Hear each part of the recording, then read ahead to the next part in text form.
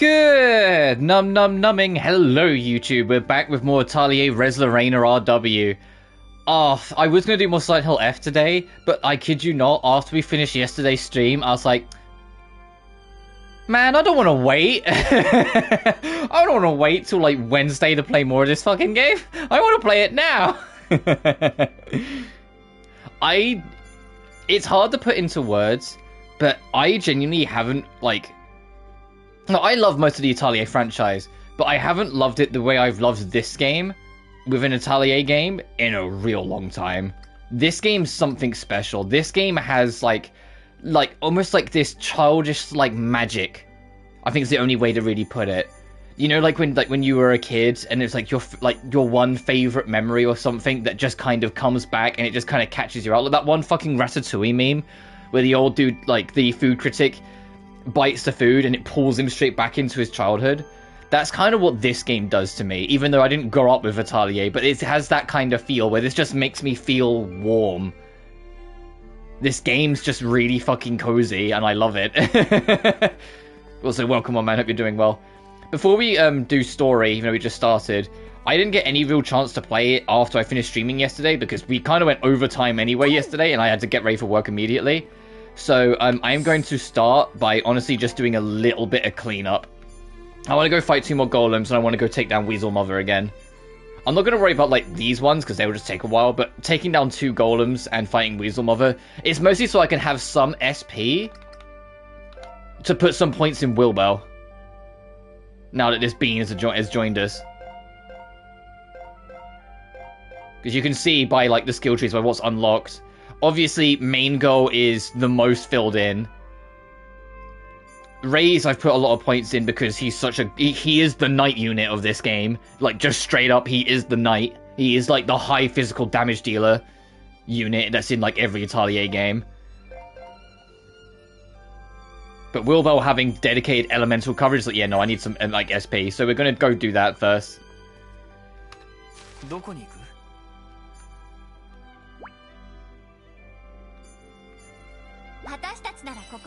But I hope you're all doing well. I hope we're vibing now it's near the end of the week. Well, I'll say near, it's Sunday.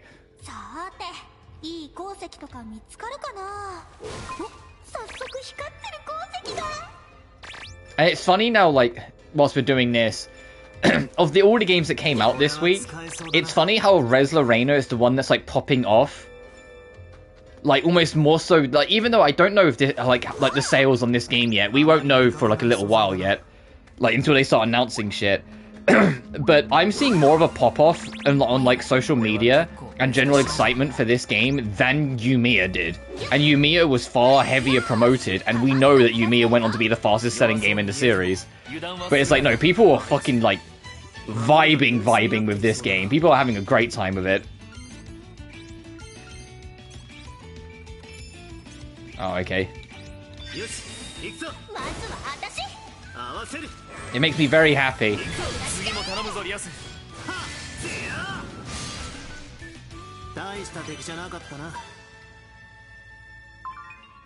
And to be like I said, I hope this structure is like going to be the standard for Gus. Even if it means waiting a little longer, because we like instead of it being every year we get a Atelier game, we didn't get one last year. But who gives a shit if the game's good at the end of the day? It doesn't matter how long we wait.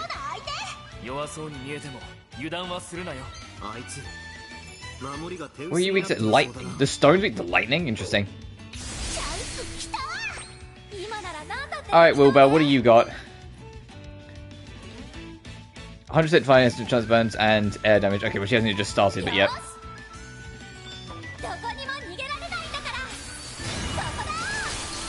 Oh my god!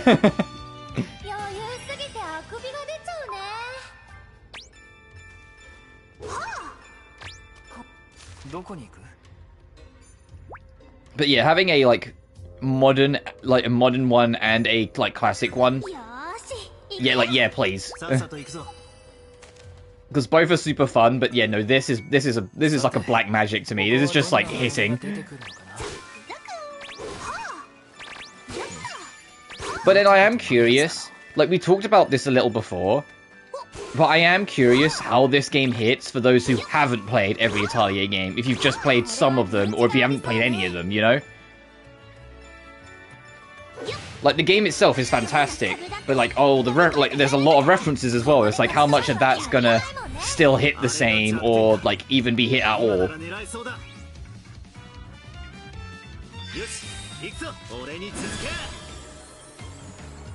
Oh yeah, right, we can do this. Yeah, we can schedule and interrupt. I forgot about that mechanic that we unlocked.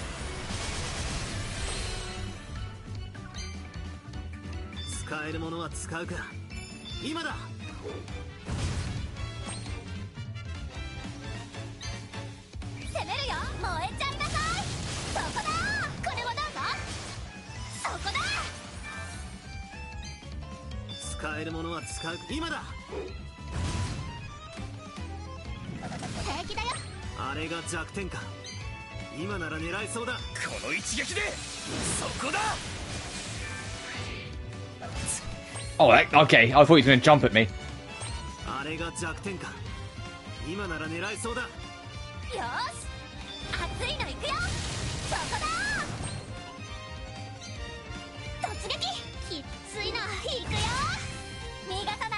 Hat toss?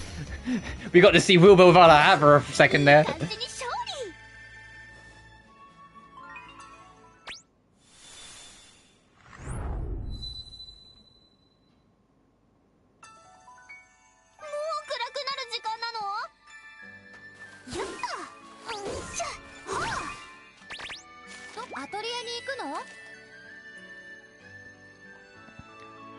Right, so I'll go back to the Atelier, drop everything off, and then we'll go back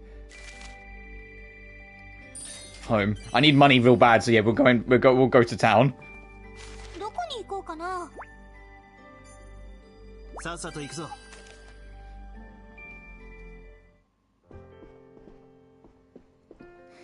Hey sis, I found this witch, by the way. Hey sis, you finished cleaning the memorial stone. Thank you. That's a big help. It's on my mind for a while. I can breathe easier now. Well, we'll be heading. Oh, Haita, is everything alright? I like how no one's questioned that this random, like, undertool witch has just joined the gang. Yeah, sorry to show without any notice. I have a delivery for you, Slade. A delivery? Could it be? Yeah. Hope this is what you were looking for. There's no mistaking it. This is a Geist core. Well, I'm glad you told us, because I was like, this is just like a screw. Like a screw top. It's incredible. How'd you find it, Haita? I got contacts all over the city. But I have to say, it arrived much sooner than expected. That makes 3 Geist cores. 3? Yours, this one, and... I also have my dad's, but with him, when he set out to defeat the monsters.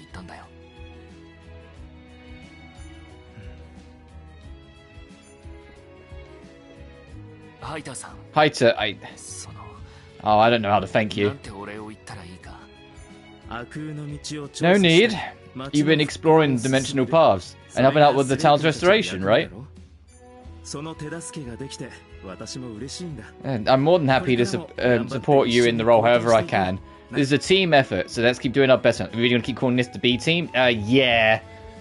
As much as I get what you're saying, where this feels more like old school Atelier, no, this is the secondary team. This isn't the main team that has the main budget, the main talent, etc.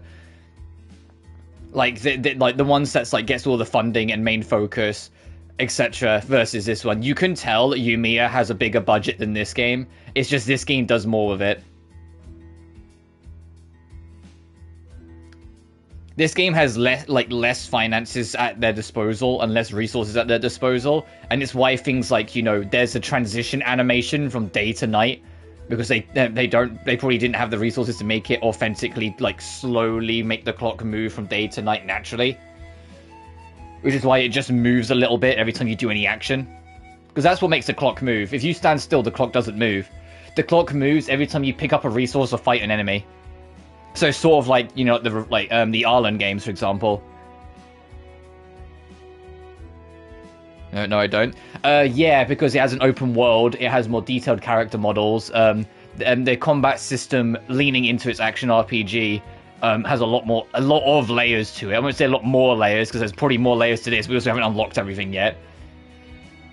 There's more enemies, there's more bosses, there's more fully rendered cutscenes.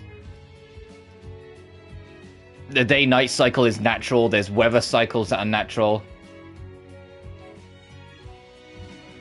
No, it's not a... Yeah, no, you're misunderstanding me. Yumiya's budget... We don't know the budget of this game, but Yumiya's budget was, like, bigger than any other Atelier game in the franchise. They really went big or went home. And knowing that, it makes it easier to spot where that money went when you play it.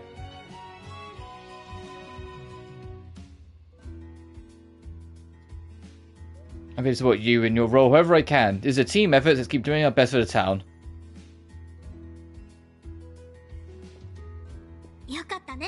Isn't that great, Slade? Yeah. Now we can visit a new dimensional path. Going already? Oh, I see. Come back safe, okay? The only thing I kind of, like, directly missed in Yumiya was honestly, like, an actual fucking currency system. Like, it felt like, because of, like, the more leaning into more explorative open world nature, it felt like they just didn't really know what to do with, like, any kind of currency system. And in Riser 3, you brought fucking nothing, and you had, like, 2 billion coal at all times. And then, so then Yumiya, instead of actually trying to solve it, they just got rid of it. Unlocked Spear Crusher Fire. Okay, you gotta tell me what that is?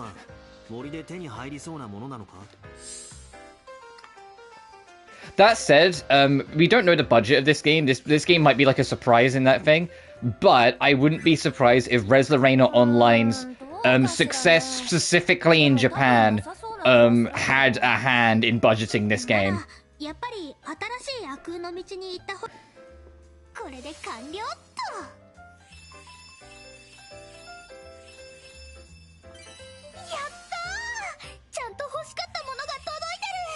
Nice.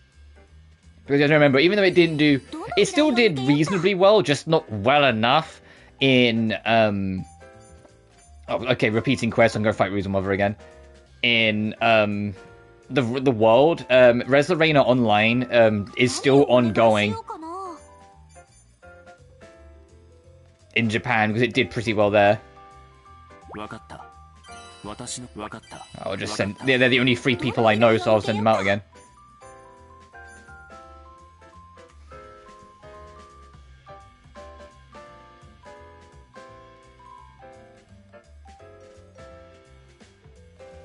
Well, man, you're going on a big rant again about something that doesn't matter, so I'm gonna, like, stop you there.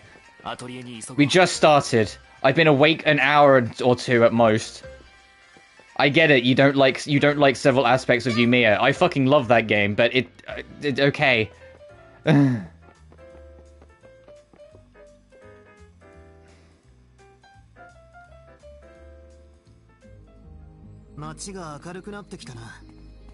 If I knew I was going to get baited into this conversation when you said, "Are you sure this is the B team?" and I was just trying to make a joke, I wouldn't have bothered.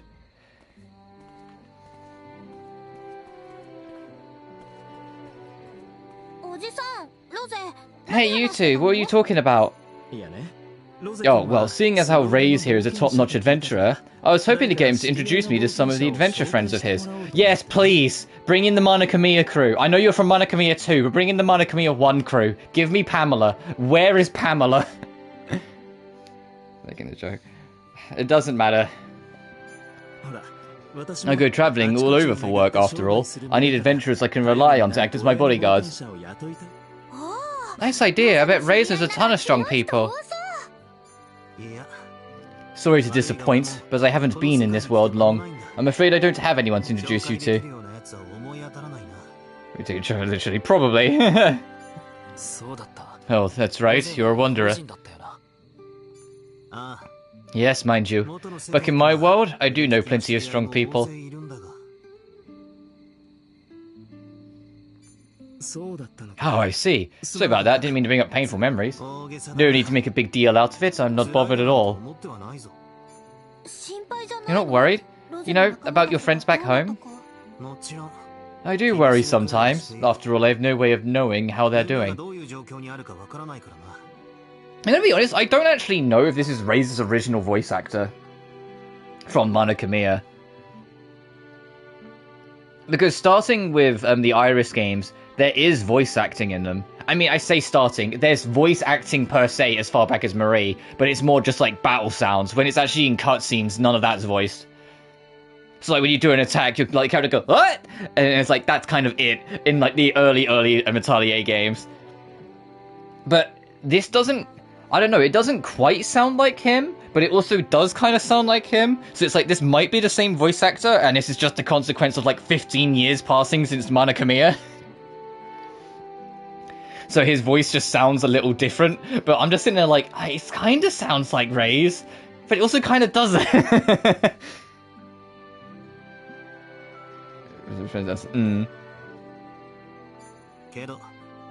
Down southward situation? Potentially. I said, I don't know. This might be a different voice actor. It might be the same. It's just, I said, I have to acknowledge that, like, Mana Khemia 1 and 2 were, I think, 2009 and 2010, respectively. Or 2008, 2009. Like, somewhere around that, era. I don't know exactly what year, but somewhere around there, like, very late 2000s. And it's like, well, it's now 2025. It's like, if it is the same voice actor, yeah, 15 years is a long time. But it's just like, on my ear, it's like, it just doesn't sound 100% like him. But I can still kind of hear him. So it's either a sound-alike, or it is just that the VA's got older.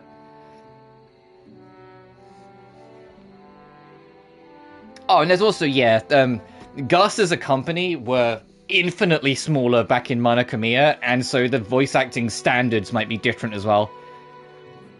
They're all strong, they can handle themselves, some even stronger than me. Well, he doesn't seem to be putting on a tough front. I agree. Guess it just shows how much you trust them. In which case, I mean, it's even more of a shame. If some of them were here, I'm sure they'd be excellent bodyguards. Yes, they would. Anyway, if you do come across someone who seems capable, I'll let them know you're looking. You know what I do like, though? And this is just a nice showing of, like, Rei's character growth from Mana Khemia. It wasn't that he didn't like his friends in Mana Khemia. It was just, as I said before, he was, like, even though he was the main character of Mana Khemia 2, he was very much the straight man to everyone else's antics. So to hear him now be like, oh, they're very, like, be very honest about how he finds them all very dependable and very strong. It's like, that's growth. It wasn't that he found them useless, it's that he found them just kind of sometimes a little irritating. I'm not sure how things are doing at the academy, but I hope everyone there is safe. Yet here he is now, just kind of going, no, they were like, it's like he's being a lot more positive about them.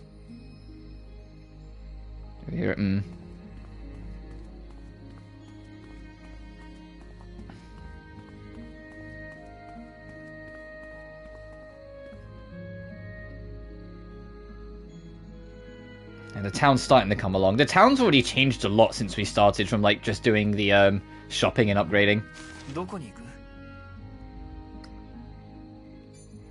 I do want to try Maze Forest normal at some point to see how much it actually changes when you up the difficulty of a... what are we going to... I know they're called dimensional piles, but like shorthand, like a domain. Because that's basically what it is. It's the same as like the paintings in Lily and Sully or the dreams in Sophie 2. It's just that again, but just with under a new name. It's like, I am curious what the like modified version actually does change. Especially because there's new ingredients in there that I haven't picked up, so it's worth trying. I also want to see how hard they can get. Like, after normal, does it go hard then very hard? Or does it stop at hard? Or, you know, like, how vicious does it get?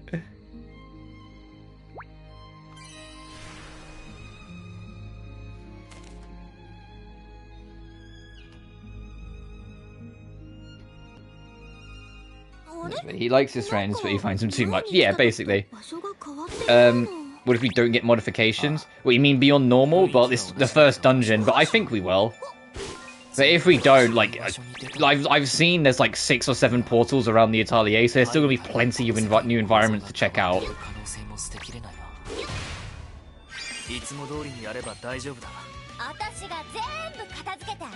section of the map that we did in the tutorial.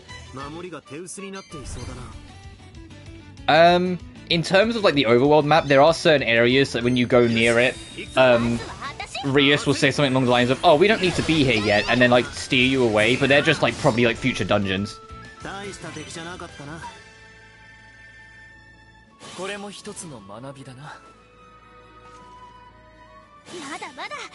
There are barricades here, there, and everywhere that you need a certain power-up for that we just don't have yet. Like, the grappling hook, our grappling hook is like level 1, and we can make it up to level 3 to explore more. Slade can break certain walls, but equally, he, like, once again, that's at level 1 for him, and it can go up to level 3. I don't know if the other characters have like a unique exploration gimmick to them as well, or if it's just the main 2 characters.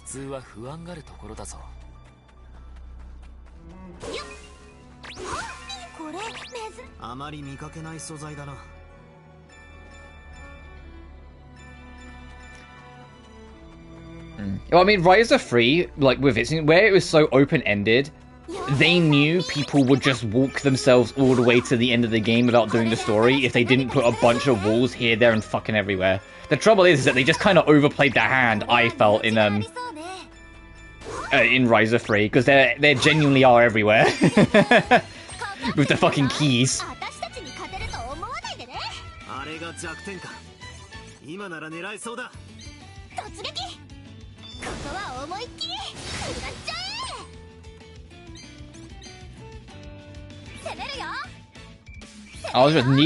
None of our characters have a group-wide special yet. All of them are only to earn enemy.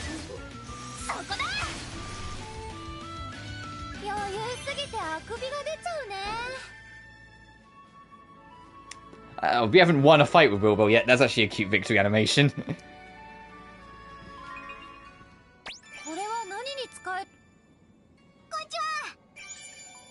As if we weren't. Yeah, so on the second playthrough, when I understood better, I found the key system, like, barely a problem. Because I knew what to expect, knew how to handle it, you know, like, knew how to, like, make the most of it. But, yeah, on that first playthrough, holy shit, it's like you feel like you spend half the game trying to unlock half the game, instead of actually just experiencing it. But once you kind of know what you're doing, but also, like, that's still a valid criticism to point out. It's like, well, no, it shouldn't be a, you already know it's there and know how to prepare for it. You should be able to explore a bit more naturally. Peace sign animations, yeah. Also, you can tell, like, there's newer cloth physics, though, because she went to do, like, the peace animation, and for, like, a second, her sleeve was still over her hand and had to, like, float off the side. And I can bring up the cloth physics, because, hey, guess what? Guess what was introduced back in Sophie 2, and guess what team this is making this game? It's why in Sophie 2 so many characters have, like, kind of flowy costumes, because they made a whole bunch of new cloth physics and they wanted to show them off. Even side characters have a lot of, like, flowy bits on their costumes. Like, you can see there, like, the cloth has to kind of, like, drift around her hand.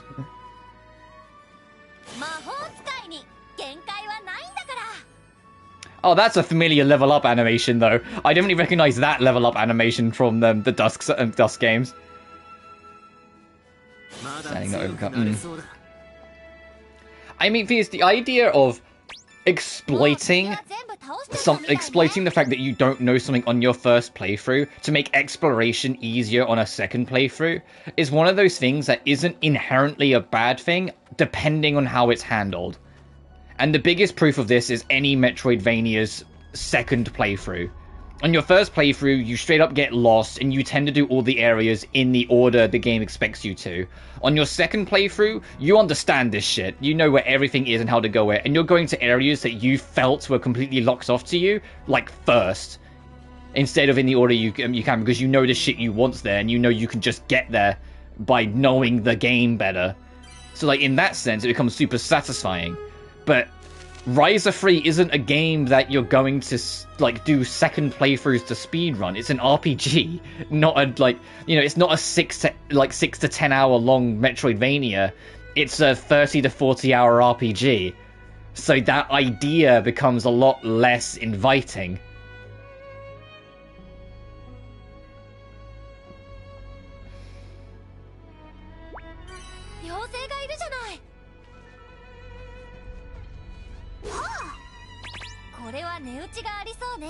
Oh, Ayesha's finished. Oh, everyone's finished. Am I going to get another notification? No? Okay. Judy is taking her sweet time, but it's okay because she's beautiful, and so anything she does slowly, she still does well. And she's flawless. I'm kidding. Yeah, that's kind of where I'm getting at. It's like, in how they handle it for the sake of an RPG, it feels weird. It feels like unnatural and ends up not really working. I wouldn't be opposed to them trying something like that again, but just, you know, better handling it than what they did there. Because if there's one thing Gust are always, to be honest, kind of good with, even if you don't like all of their games, is learning. They're always pretty consistent at learning and taking something from their previous experience and applying it to the next.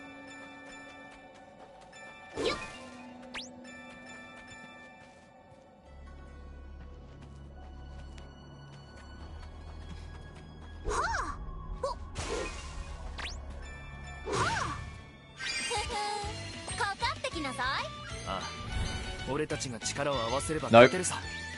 That one.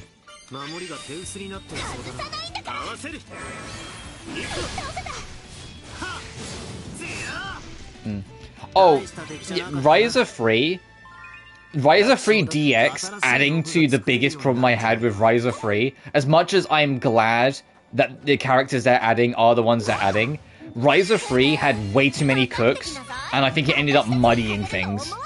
Like, way too many cooks in the kitchen, way too many characters.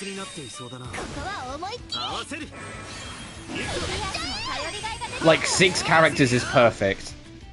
I don't need any more than 6 characters, like, playable in an Atelier game, if I'm honest.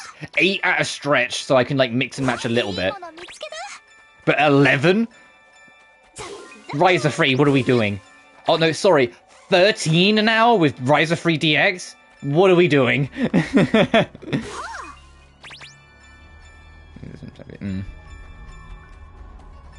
Like, Sophie 2 had it perfect with 6. I genuinely think 6 is the magic number.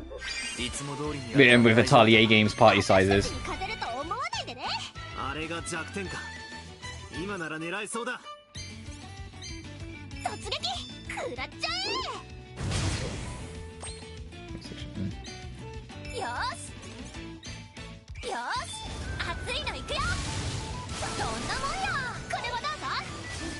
Like I said, like, to get back to my topic from earlier, if this is going to be like the plan moving forward with Gus, where they have like 2 teams working on Atelier at the same time, one making games like, you know, making action RPGs, more focused on that one, and one making turn-based RPGs in the form of this one, I'm genuinely a-okay with that.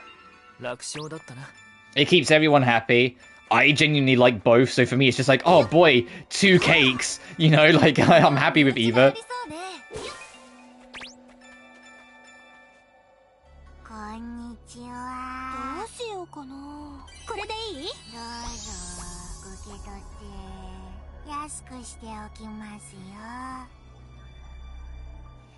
Oh yeah, so like, it's kind of like deranged how good Sophie 2's mechanics of making you use the whole party was. And although, like, I have to emphasize, the mechanics are there in Ryza 2 and Ryza 3 to include more of your party. The trouble is that you can do everything in the game without doing any of that, without bothering with any of that. And that's what ended up making the problem with that game. It's like, Sophie 2, if you're not engaging in all the mechanics, even on normal, the game gets real fucking hard. You know, like, if you're not engaging in everything, holy shit, that game will start, like, walling you. Ooh, a dark virid pearl. Boost skill power by 11% upon performing a multi-act.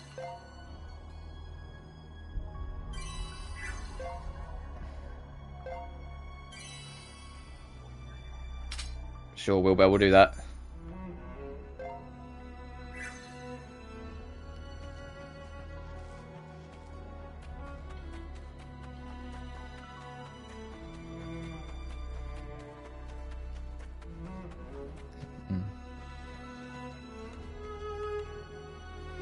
I will say this first dimension, the aesthetic is nice.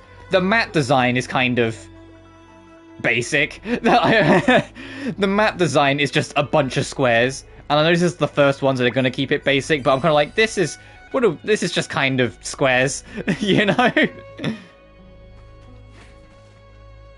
Oh, okay. Oh, we can't do anything with this yet. This is different. I wonder... Oh, no, this is just a hook point. Okay, so, okay. Never mind. I was going to say, this is a different looking environment. No. This is a, Rias thing.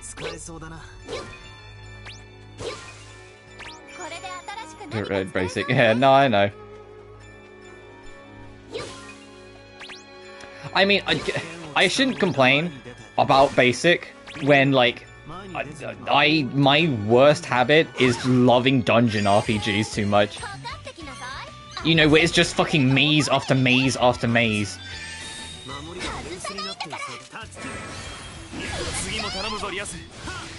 Like, I should not ever talk about dungeon design, because the dungeons I like are the dungeons that make people rip their hair out because they just get lost.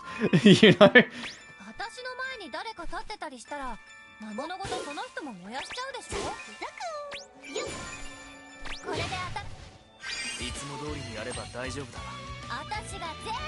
This chair. Oh, we'll do items instead.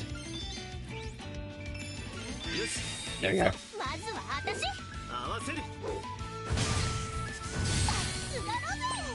I am curious what's next though, because like, when did the original Atelier Marie come out? Because that, I want to say, was 97 or 98. Because the reason why I bring this up is that I'm curious if we might not get another Atelier game next year, which to be honest I'm a-okay with, because holy shit, we've had a lot of Atelier games this year, if you count fucking the Rise of DXs as well coming in a couple months. We've technically had 5 Atelier releases this year. Like, I think it's okay. But if it's like, if we don't have one next year, we might have one the year after for the 30th anniversary. But I can't remember if Marie's 97 or 98. If it's 98, then we might have something before then. But if the next game is the 30th anniversary, I think they would go big or go home with that anyway.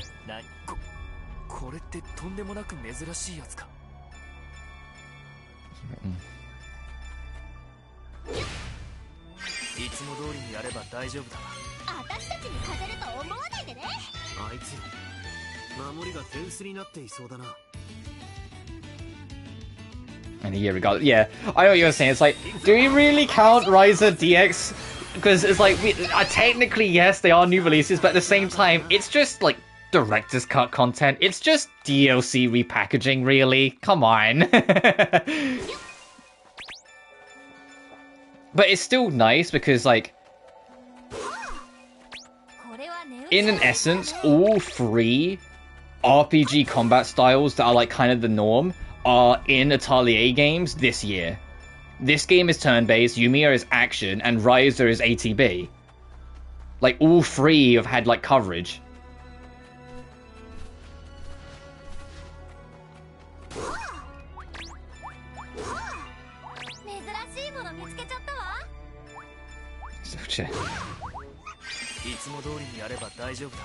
Oh, I do appreciate, speaking of Yakuza, they were talking about it in an interview, and there were people that showed concern that after Pirate Yakuza, all the Yakuza games moving forward were going to be more silly and less serious.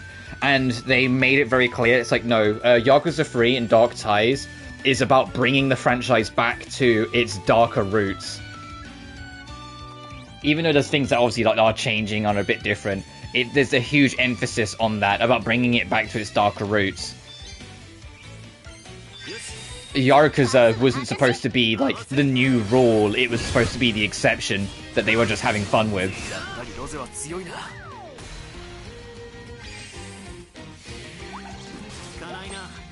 Oh, okay, I didn't need the block anyway, these things did 0 damage.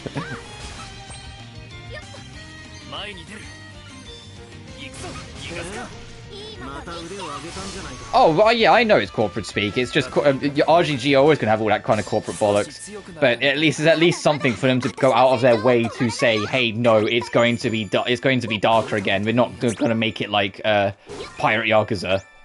Especially for Dark Tires, because you're going to do an origin story with Mine. I don't really want it to be just sunshine, rainbows, and bullshit. You know? Because they've made it very clear that the Mine extra game, Dark Ties, it might not be as long as, like, a Gaiden game, but it's basically Mine Gaiden.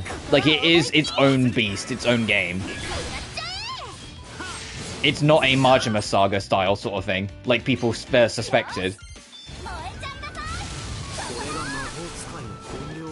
Because there are still, like, a whole bunch of side activities, including karaoke. You can drag Mine to karaoke.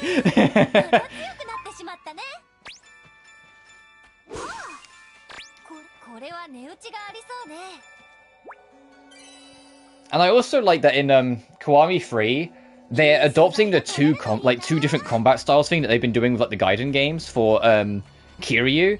But instead of making it one style's more traditional, one style's more like bullshit antics, the first style is just straight up his Yakuza 3 moveset, and the second moveset is that he gets combos depending on what weapon you have in your hand. So it's giving you more reasons to do something with whatever weapon or thing in the environment you pick up instead of immediately just using it. If that makes sense. Like, instead of immediately just breaking it on someone's head, you could swap to the weapon style and do more with it. So it's more contextual depending on what you pick up, basically. And I think that's actually, if you're going to do the two-style gameplay formula of every action Yakuza game moving forward, that's a good way to do it with Kiryu, I think. We don't need the fucking secret agent bullshit, as much as fun as that was. We don't need that, you know? Inconsistency. Oh, yeah. Anyway, speaking of consistency, this music.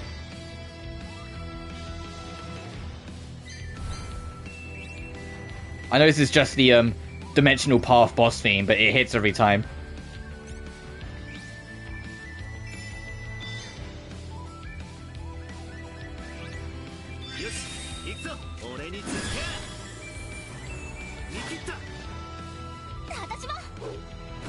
I mean, I got into the Yakuza series super late. I've mentioned it before. When I got into Yakuza, Yakuza 7 or Yakuza Like a Dragon was literally just about to come out when I got into Yakuza. So I joined kind of late and slowly but surely worked through all the games. But as I've also mentioned before, I do still kind of like Pirate Yakuza. I just don't like it anywhere near as much as a lot of the other ones.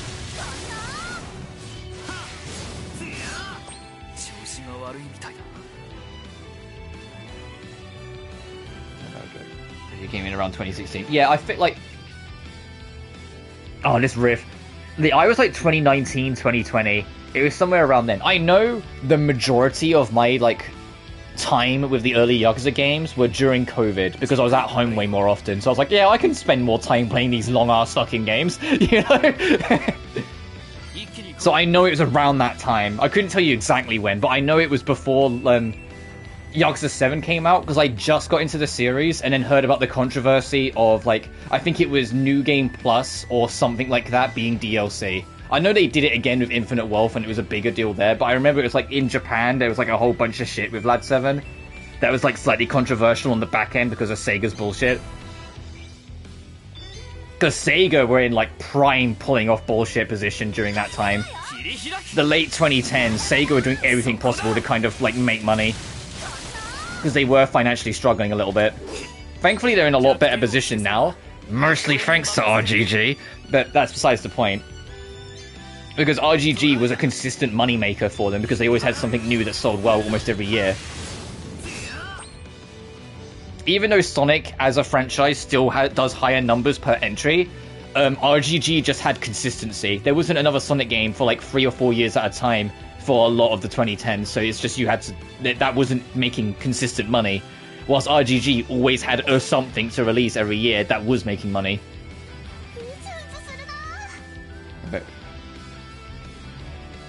not moving parts that don't click. You know, I'd go with that.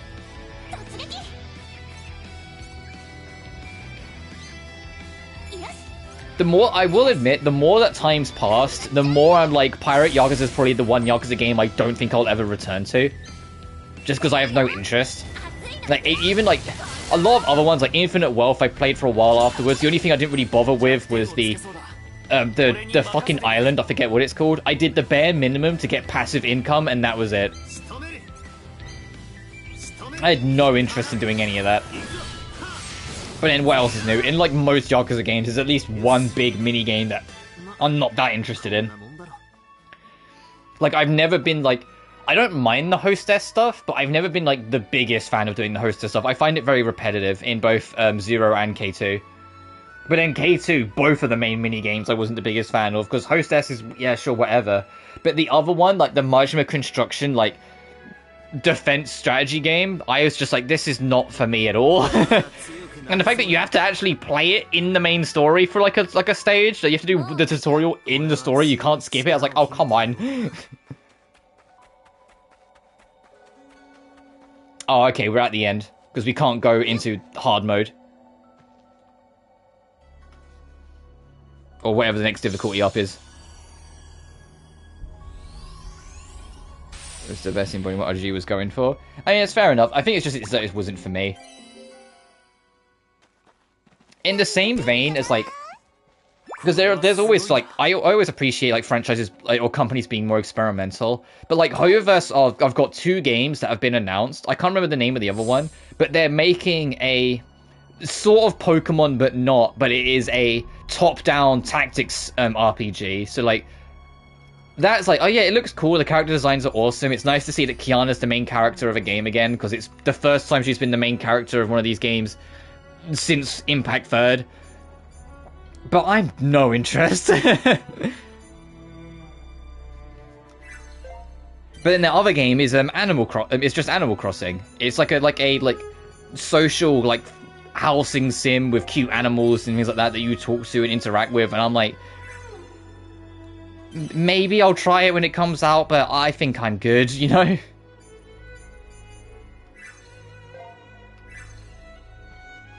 Oh, we can proceed.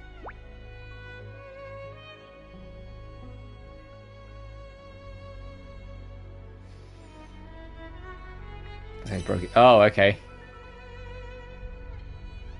Doesn't make sense.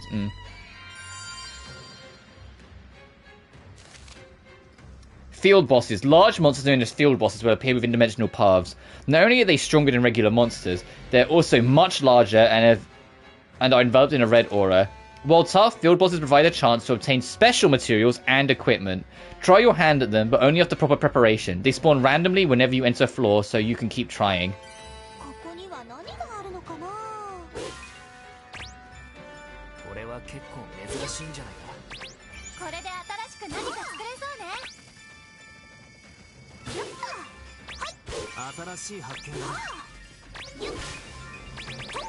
Have I made a mistake? I feel like I'm just going to get my ass blasted. I'm like, if I made a mistake, what's here?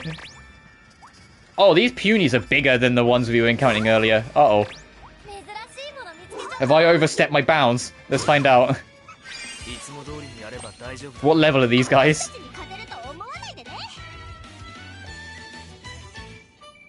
Oh, I don't think it says. Dang. Alright.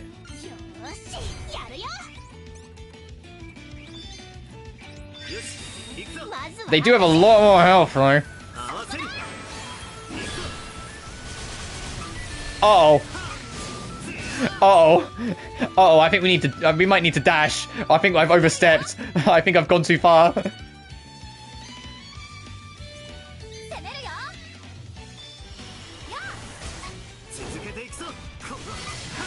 Even, like, my biggest damage dealing Graham's barely touching them.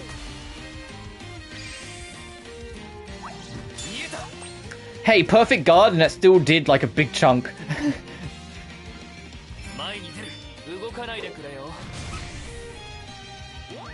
Stop boosting your attack. I'm already afraid. And stop healing, you bitch.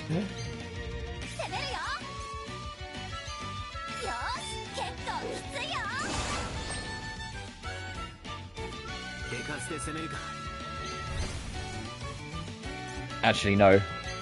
Don't double up because I want this to. I want this to stay up. This only stays up. Run, stupid. Nah. I mean, what's the worst that could happen? Stop boosting your attack! It's like at one point when it spams sword dart. Oh! It's like that one at one point when it spams sword darts and you're just sitting there like, please!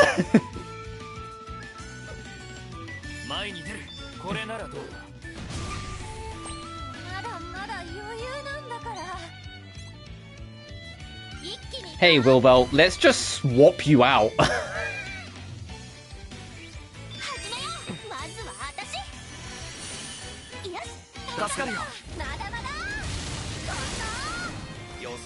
Oh, no, because I did a support. She goes into the back row automatically off that support. Uh-oh.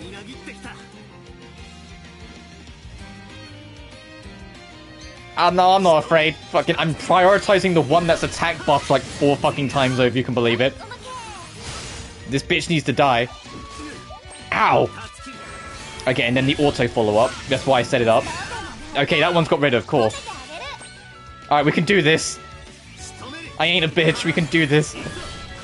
I might leave the dungeon after this, though, if you can believe it.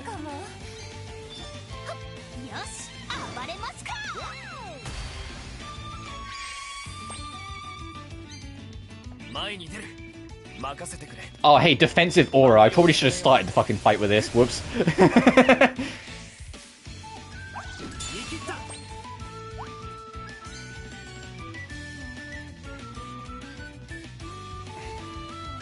Oh, I'm getting old here.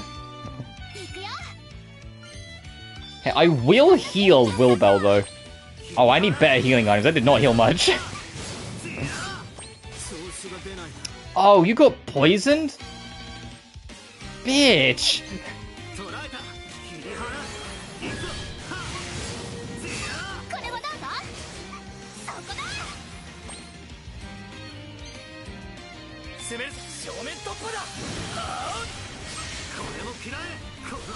Fucking gram upswing.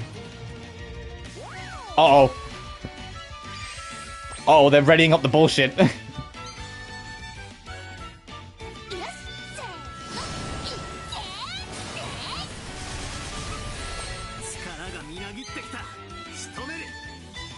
Oh, you're running low on ability points.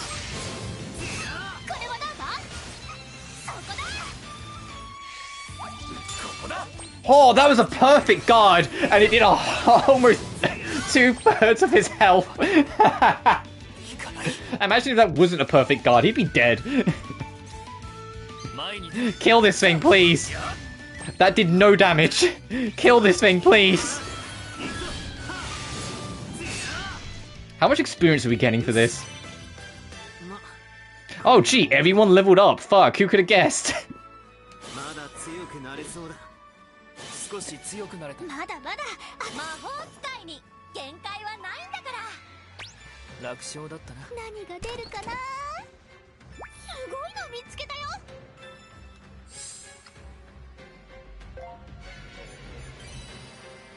Oh, okay, because we leveled up, we all got our health back.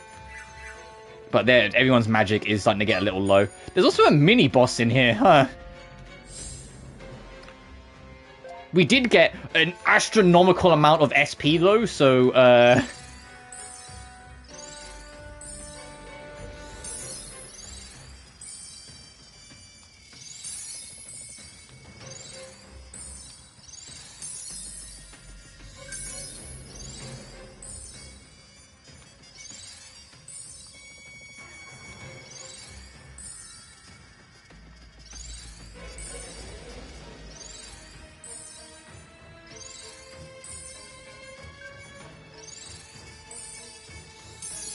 and yes, I am kind of going all in on Wilbell. Mostly, even though she's probably got more upgrades than anyone else in the party, it's mostly just for catch-up purposes.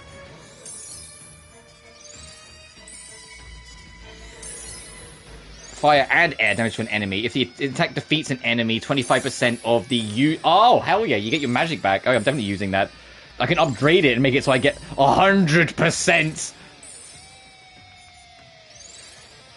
God, this dungeon theme having a riff as well is insane.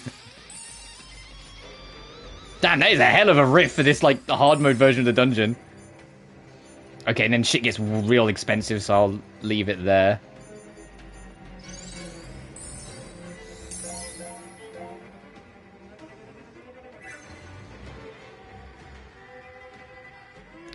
We're not busy invested fares. Alright, so... Can I save? Oh, you can't... Oh, you can change the music from the pause menu. That's actually really cool.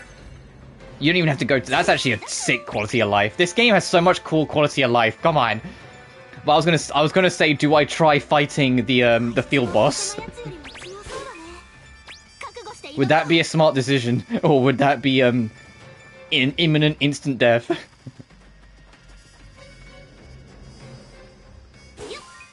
Not involved anymore. Fair enough. That said, I am genuine. I mean, it's not over yet. Tokyo Game Show is still... Oh, my basket's full. Tokyo Game Show still has today, but I am actually kind of surprised, despite Idea Factory and Compile Heart having a presence at TGS, they haven't announced anything. I was expecting them to announce, like, maybe not necessarily Net 5, but just announce something, you know? But no, they've just kind of had, like, demos for stuff that already exists there so far. God, this riff.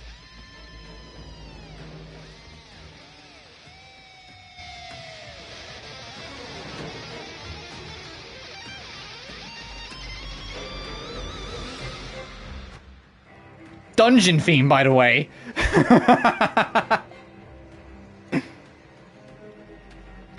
Dungeon theme, by the way. Holy fuck. This soundtrack rips.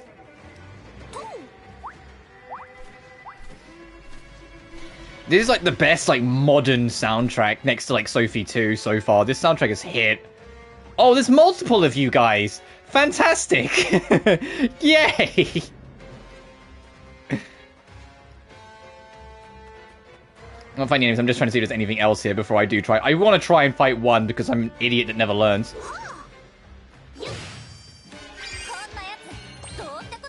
The Moonlight Pixie has 3,500 health. Cool.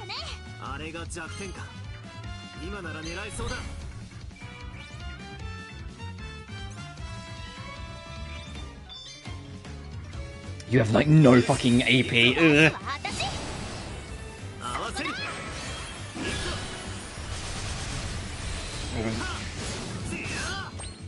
You say that, but Scarlet Salvation did alright. It wasn't like a phenomenal success, but it did alright, especially in the West.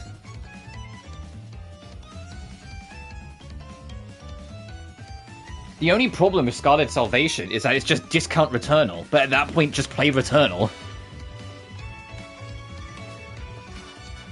I do want to like sit down and properly play Scarlet Salvation. I played the demo and I was like, oh yeah, this is alright. This is literally just discount Returnal. But like, it's making a like AA version of one of the best AAA games I played in the past like 6 or 7 years. It's like, come on, you know? Or like first party Sony games. Like, it's like, come on. Like, I am ecstatic for Saros Returnal sequel. I am like buzzing and excited for that game. I am not that fussed about Scarlet Salvation. I'm sure that game is like great. Like I said, it sold reasonably well. Not like jaw-droppingly fantastic, but for a brand new IP, it did alright. So it's only a sip of water.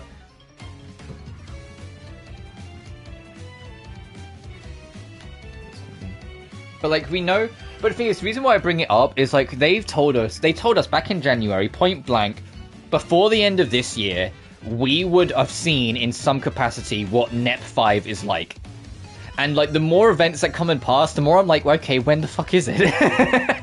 It's not coming out this year. Like, at least I think that's pretty safe to say at this point. It's not coming out this year. Just where the fuck is it? We're running out of events. Or things, assuming they don't just drop a trailer randomly on like some random Tuesday. But it's like, okay, after Tokyo Game Show, it's like, when? I thought TGS was like a for sure, because I don't think it's going to be at fucking Game Awards. Oh, it's October, yeah. Alright, let's have a look at the new skills I got, Will Bell. So, single target, air damage, reduces their speed. Fire damage to all enemies has a 70% chance to daze them.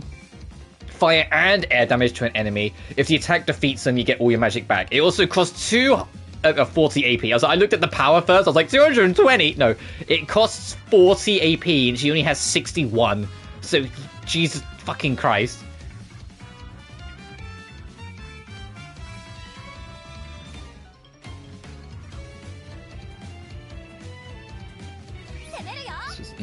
I mean, yeah, they could like turn around and be like, "Oh, we meant like the fiscal year," and then we technically have until next March. But it's like, come on, that's not what anyone thinks you meant. Let's not pretend, you know.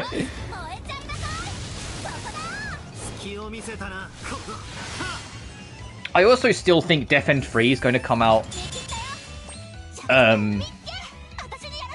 before Net 5.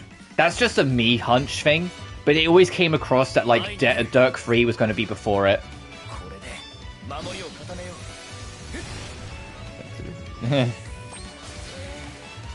Oh, no. Oh, and I'm looking... If you look on the thing on the side, you can see not only is Wilbur poisoned, Raze is about to be poisoned. Because these are field effects. The red are bad field effects. The green are good field effects.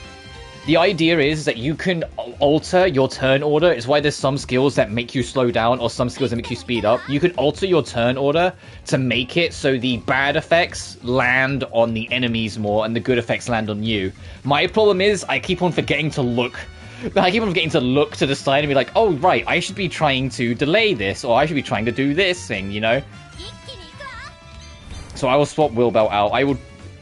We already got the burn, so I got what I wanted, so I'll just go, like, all in. And then use Wind Whip.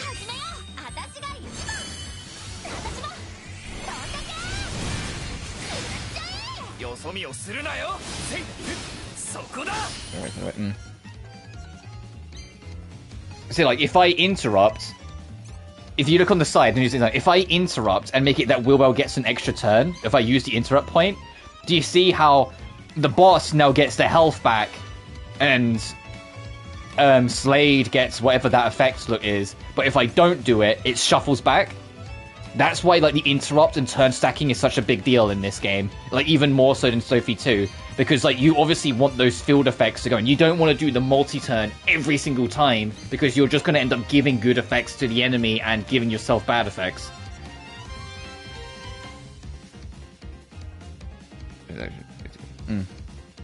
So, like, I'm actually not going to have Wilbell interrupt because I want Slade to get that, whatever that health bonus is.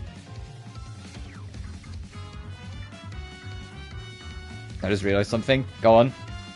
So I think I just got a little bit of stutter. Oh, I think that was on my end.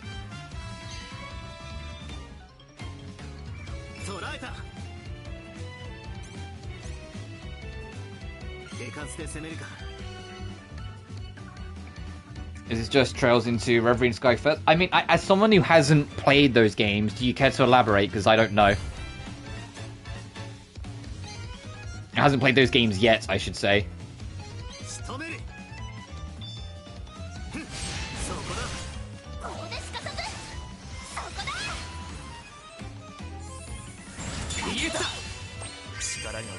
Okay, so yeah, he got 160, well, 168 health back. Here's today's fix. Oh, Fez.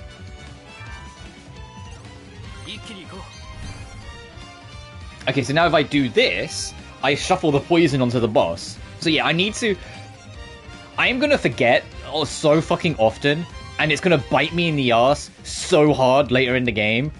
But I'm gonna try my damnedest to remember that and pay attention to it before we get to the end of the game, and I'm like, the final boss is putting every status effect on me just because I wanted to spam turns. But then equally, that becomes a risk versus reward trade-off. If you think you can beat the boss in that specific turn, so to speak, you might risk taking that bad status effect to push for the kill. You know? So like that adds like more like assessment almost to how you approach a fight. In Trails, for example, characters with higher skills in Magicka or Augment increases, etc., can take those field effects and turn order to break the game by exploiting them. That happens in Trails a lot. Oh, okay, cool. Then you're doing a good job promoting Trails to me. because that is something I like. I like risk reward in like any game, but RPGs especially, yeah, because you spend so much time strategizing. It's like, do I go for the kill or do I play it safe?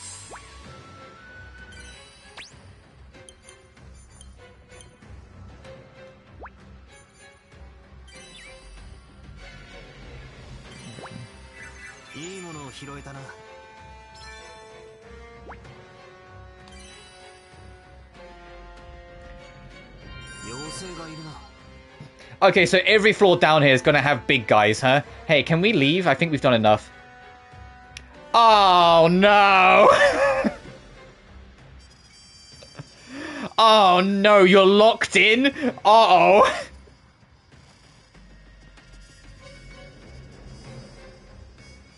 Can my mobile data sort itself? Sorry, on my end, I know it's on my end. The stream's lagging, and it's like, hey, you're a minute and a half behind your own stream. And I'm like, thanks. Can you, like, stop?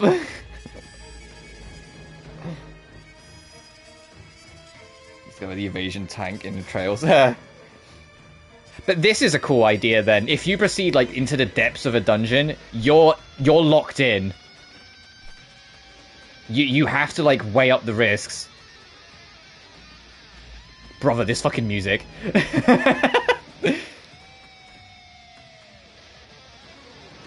Who's the composer of this game? I need to know. Because if it's the same I imagine, in fact, I'm willing to bet, it's the same composer as Sophie 2. Because holy shit, they've rediscovered the electric guitar. And they're like, ah, fuck it, why not?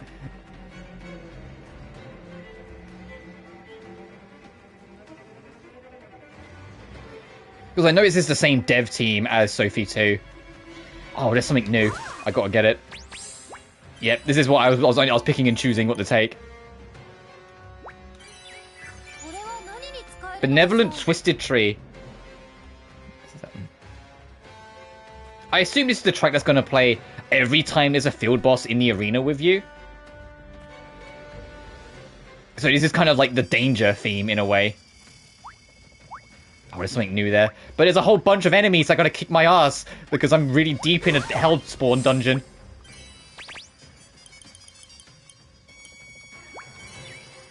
My basket's like turbo full.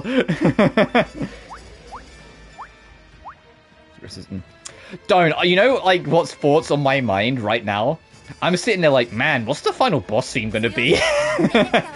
Okay, there's, like, Big McLarge. Oh, there's a fairies we can try and recruit. Hey, buddy, come away from the demons.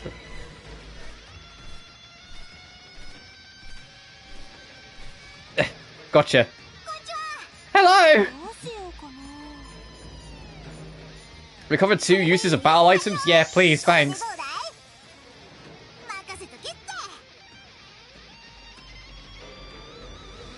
God, 250 gold or higher. Customer service and inventory is a C, your cleaning's a D. But your influence is pretty fucking based. Yeah, I'll take you.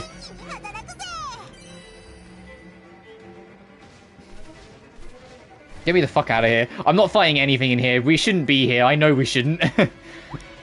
I made a mistake.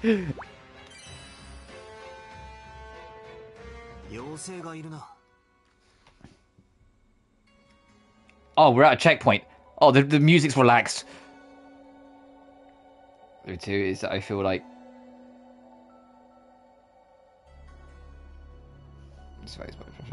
No, I kind of get what you mean. Listen, my only real complaint, like the only thing that actually bugged me, like I always bring up to, is the fucking desert area. Because the story doesn't move. It felt like padding just to get Sophie and gang away from town so the actual plot could happen in town. It's like, well, no, we need all this crazy bullshit to happen with the characters, but no one could be here to stop her, so we need to make up an excuse for Sophie and gang to not be there.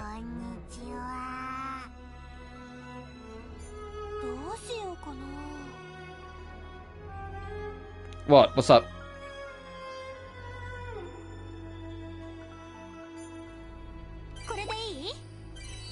I haven't had any lag on my end.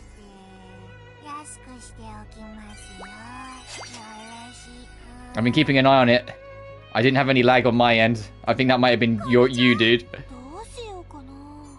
I'll let you know if it's me, because I have been having trouble all week on and off. No, sure, I'm just gonna fucking hire all of them. It's too early in the game to be fussy. It was 10 seconds for me. Oof.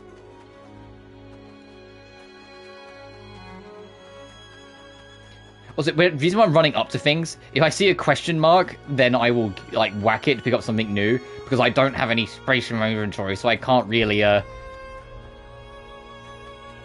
because we're deeper in, and, like, you know, the first floor and the red area was hard enough. Because 900 plus tabs. Don't, like... Have you ever, like, had a moment... I know it's, like, a very precise scenario, but you might get it. Where, like, someone you, like, follow or watch... at some point brings up their internet speeds, and you feel like this intense jealousy because you're just sitting there like, hey, like, my internet speed's not bad, but what the fuck? Do you just like next to like a tower? Like, what do you mean? Because I had that yesterday. Like, the streamer that I always watch, I bring him up, Ray. He made a post and he went, God bless Google Fiber, and his download was like 6,000 megabytes and his upload was 2,000 megabytes, and I was like, what the actual fuck am I looking at? I have 220 respectively, 200 download and 20 upload.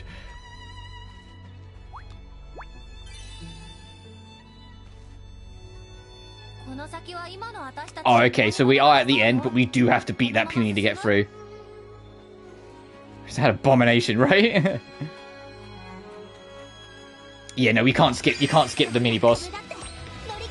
Giant puny with 11k health. Fuck, cool. This build must be atrocious. I mean, it probably is, but keep in mind, this stream I'm talking about is the one that, not only is he a full-time streamer that's been streaming for, like, he's been streaming, like, I think it's 12 years in general, but 10 years as a full-time job. He averages above, like, 10k subs, which if you do the maths, $5 times 10,000, like, you get an idea of how much money he's actually earning. But he also runs a pretty successful shop with his wife called Frame Rate Merch. So it's like, when you add that up, he probably earns enough that he can afford that kind of, like, business expense, if that makes sense. Like, he can treat that as just a business expense.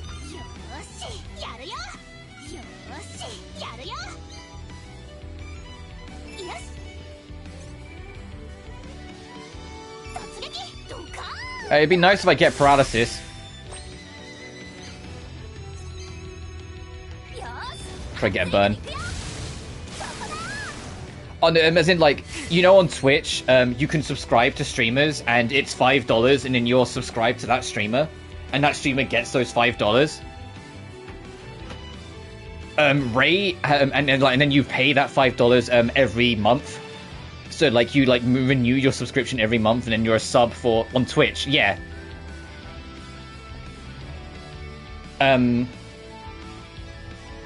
If he has a counter on his stream showing how many subs he has at any given time. He's currently on, like, 12,000 and something. So you do $5 times 12,000 in a calculator, that's how much he's earning off Twitch. And that's ignoring the fact that every single stream he does, he uploads to YouTube.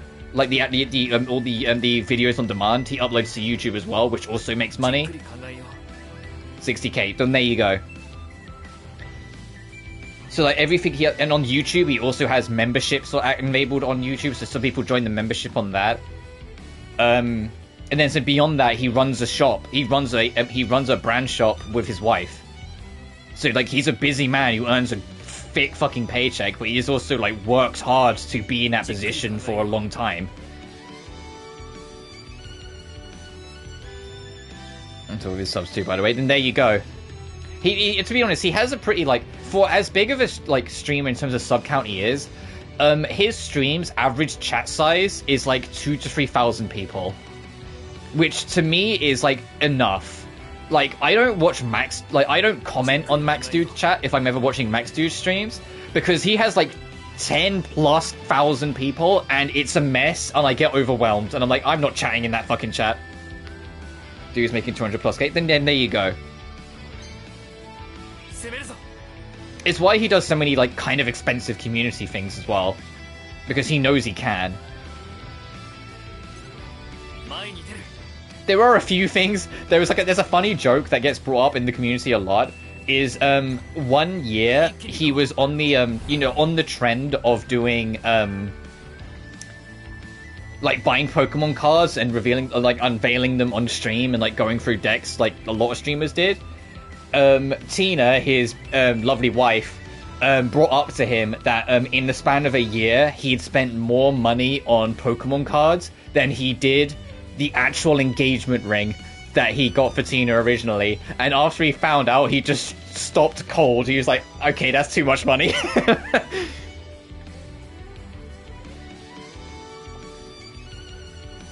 Oh yeah, the beauty of like him and Tina, not to like get all like, because obviously their private lives, we just see what we see on stream, but those two were besties for years before they even started dating. So those two have a strong dynamic as a power duo before they even became a couple and before they even got married, you know?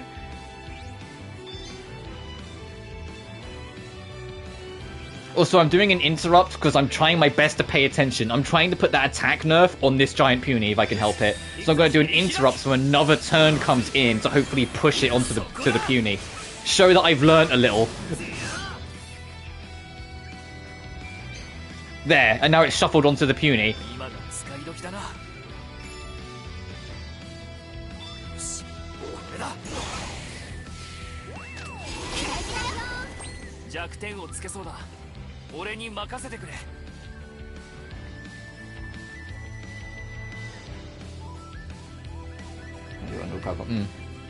Yeah, like I said, I've been watching Reign of Ayers Jr. for years now. Like, I think I've been subscribed to it, because I have it on auto-renewal. I think I've been subscribed to him, like, just shy of 5 years, but I was lurking in his chat for longer than that. Like, I know I've been watching since, like, 2016, 2017. Oh, is everyone locked here?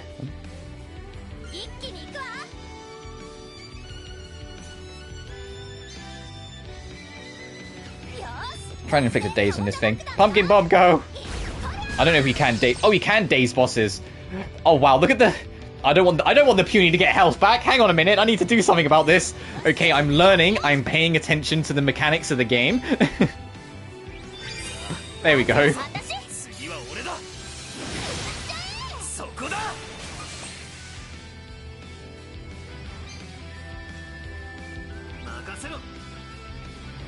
Ooh, if I set up a photon, he's eating something almost guaranteed. Okay, I'm seeing how the balance of this game works. Yeah. Yeah, no, there's an adjustment. Yesterday when I was walking to work, one of my colleagues, her walk to work crosses the path of my path to walk to work. And it just so happened that, like, she was starting around the same time I was. So as I was walking to work, she just kind of, like, turned to be in front of me. So I had, like, did, like, a steady jog to, like, catch up to her. Caught up to the side of her, went, oh, you're right. And I made the poor girl jump. Because she was, like, lost in her headphones. And I was just like, okay, I need to, like, be better about this. Because, like, she was just lost in her headphones. And as I pushed her, she went, Jesus fucking Christ, Rob. I was like, oh, sorry.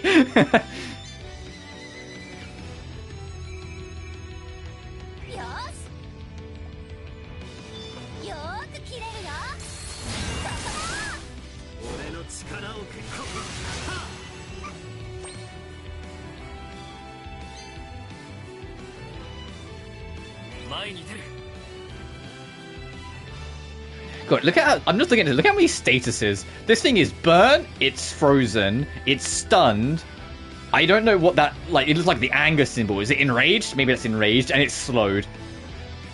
I put everything on this bitch. Just because I'm scared of what it'll do if it attacks at full power.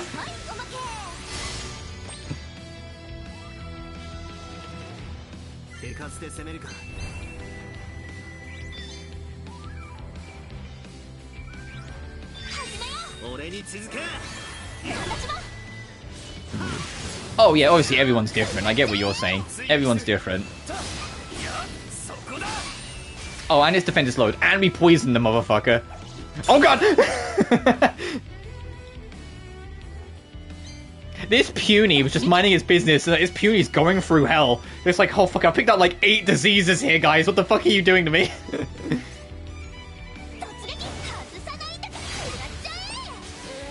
Ooh.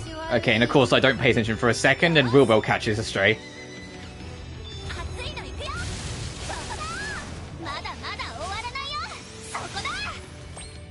I'll just swap out Wilbell so she can start recovering from the poison. I mean, Wilbell's going to get a defense boost anyway soon. Give him a brave, Jesus Christ, hey Molly. Ah! Oh, fuck. Okay, Slade's nearly dead as well. Oh, this is for slime, yeah. Yeah, so we burnt him. I mean, some of the stasis have gone off, but we'd burnt him, we stunned him, we enraged him, we froze him. We got him, like, paralyzed. He poisoned. Like, we put everything on this fucking boss just because I'm scared of what will happen if it hits me at full strength. So, hey, Molly, hope you're doing well. Okay, Wilbell, you're poisoned. Microwave scenario.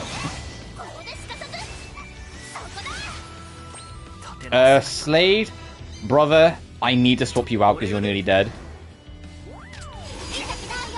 Ow, now Wilbell's nearly dead.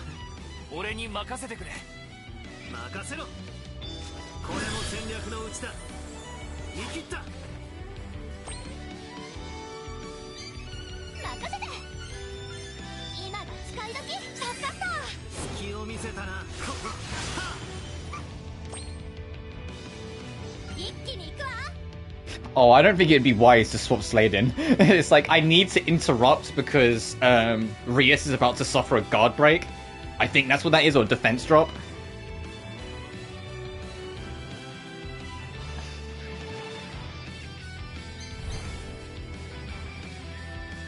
And I'm not even remotely confident I can go for the kill.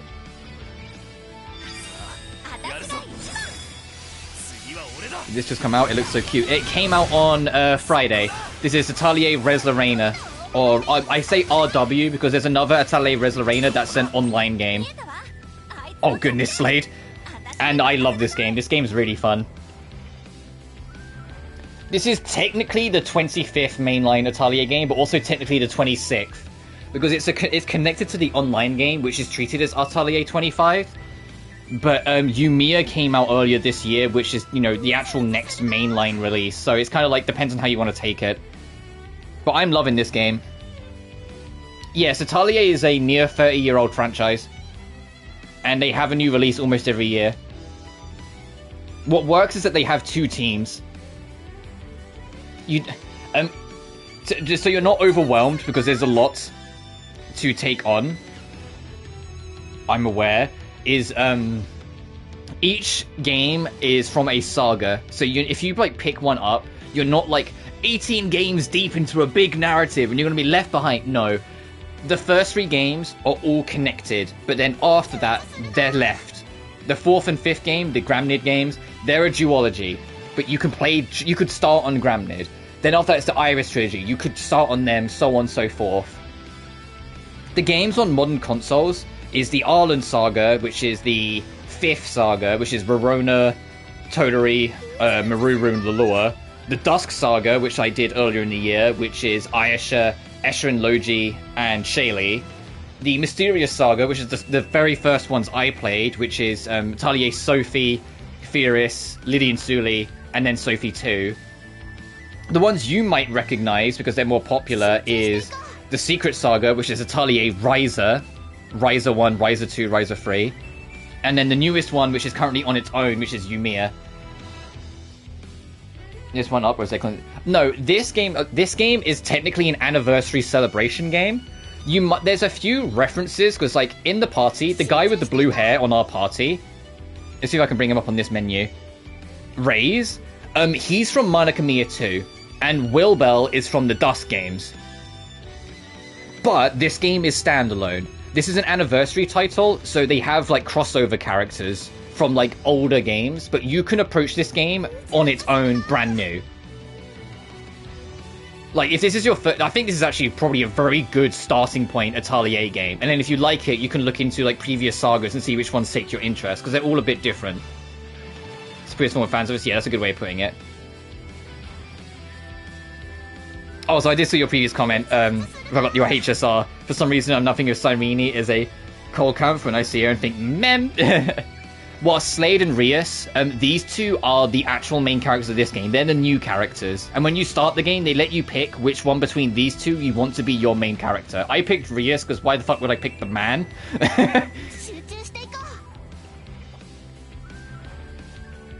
And it doesn't change too much, because you still get the other one as a party member, but like this is slightly more Rias' story than Slade, because I picked Rias. But you can absolutely start on this game if this game takes your interest. So some of them are different, like the two most recent new sagas, Secret Saga and Memory Saga. The Secret Saga of Rias are ATB games, so like think like Final Fantasy IV onwards to Final Fantasy IX, that kind of combat style. Two genders, adorable girl with cute ears, or man.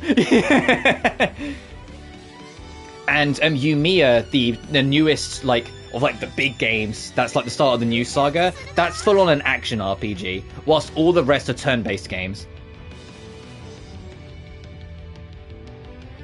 And like if you go further back, Arland and Dusk, they tend to be more like, all of them are kind of cozy-esque RPGs. It's less focused on like, you know, traditional RPG affair. It's more focused on the illusion of free choice. It's more focused on you know, building a community or having assignments because your characters are students, and you have like not direct time limits, but like action limits. Like if you do a thing in the day, that will advance time throughout the day, and then if you do something in the night, that advances time in the night. Like sort of like a calendar system, but not exactly the same, because it's usually slightly different depending on the game. But like you have like X amount of exact actions to then pass an assignment, which might be make a certain thing or check out a certain environment. As the games go on, the time limits become less and less significant. Like in the Arland games, the earliest real saga that's available on PS4 and PS5, think of it as turn-based time. Yeah, that's probably a good way of putting it. The Arland games are like very like locked in on their like time limits per se. Like they're very involved. Like the first Arland game, Verona, you have 3 in-game months to beat an assignment, and you have 12 assignments. After that, so after the end of the 3rd year, you're done with the game. So it is very, like, timed, things like that. But I can't stress enough, take this from someone who doesn't like time limits, they work in the game's favor if you ever decide to go back to those older ones. But genuinely, if what you see here looks interesting, Atelier Resleriana RW, I think this game's a perfect starting point. I think this game is fantastic. I am having a fantastic time with this game so far. Very few games in the series are dubbed, if that bothers you at all, for the record. Like, it doesn't bother me at all. And the ones that are dubbed, I still play in Japanese sub, because I'm just so used to all these games being Japanese voices.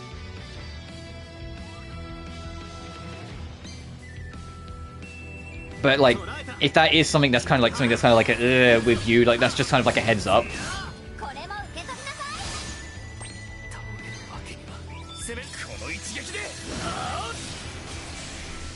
And I, because I'm obsessed with this franchise, have, with the exception of the game we're playing right now, I default the sub anyway, fair enough, then yeah, then that won't be a problem whatsoever. Because I'm obsessed with this franchise, and with the exception of this game, I've beaten every single Atelier game now. Including the, like, because a bunch of the, like, the super old ones, like, after Marie, the very first game, a whole bunch of them are Japanese only. So I had to, I have a physical copy of them, and I had like a auto-translate on my phone pointing at the screen for anything I didn't get. But I can read little bits of Japanese, so I could sometimes fill in the gaps myself. But I have played and beaten every single Atelier game, and it's like, this is like one of my all-time favorite franchises nowadays.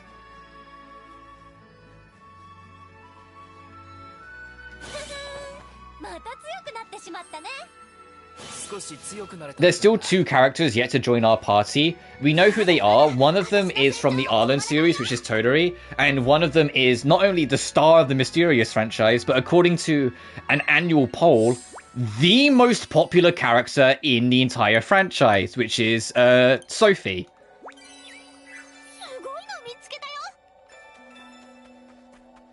But yeah, it's like, of course I'm going to play as Rias, because Rias is also, like, an extremely charming protagonist, because she's an extremely excitable gal.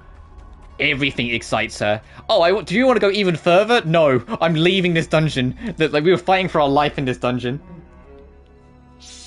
I'm not going to go into the even harder variant, but it's crazy that it goes even further.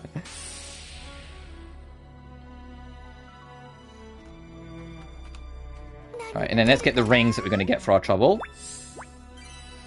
I got 2 new... I'm assuming there's going to be rings. Rude, yes, 2 new rings. Let me get the fuck out of here, because we were, like, suffering. Oh, yeah, and Sophie's also, like, one man's, like, favorite character.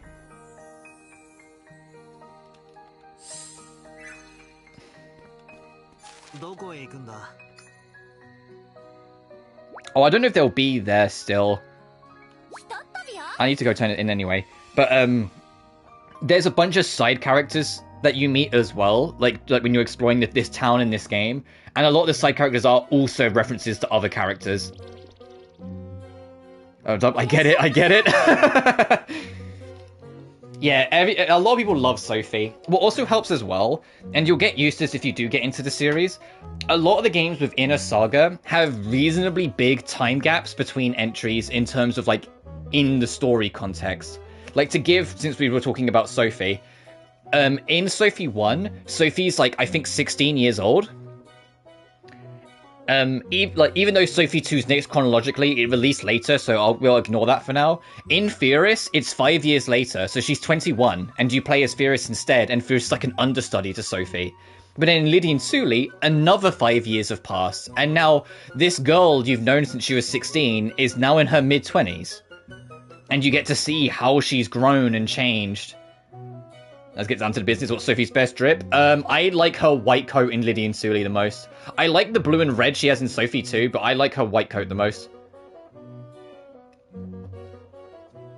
And, like, they do that a lot. Like, in Rorona, at the end of the Arden Saga, Rorona's a mother. And she's, like, 15 years old in Rorona. And she's, like, in her late 30s with a 16-year-old daughter by the time you get to the 4th game, Lulua. Because Lulua is Rorona's daughter. And it's, like, there's a lot of, like, as you go through a saga, like, times change. And you get to see that change in the characters. And that's what makes it so charming, like, for me. That you get to see how these characters grow and change. Like, Ryza was probably, like, the least amount of growth, because, like, only about 4 years passed across the whole trilogy. She goes from an 18-year-old to a 22-year-old. To a Fierce design. Oh, the red coat. Welcome to Mistletoe Miscellaneous. Come on in. Wow! What's with the kids? Wait a minute. Are these fairies? This is the wrong series. Sign of Grove was the law, but yes, yeah, fairs. Yes, we are. We're fairies from the dimensional path. Amazing! This world's got fairies! I've never even seen one before! Easy, Will Bell. You'll scare them if you don't lower your intensity a notch. Right. Sorry. I just got so excited seeing fairies for the first time. I guess you three help out around the store. Oh, yeah. What one man's talking about, Molly, in Ryza 3, you know, 24 entries deep into the franchise, they had this giant lore dump near the end of the game that established that there's this ancient race of, like, dimensional traveling people called the Age of God. And because they're dimension hoppers, they have ties to every single fucking saga in the franchise. And then after dropping this bombshell on us, they kind of just stopped bringing them up afterwards. And it, like, we've been making it a joke for a couple of years now when we talk about the Atelier franchise. It's like, when's the Age of God game? To actually explain what on earth is going on with them. Because beforehand, the only slight link was that the very first 2 sagas, Salberg and Gramnid, were technically on the same planet. They were just in different countries. Even though they were still their own stories and completely separated, they were technically on the same planet. But starting with Iris, they're just on new planets with new casts of characters every time. But in Ryza 3, they just casually went, oh, by the way, there's this secret ancient old group of people that are tied to everything. Okay, bye. And you're like, huh? Poor brain, just drop that and go. Yeah.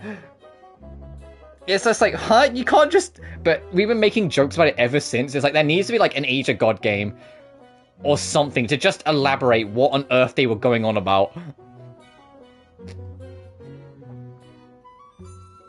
That's right, we get coal if you help out. Fair pay for honest labor, they call it.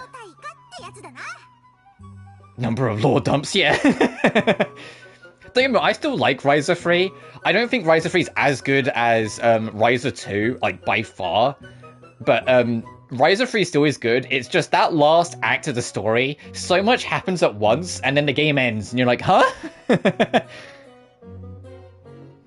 Yeah, there was lore from 1, then there's lore from 2, and then the Age of God. Because, like, Ryza 1...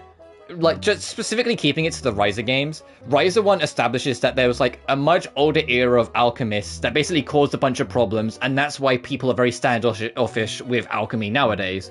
Then in Ryza 2, you learn that the reason why the people got that alchemy was because there was an even older race than the old race of alchemists that did some cryptic bullshit magic they shouldn't have, which then allowed magic and alchemy to form.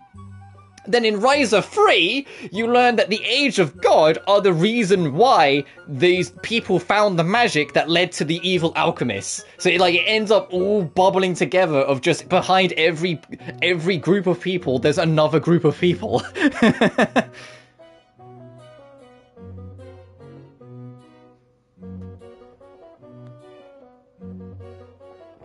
But I digress.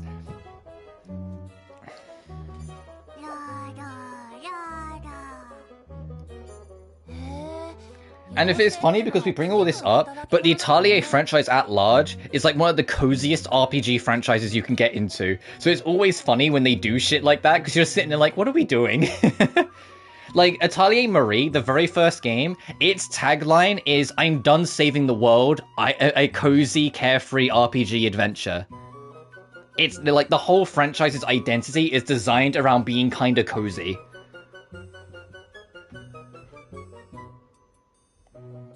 Took the stupid and enjoyed the stupid. Yeah, I think that's kind of all you can do.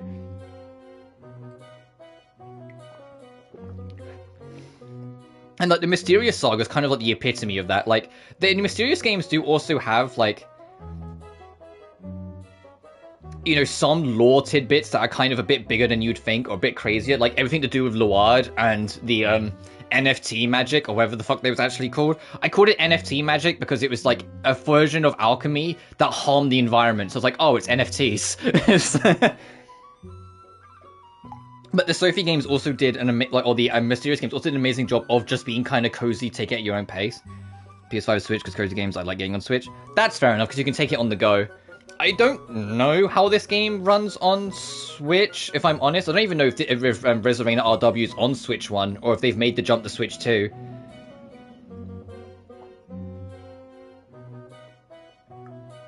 But I'm playing this off PS5, so I was drinking some water because my throat was getting a little dry then. I'm playing this on PS5. The game's running at 60 frames per second. On PS5, I just stream at 30. Just to give that kind of clarification, but it's also a turn-based RPG, so even if it was at 30, it wouldn't have made a difference. But genuinely, like, I genuinely love all of them. Even the ones I don't think are as good, I still have a place in my heart for them. I'm going to put games on Switch too. Yeah.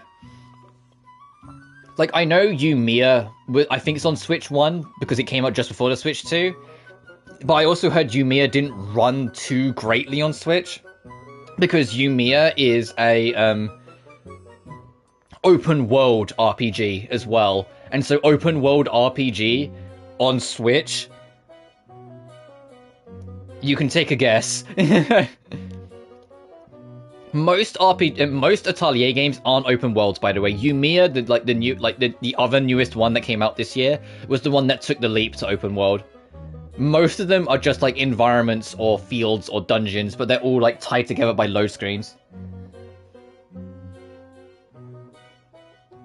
Yeah.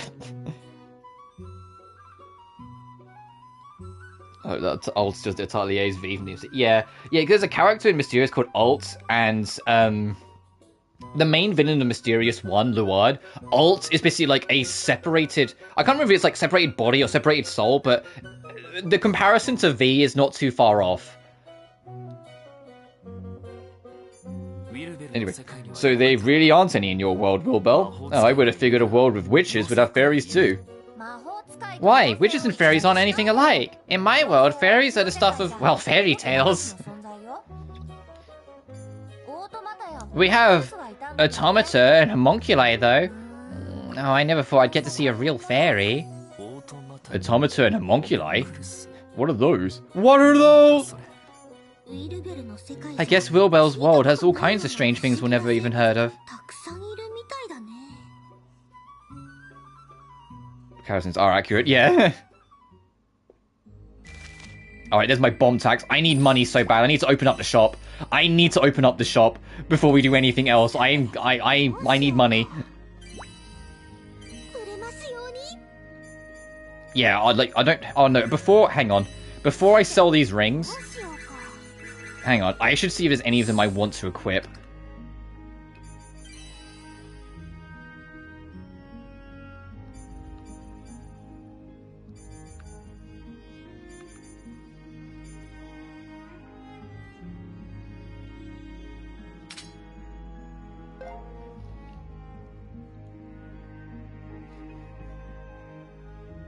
I mean, shows her in one. Game complete again when he got the Cauldron of Knowledge, yeah.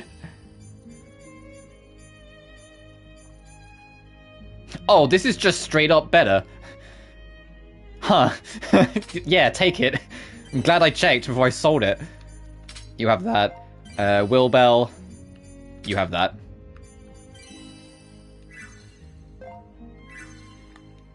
Anyway, let's make some money.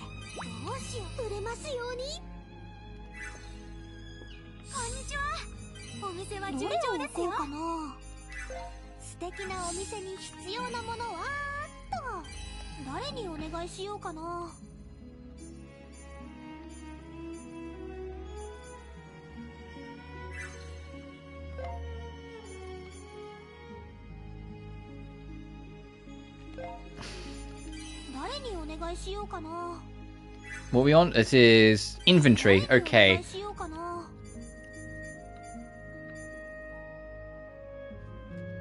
Go on, Yuta. Alright, gang, let's open up the shop.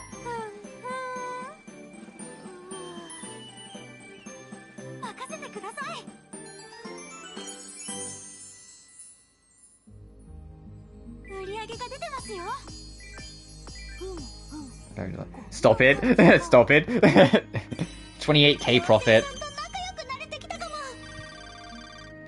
Oh, nowhere near rank 7. We still got a way to go. Alright, I have money again. Cool.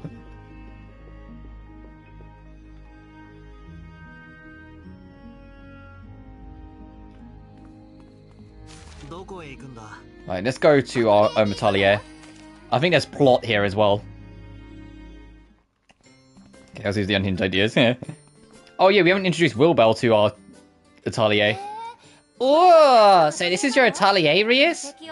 An atelier in the ruins. How charming. When did you lot get here? I was so caught up in my book, I didn't hear you come in. Oh yeah, Molly, this girl here, this girl is called, Elle Bell. Wow! Yeah, this girl, this is Elle Bell. Another visitor. What exactly are you? Those ears, you got rabbit ears. This is a first. Rabbit? As if I'm the weird one here. What's with that witch getup?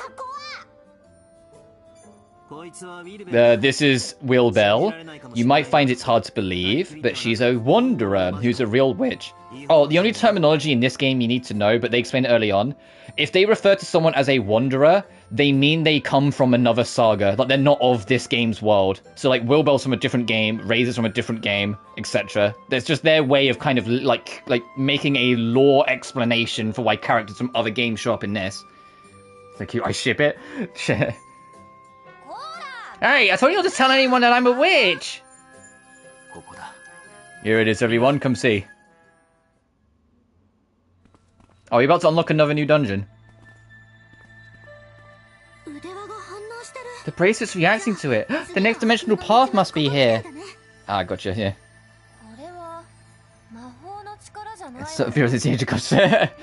This isn't magic, right? Raze, what's happening here? Beats me. This is the first time I'm witnessing one being opened myself. You'll see soon enough. Here I go.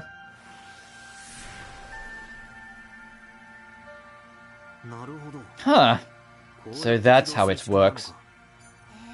Oh, I see. Aha, this has definitely piqued my interest. There's monsters inside too, so it's not all fun and games. Unfortunately, I wonder what it'll be like through this one.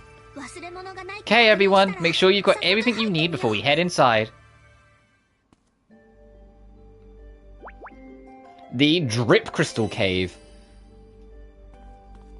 So we've got two now, we got this one.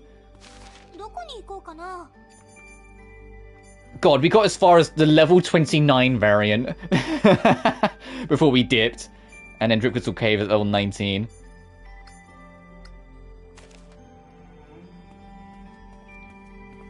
Is there anything new I want to make alchemy-wise before we go? This is like a core part of the franchise, Molly, is using, because you know, Atelier is in the name, you're an alchemist, is making things through alchemy.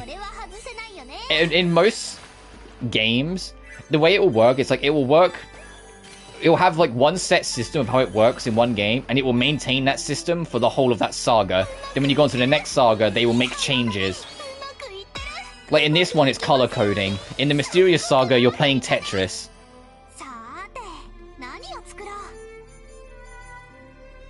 Oh, I don't need that favorited anymore because I did make it.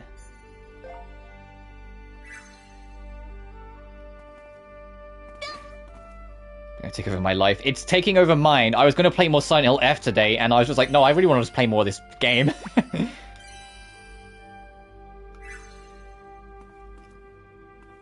Does anyone want me for anything? If there's any, like, character events, there will be a little icon with an exclamation point in, like, areas, which is why I, like, check every now and then.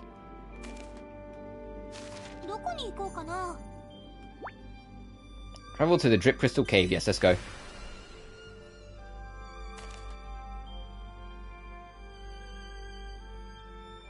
But I'm loving this game. Like, this might be, like, a top-tier Atelier game to me. And I can get away with saying that because I've played literally all of them. So I kind of know what I at least look for in an Atelier game. And this game just kind of really hits. It being effectively an anniversary title probably helps as well. That it's like the best of like classic style.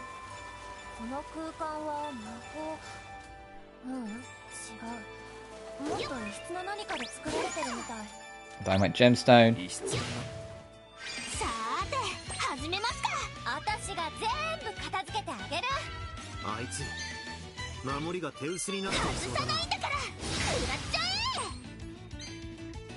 Oh, you have no AP, right?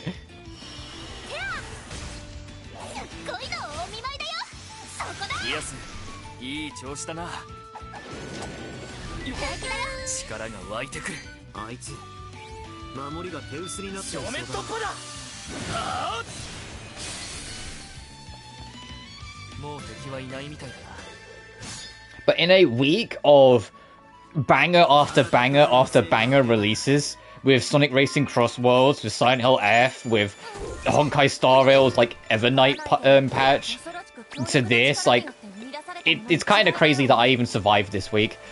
But we got through it, and yeah. I've had a great time this week. This week's been super fun. I can't wait to do more Sonic Racing Cross Worlds. I play it anytime I'm not streaming, basically.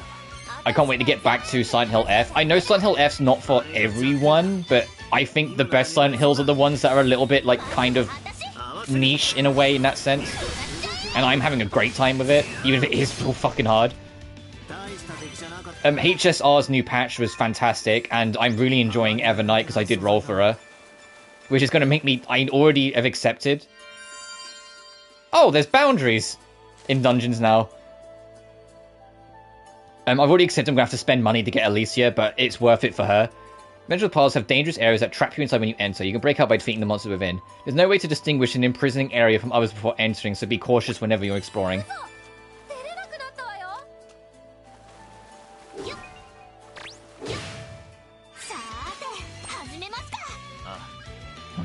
Oh yeah, the only thing I'd recommend, if you're not good with, like, good timing in combat, like, I mean, you're a Souls player, so you'll probably do fine. But if you're like not good with that kind of like precision, like patient combat and being really punished if you don't have it, don't play it on action difficulty hard. And you might be like, oh well, I'll just play it on normal. That's the thing. There isn't a normal difficulty. Your options are easy or hard.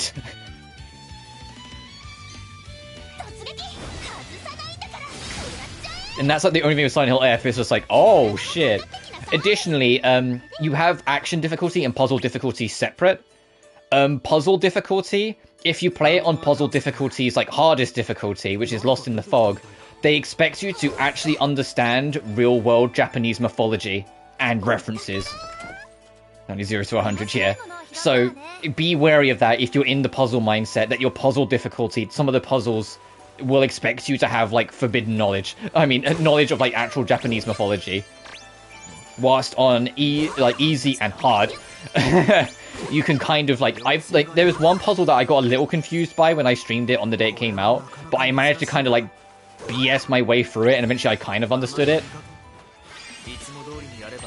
Because yeah, you have story mode, hard mode, and Lost in the Fog mode. That's your difficulty options. Weeb phase, I'm set.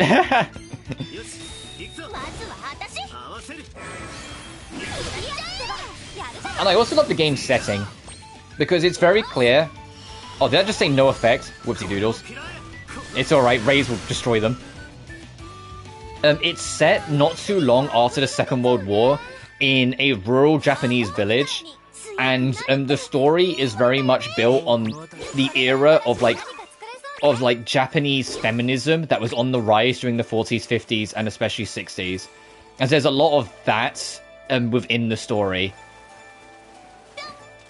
which I'd like really enjoy. Like, it's nice to, because you almost like get to learn a bit of history about it as well. But because it's during that time in that, some of the puzzles make reference to it too, so you do need to know your Japanese history to some small extent. Like the Scarecrow puzzle, I like fucked up the Scarecrow puzzle like 8 times, because as much as I know the basics, I don't know the details, and so eventually I just kind of took guesses. Interesting, actually. I ended up just taking guesses, because I was like, I think, maybe? Like, at one point where it's like when the puzzle's talking about, like, the man looking at the wrong girl and the girl looking at the wrong thing, and the ones left behind, and everything, I was like, okay, all the Scarecrows are looking at each other but one. It's probably that one. No, guessed wrong, and then I got attacked for it, and I was like, oh, now what?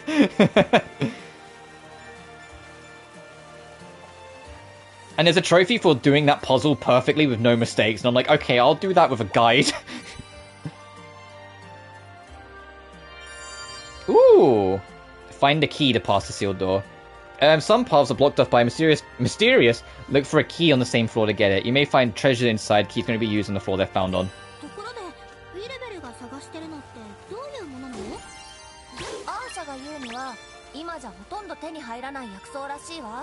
Gus, the company that makes these games, Lost Tournament, they also make a few other franchises. Some of them are easier to get a hold of than not, and some of them aren't as good as others. But like Artonico, Knights of Azure, and Blue Reflection, that's them as well. Artonico, spelled A-R space Tone Lico, are heavily centered around their music. In fact, they have a made-up language that's based on the on a real-world forgotten language called the language of music. Alright, we found the key. And they're interesting games, but they're very hard to get a hold of nowadays. They're very expensive, and they've never had any kind of like modern ports. The only one that you can really get is the 5th game, Arno Surge, and that's through streaming it on like PS Premium, and like that's kind of it in terms of like accessibility. They have Knights of Azure, which is a gothic action RPG duology, and they're good, but to give you the heads up, the second game's true ending leaves on a cliffhanger, and that game came out in 2017, so God knows if we're ever getting another one. And then their last series, Blue Reflection, is actually what got me introduced to Atelier, because I played Blue Reflection first. Blue Reflection 1 is hella jank and kind of hard to recommend, but I love the story of that game, because making empathy the central theme of your story is beautiful. And really inviting. But the game itself is super jank. But the sequel, Blue Reflection Second Light, is still to this day my favorite Gust game. And one of my all-time favorite games, because they just mastered the formula of like what they were trying to do in the first one. Okay, that's the key sorted. It's kind of a shorter-ish. It's only got like 11 chapters, and each chapter only takes you like 2 to 3 hours, really. Like, it doesn't take you too long to get through. But the focus on making it on the central cast, that in between chapters, your home base is literally a dream version of all of the characters' like high school. But you can customize it, and depending on how you customize it, leads to unique interactions, or dates as the game calls it, with all the other girls. Where you get to know them better, know how they quirk based on how they do it.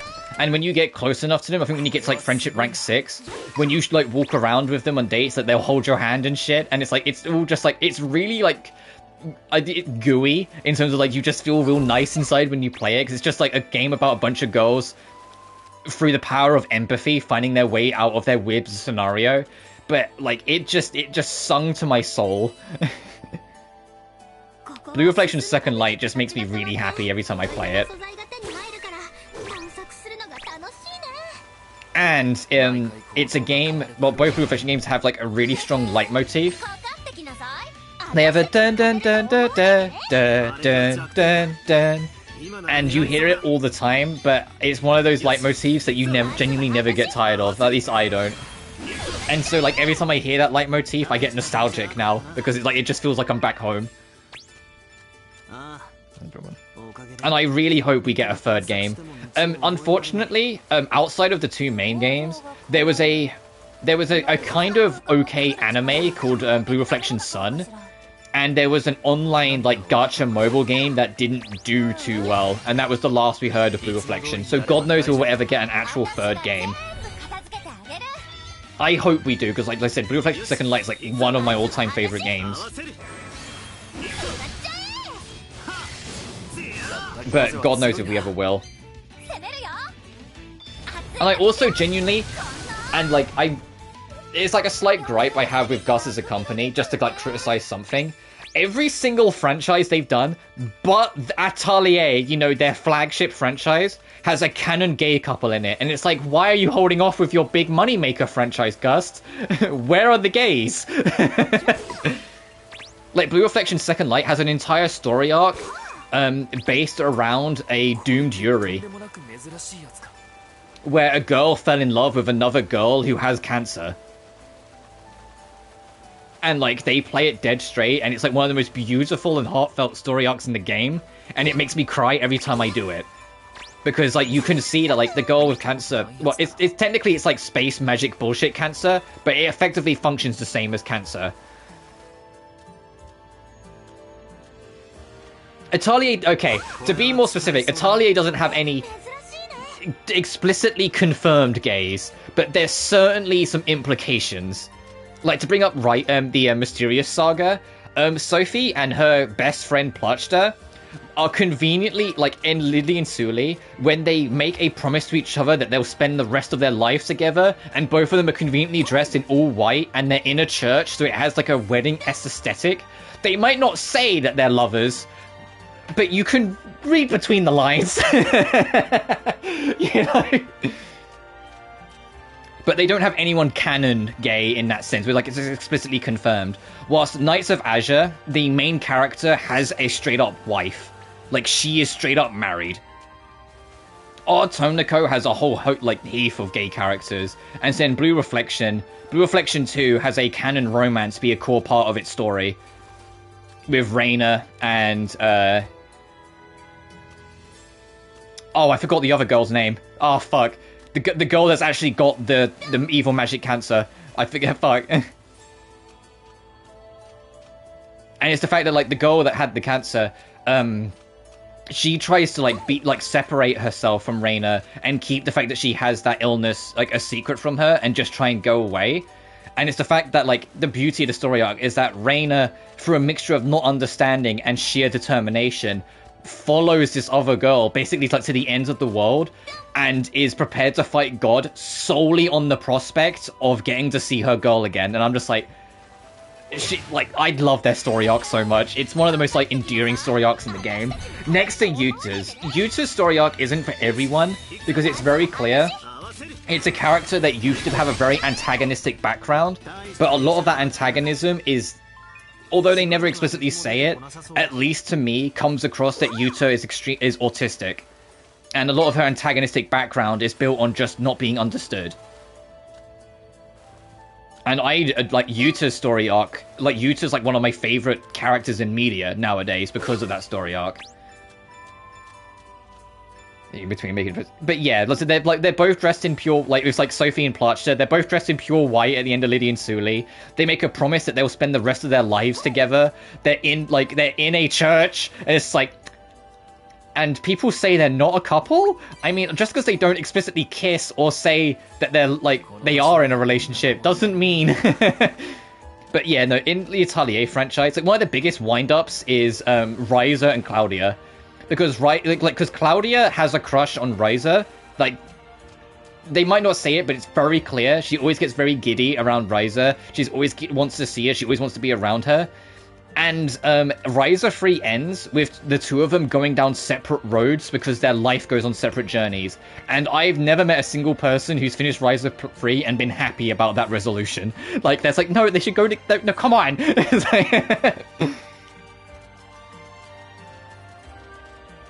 Like, it makes... I won't spoil it in case you get into it, but it makes sense in the story why they go their separate paths, but it's still, like, annoying. It's super obvious to everyone, but Ryza too. Yeah, Ryza's, like, just, completely ignorant to it and just thinks Claudia's her bestest friend, but everyone else is like, oh no, Claudia, like, really wants to, like, jump that girl. Seems like we're in for another difficult fight. Why, what's here? Love a clueless queen, yeah. Oh, just a random soldier. Like, how Wilbur doesn't even, like, ready up. She's just like, oh, hey. Looks like we found the guardian of this place. Guess this means every dimensional path will have one. But this time will be different. Ray's and Wilbur are here. With the four of us, this should be a breeze. Well said, Rias. With me here, you have nothing to fear. Wilbur gets ready for combat. Oh, right. Okay, let's do this.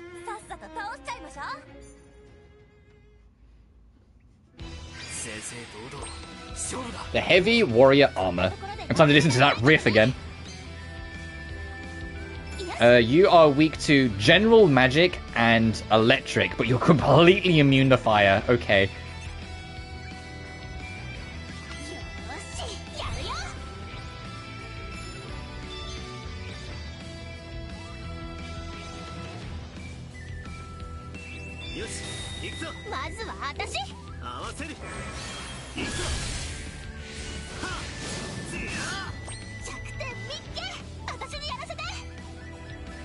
He still has like no MP.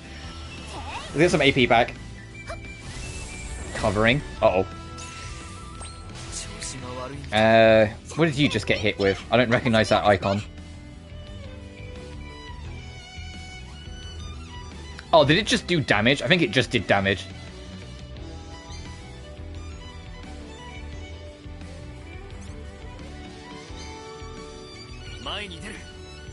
Inflict taunt? Yeah, go aim for Slade.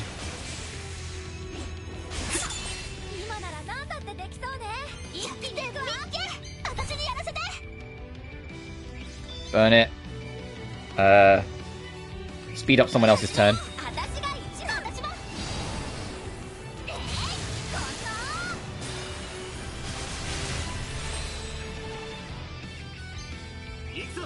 You set up.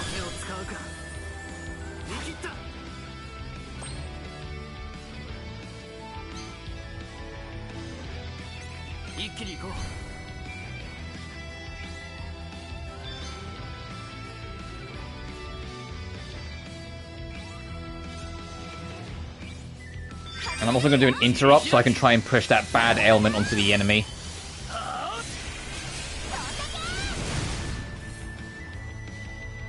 Oh, I only have one more interrupt point left. Whoops.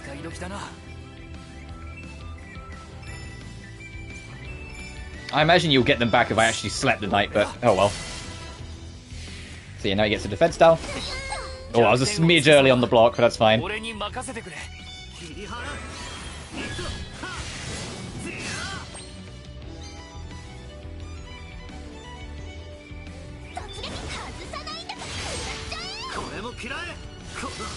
And now Razors is going to go autopilot for a second. Yep. That's why I did the setup, because then he gets to repeat this attack several times.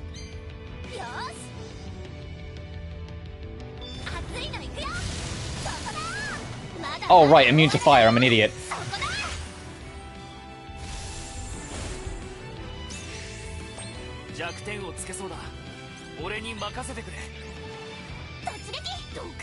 I just completely forgot it's immune to fire and just was using fire spells on it.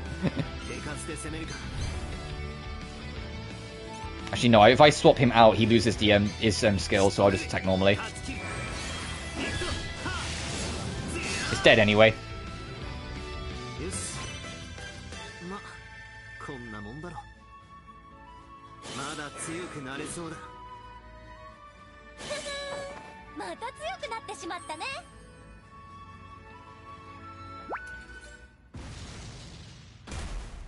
Oh, it just despawned.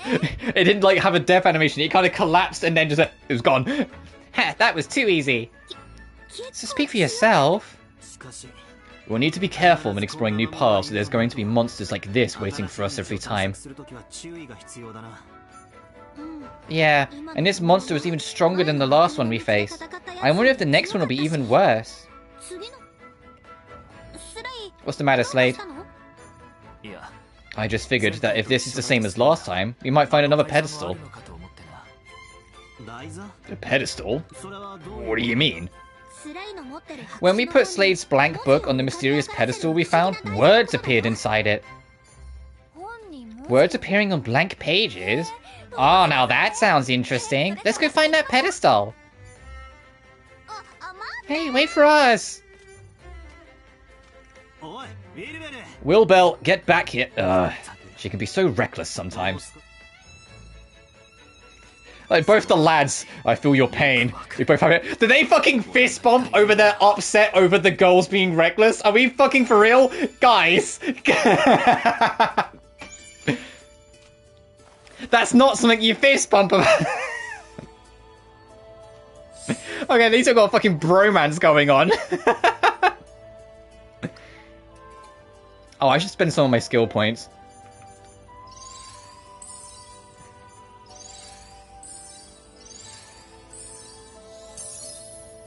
Just bros being bros. I love that this game's so fucking goofy. Oh, what is Razor's next skill? Physical to all enemies. Oh, Twin Caliburn. Oh, I remember that skill from fucking Minor Kamiya too. And he gets Falling Blade at... oh, he can get Falling Blade now, it's just it's an upgrade path.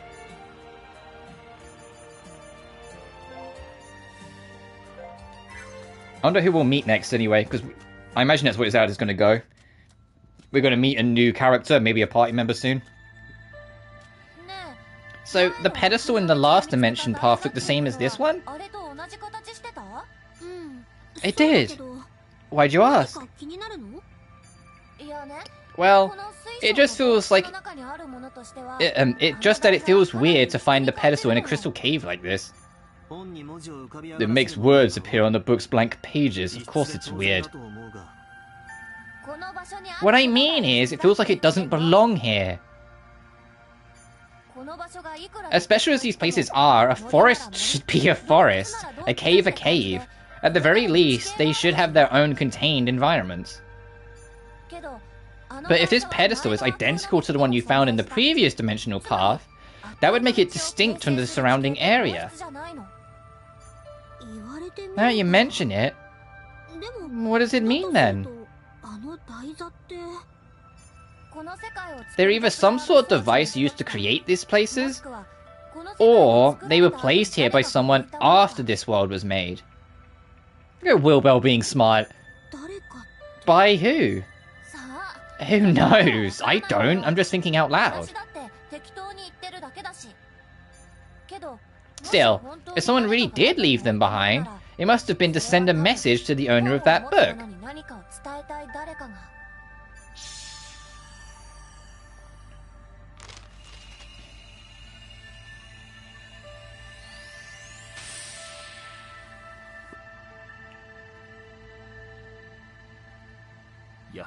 Sure enough, more words have appeared. So, what does it say? This is an ancient script. I can't read it. We'll have to take it back to the Atelier and get L to decipher it for us. The energy coming from these symbols is different from the energy that makes up the rest of this place. That just about proves it. The pedestals must have been put here by someone other than the path's creator.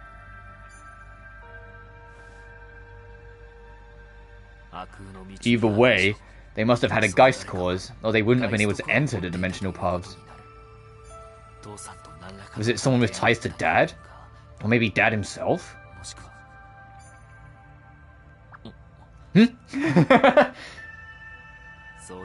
Right, no point in dwelling on this now. We can think about it after Elle's deciphered the text. Yep, so what do you want to do about these? I like how Rias just knows now. Like, Rias has gotten used to Slade. It's like, hey, he's just in his own world again. Let me just give him a poke. If all of these paths are the same, then one side will be crawling with powerful monsters, and the other will connect back to our world. Oh yeah, we were made on the first stream. You get used to this. In the franchise, for some reason, I don't know why, there's like a 50-50 split on whether an Atelier protagonist has parents or not. And if they do have parents, there's another 50-50 split whether they're good parents or not. Like, Rarona's parents, they know Rarona is, like, fighting for her life to keep up rent and not have her, like have her Atelier get shut down. And they just do nothing to help, and they just go on holidays. And it's like, just, come on. Or, like, Ferris's parents, yeah, it's meant with good intentions, they're worried about her, but they're the epitome of pushing the goalpost back. Like, every time they say, oh, we won't let you do this unless you can do this, Ferris does it, and they go, okay, but... And it's like, come on. Like, they push that goalpost back all the time. But, like, we made the joke, is like, because Rias has normal parents, that we were like, oh, Slade's parents are going to be dead or something. And lo and behold, Slade was introduced. His dad's dead, and he's following in his father's footsteps. And it was like, there it is. Rias is looking for answers as well. Her grandfather isn't confirmed dead. He just went missing when she was a kid, when a red mist descended on the town. A red mist descended on her hometown, and about half the villagers vanished overnight. And she's trying to, and like 12 years on from that incident, she's trying to find out what happened. But after that red mist descended and lifted, a bunch of monsters swarmed the town, which Slade's father fought in, and that's where he got killed trying to defend what was left of the town. So they're both here trying to investigate what happened 12 years ago, but under different contexts. How do we know which is which? We don't. The fairies told us last time, but we don't have any with us now. That's the dangerous one. We should definitely avoid it. It gives me a bad feeling. Are you sure? Are you doubting a witch's intuition? Wilbur is a witch of many talents. I trust her on this. It's only from this side angle I realized just how big her fucking hat is. Like, Wilbur, did you need a hat this big? Like, that hat makes fucking the Herter look small. Got it. Guess we'll go this way then.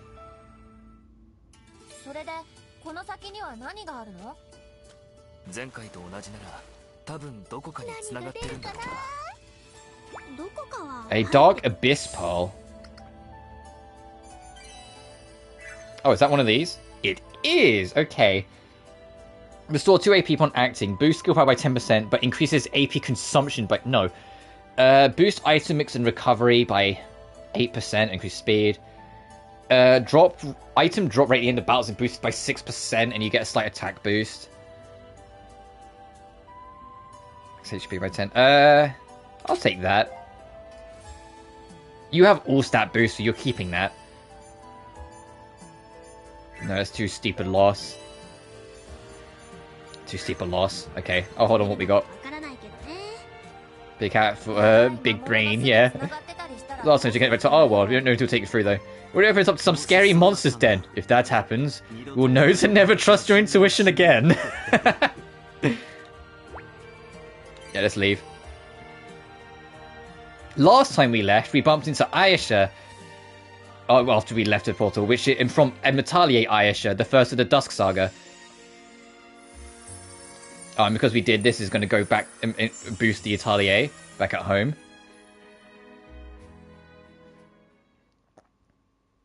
Oh, speaking of Ayesha, there's a... Oh, this is like a beachy environment. What beachy characters are in this series? This might be Ryza. Ryza is like the first beach-esque character I can think of. Ryza, it could be Ryza, technically Shaylee, even though there's no water.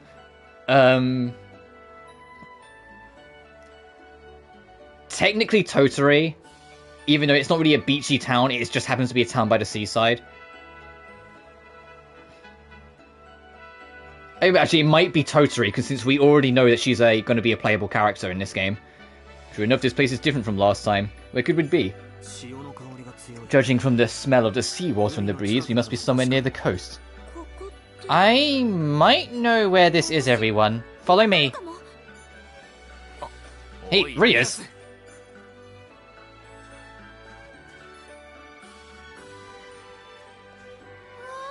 Whoa, the ocean! It's huge! Yep, I knew it. This is Cape Petal, and before you ask, I'm positive. I've been here loads of times. Cape Petal? Then we're near the capital. It was Kerr province last time. This is much closer to the ruins. Why here, though? Doesn't seem like a special place or anything. Yeah, it's a bit strange. Dimensional paths can get you somewhere in a flash, but it's not like you need it for a place that's close to the capital. Well, it doesn't matter. Doesn't look like there's much to do here. Shall we head back to the Atelier? Good idea. I want to get the book to Elle as soon as possible. Let's get going.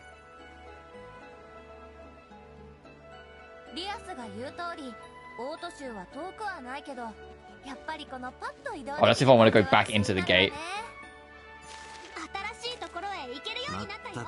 I say it's big.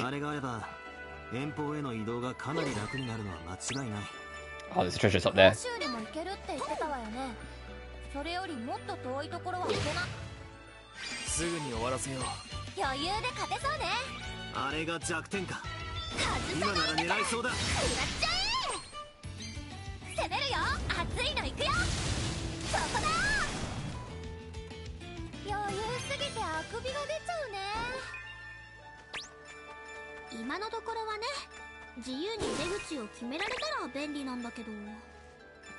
I'm close to in love with Rias. Oh my god. Oh yeah, Rias is like, she's the new character specifically to this game. I adore her. I do believe her animal ears are real though. Like there's been times where like she's been a little sad and like they've like drooped down. And so she just has, so it's not that she has them on her hat, it's that she cut a hole in her hat for them to go through.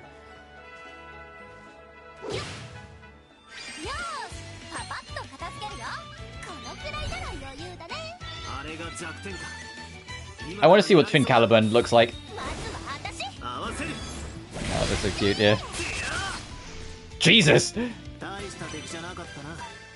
You might hear me make this reference every now and then, but in most Atelier games, there's a character that I call, like, the Knight character, as in, like, Knight spelled with a K.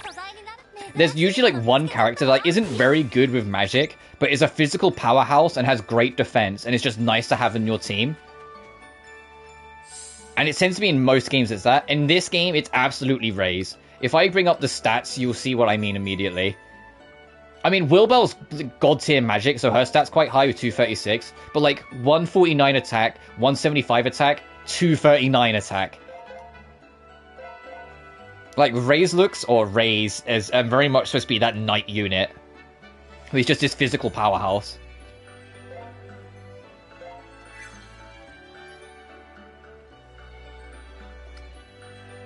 And And there's also things like, because you're new, I can show you, like all these down here, we made these. We didn't buy them. We made these items: the healing elixir, the bomb, the ice bomb, lightning bomb.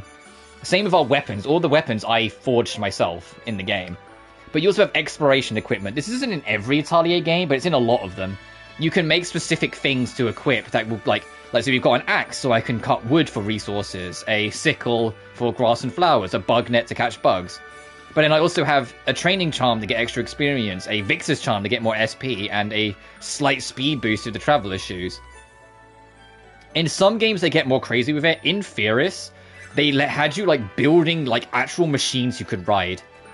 And it was funny because like you could build like this big mech to ride around, but I always just like flew around on the witch's broom instead because it was quicker.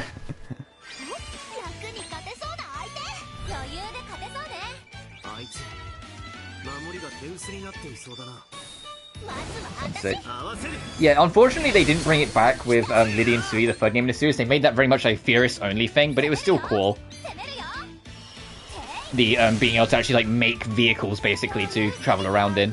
Yumiya as a vehicle though, than like the other game, you get it in like the second act of the story. You get a fucking motorbike to explore the open world with, because that seems to be the trend now, is women with motorbikes.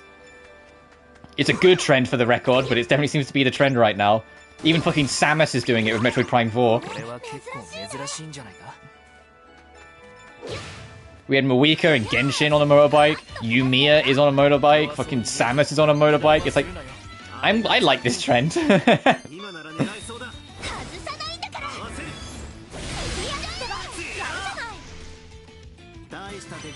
Oh, I'm just cleaning house with Rias and Raze.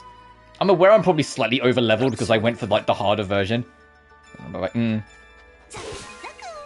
My big theory of Yumiya is that if that's the start of the saga, is that they're going to keep it open world, like across like that game's presumable trilogy, but make it a different central vehicle in each game. So like the first game is like has been the motorbike. They talk about like other ancient machines and make reference to a boat. So my big theory is that Yumiya's sequel is going to be like Zelda Wind Waker and going to be like more on the open ocean exploring. And then if you've done land and you've done sea, there's only one place to go but up, so I'm hoping, if I'm right on this, that then the third game, like in God knows how many years, will be in the sky. But like I said, we'll have to wait and see on that front, because Yumiya came out this year, this only just came out now. I can call it a hunch, I don't think there's going to be another Atelier game next year, because we technically, depending on who you've asked, have 5. I still say we have 2, because the other 3 are effectively re-releases with extra DLC, which is Riser 1, 2, and 3 Director's Cut. Or Riser DX, Riser 2 DX, Riser 3 DX. So it's like, technically, it's 5 games have come out this year, but I'm not counting it as 5, I'm counting it as 2, really.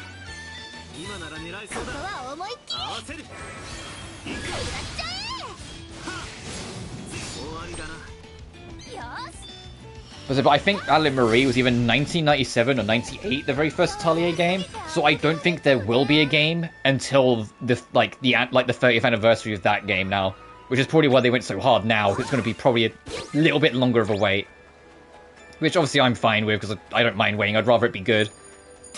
Like, this has been more than worth the wait. I love this game. And yes, Rias's weapon is a staff that transforms into a whip that she uses as a grappling hook.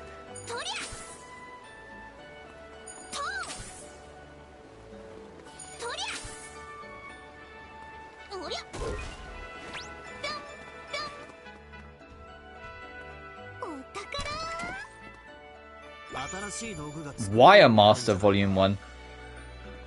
I wonder what that'll teach me. And a Schwertit. A Schwertite? A Schwirly Whirly? Fuck, I don't know. Oh, here's another good example, actually. You see the image of, like, the girls in the bottom right corner? That's Ayesha from Atelier Ayesha from the Dusk Saga, which is the 6th saga. That's Mew, who's from the Salberg, the very first saga. She's a friend of Marie. And that's Judy! Like, one of my best girls, Judy, from Atelier Judy, but from Gramnid, which is the second saga. Gramnid, the entirety of the Gramnid saga is Japanese only right now, so I'm hoping they'll get either a remaster or a remake one day. But I played them in Japanese because I was obsessed with this franchise, and I love Judy.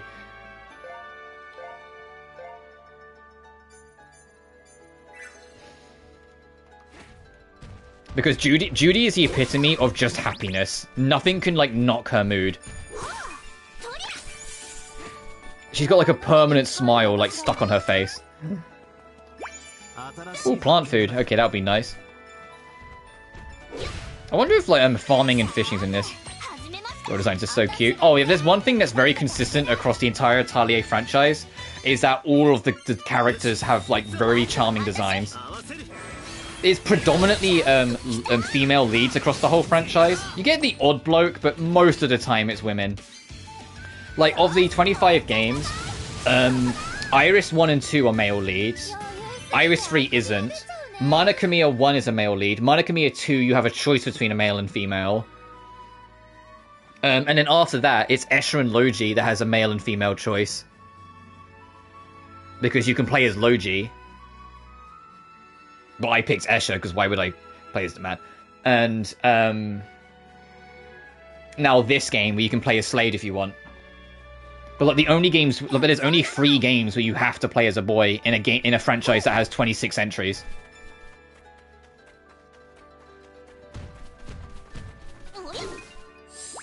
Oh, my basket's full. Uh-oh. Well, I mean, I did do, like, a lot of dungeon crawling. I wonder if you can upgrade your basket later.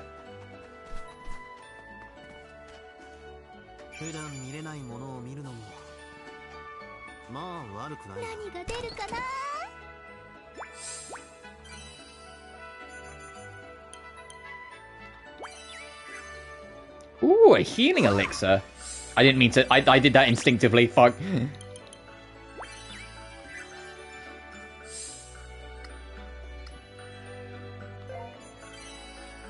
I'll let you hold on to the other healing elixir then.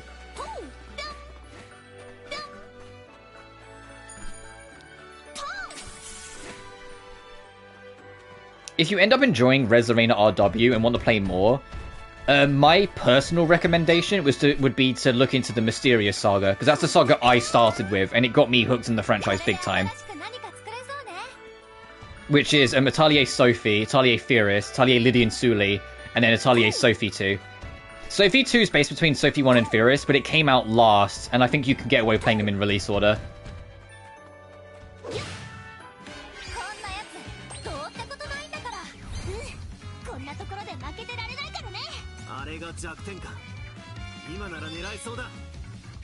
Yeah, to the list. And then if you enjoy the Mysterious Saga, once you're done with them, at that point the world's your oyster. If you end up enjoying them, yeah, the older ones are a bit clunkier and a bit more like I said, like we were talking earlier about like the time limit A focus. But if you enjoy it, you will find enjoyment in those games too, I believe. As I said, some of them are a little jankier or older, and some of them aren't as good as each other, but all of them are really charming. And I think there is something to get out of literally all of them.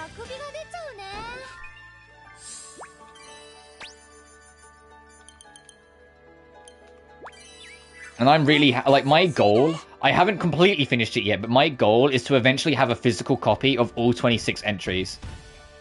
If you want to know how much progress I've got, I'm on that. I've got 14 of them.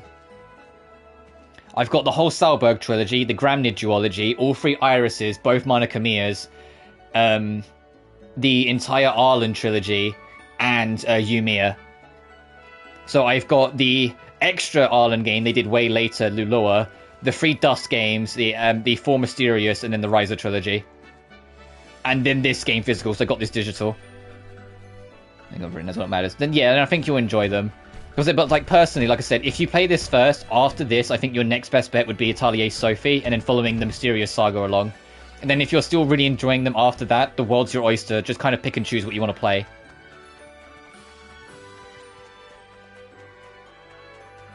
I wish I could get up there, but I don't think I can. I think this area's a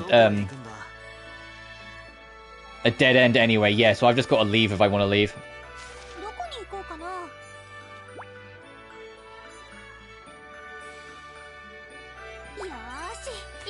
Oh, there was no character to meet here. Aw, I was hoping we'd bump into someone new. Because last time we left a dungeon, we bumped into Ayesha. Oh, these two, the girl is Rias's older sister, adopted sister, if you can tell by the slight differences. And the bloke is basically Camilla's second in command. Are you worrying about money by any chance? But Camilla is effectively like the representative of the town, so we do a lot of what we do in the game for her.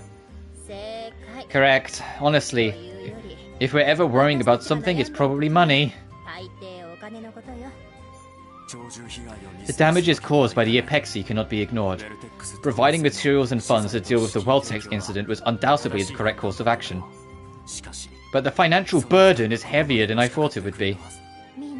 Still, without everyone's cooperation, we'd be even worse off. I appreciate your help as well, Rias, Slade. Isn't it reckless to keep things up when you're stretched that thin? I don't disagree, but we can't just give up. That's why we're thinking hard about what we can do with our available funds and deployable personnel. If nothing else, I can tell you're thinking about something that's very complicated, Rias. Yes, something very complicated, but that's my duty.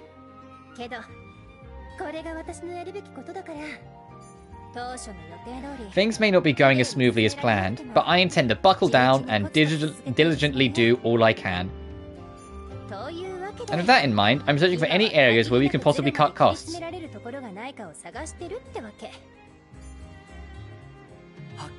To be blunt, there are no such areas. Not with that attitude, there aren't. Now, come on, think, there has to be something. I never thought the guild was flush with cash or anything, but I had no idea things were this dire. Yeah, I wish there was something we could do to help.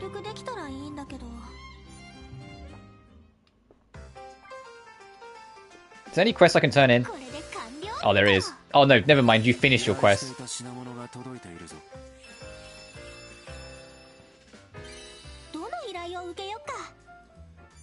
Golems defeat for you.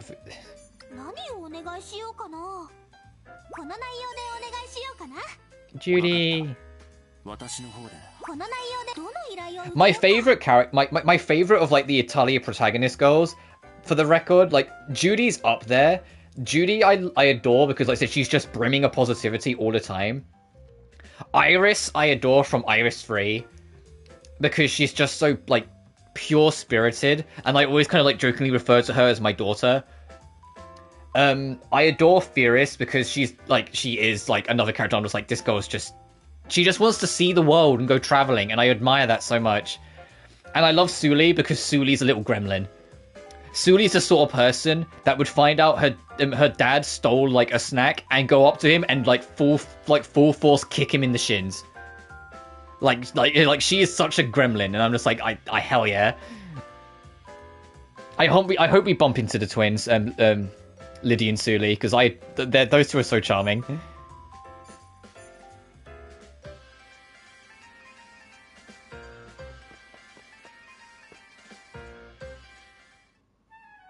Oh, I was just coming here to see if I could expand on anything.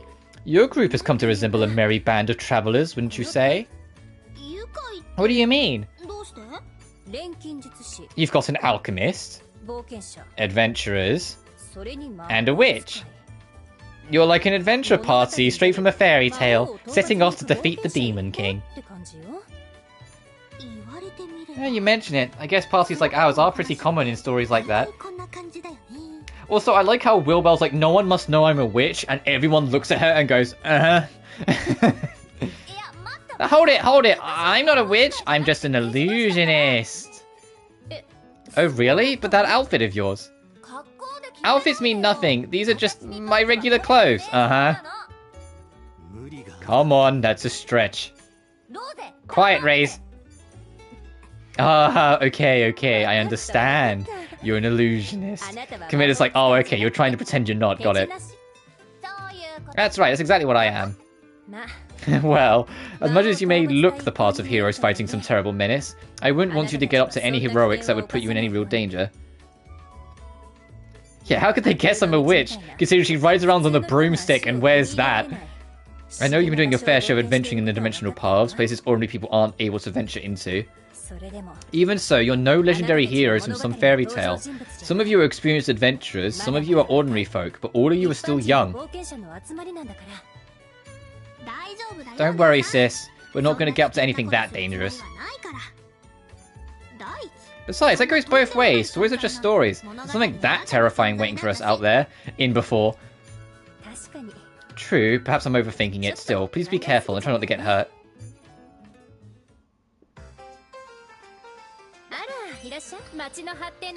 I wanted to see if I could invest at all.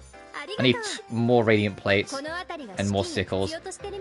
Next time I go to the fucking my cauldron, I'm gonna make some more plates and more sickles. And maybe more super powder, if I can.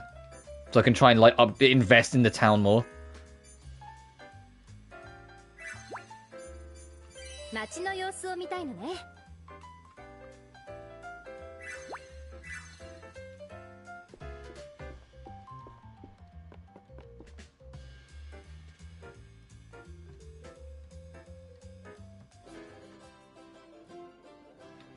Dun dun dun dun dun dun dun.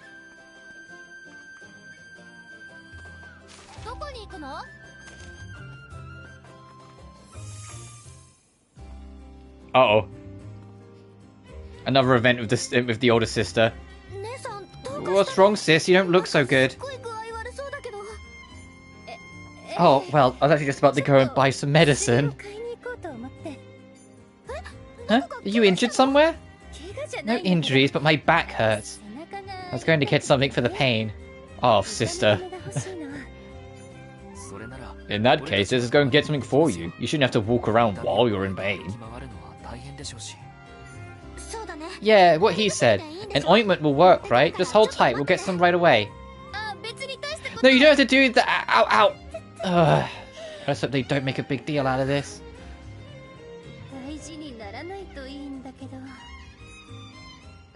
Oh, and you get a lot of these.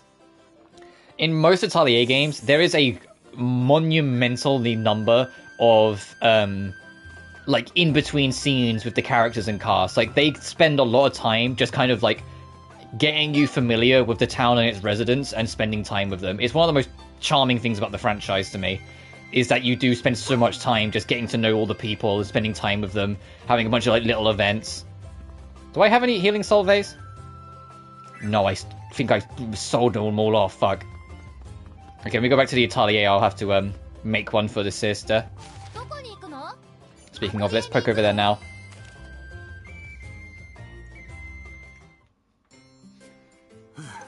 Ugh, these dimensional paths are certainly strange. Never been anywhere else like them. Even a wanderer says so, they must be pretty special. Yup, this is a first for me too. By the way, there are other dimensional paths, right?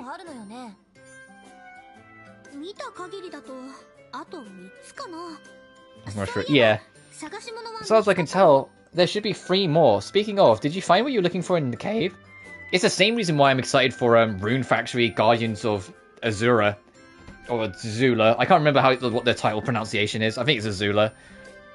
Because it's currently on Switch and PC, but there was a copyright on it for a PlayStation version, so I think it's probably just timed exclusive. But I can't wait for that, because I need like another like kind of like cozy game. Once I finish this game, I've beaten every single Atelier game again. Like, what the fuck am I supposed to play now? I think this game's reminding me of Rune Factory. Yeah. As far as I can tell, there should be 3 more. Speaking of, did you find what you're looking for in the caves? Nope, no luck there. Any idea where you'll be able to get the next path open? We're gonna need to find another Geist Core first, but hey, you never know, we might find that ingredient in the next one. Maybe. It's not like I have any other leads. Guess I'll stick with you guys for the time being. Really? Yay, that's great. It's so much fun having you around. I knew you'd say so, Rias.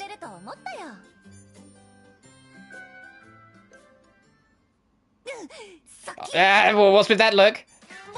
I want to try on that hat! Uh-oh. She's like, no, you're part of the squad. No way, that hat's a part of me. Is it really? Then I want to wear it even more. Just you wait, I'll get it next time. I'm back. Oh, looks like you lot made it back as well. Yeah, just now. So you have to get straight to business, El, but I need a favor from... Yes, yes, I already know what you want. More text appeared in the book, right? Come on then, hand it over.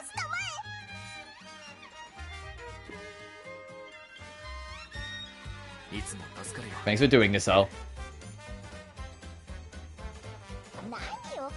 There's no need to make a big deal of it. What are friends for? Besides, I enjoyed the thrill of discovery. Keep it coming. Are you trying to be all cute? Slade, El, doesn't it look like this thing is doing something?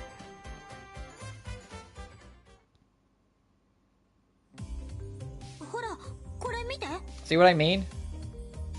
Oh, indeed. Appears to be functioning. This device can be used to strengthen your equipment. It's an invention devised in ancient times. It runs on the power of the Geist cores. How do you know that? While you've been off on your travels, I've been reading through the text in here and learning all I can about this place.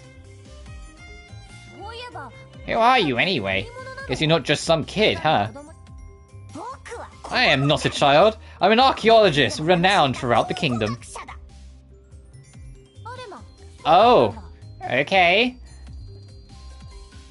I don't know if Wilbo even believed her. She's like, oh, okay. You said it runs on the power of the Geist cores. Will mine do the trick then? They should. Which reminds me... The dimensional paths in this atelier must have some kind of connection to you and your father, Slade. I guess so. No idea what it could be, though.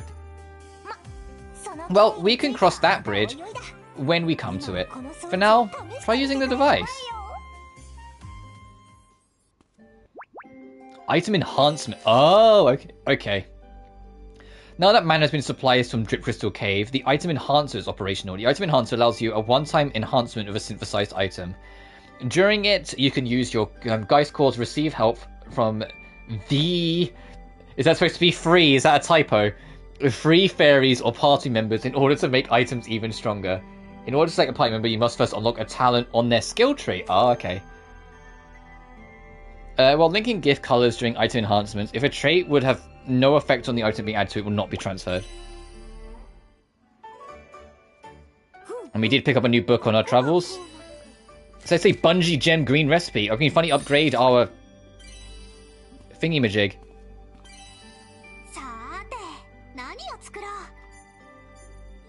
Ah, yes we can. An accessory with a gem. Attaching this to Rios' staff will make it respond to green hooks, allowing her to perform wire actions.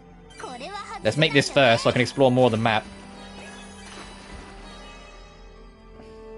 Does this have a recipe tree? No, this is just a generic tree, okay.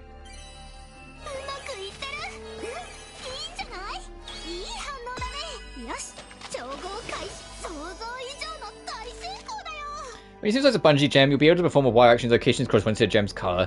Explore each area to search for necessary showatite and try synthesizing some bungee gems. Still wouldn't pick him over Rios though.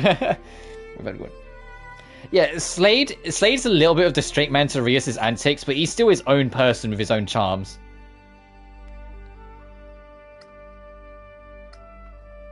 Oh, I wanted to check. Yeah, so I've got 3 Geist cores. Well, technically 2. The third one was broken. A memento left by Slade's father. It's cracked and seems like it might split apart any moment.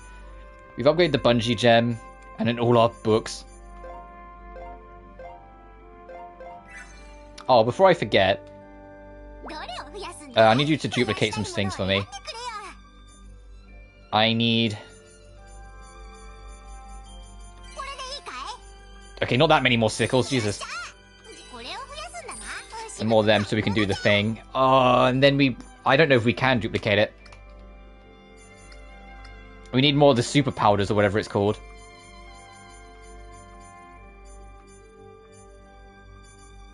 Oh, we can. Awesome. Alright, before we enhance an item, let me go and improve the town a bit.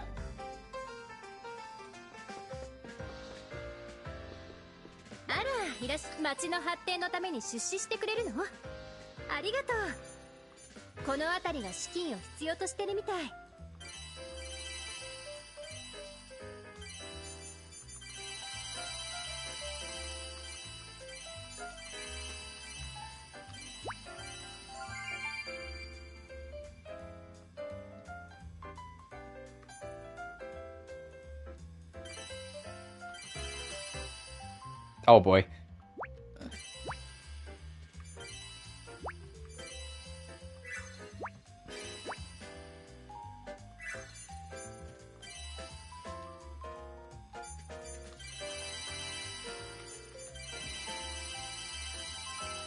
I want to keep some of them.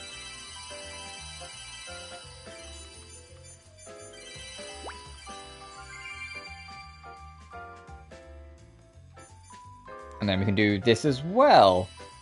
How much money? I don't know how much money I'll actually even have left after this. Oh, I have so many taunts.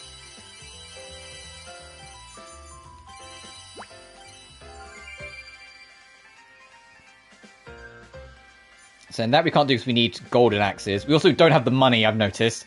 The money symbol's gone red, so we're broke now.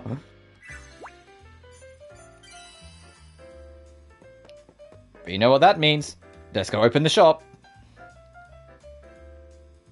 This game's like probably not that long compared to some of the other Atelier games, but it's going to be super long for me to go through it because I'm so invested in improving the town over advancing the story. Okay, I just need money, so yes, there's, thank you.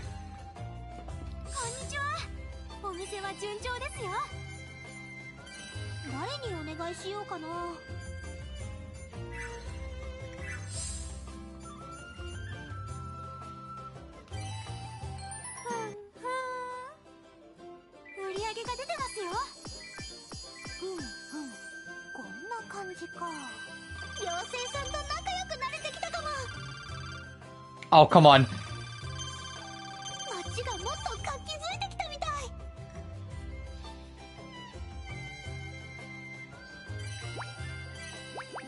Manufacturing in Baltet Ironworks has added new products to its lineup. Nice.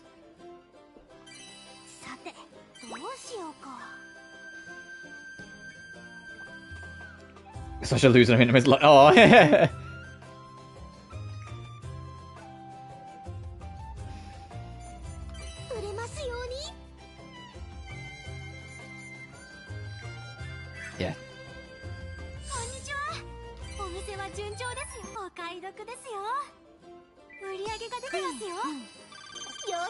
I can't do too much because you can overwork the kids. The fairies, they're not children.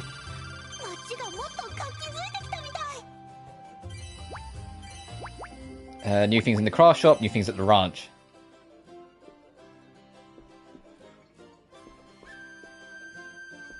Child labor in my game? They're fairies, they're not children, don't worry about it. Ooh, a tea set, yes please.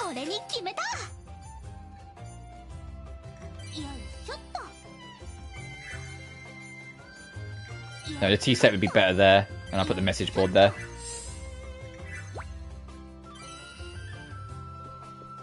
Okay, that's a little, like, round in the corner, but I think the tea set being more open here makes more sense.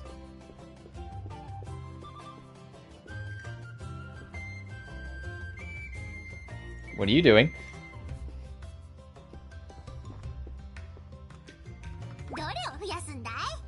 Oh, I can replicate from here? Oh, I didn't realize that. That's actually very handy to know.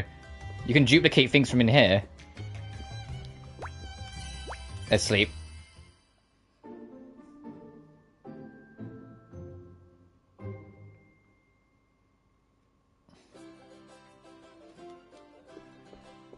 Oh, something else I can show you, Molly, whilst you're here.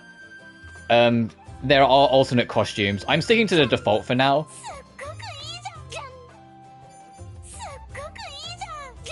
But there are other costumes. There's also DLC costumes coming, so I got the like deluxe version. There is there's an alternate costume for Rias and Slade coming, and there's also, because of course there is, a swimsuit DLC for every character coming.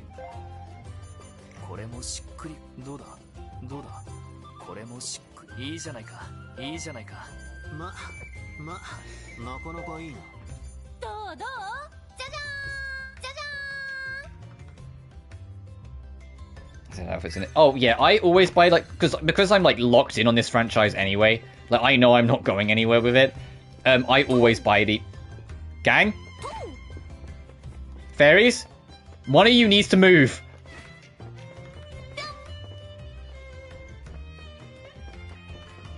Fucking goddammit.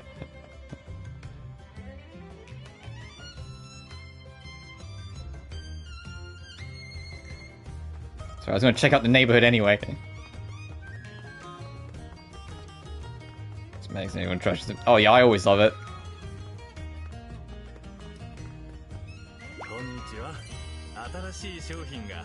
Starlight Axe, Luminous Sickle, and Moonlight Bugnet. Okay, so we 8K. Ooh. Indignant Scream, because it looks like a Mondroga. That's cute.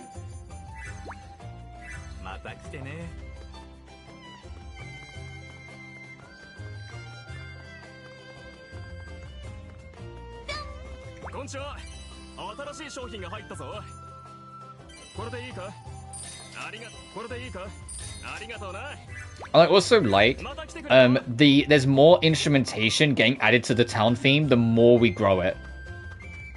The more the town is growing and becoming more of its own, the more instruments are getting added to like represent how much more it's coming together.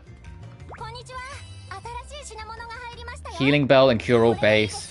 A DIY for Pros and Anthology. Ice Cream.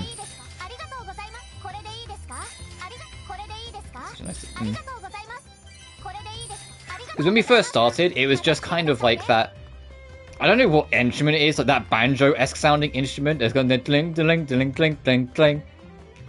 But now there's a violin. Like we've heard, like there's like clapping sound effects that's been added. Like it's becoming more and more like of its own thing. It makes me wonder what it will sound like when it's all done. Anyway, before I got stuck by my own fairies, I wanted to do one more round of the selling and shopping before I go back to the Atelier.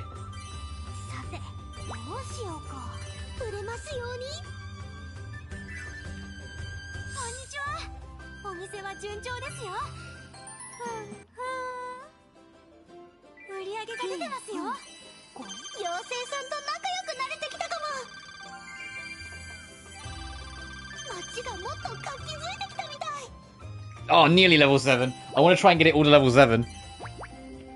District Vault Carpentry's been added. Fuck it. One more. One more. You're not done yet, you feckers. I know these guys are going to get tired, so I can't do it too much. Yeah, that green bar is like their like stamina. They are super tired now. Oh, I had a gramophone? What? Alright, nice.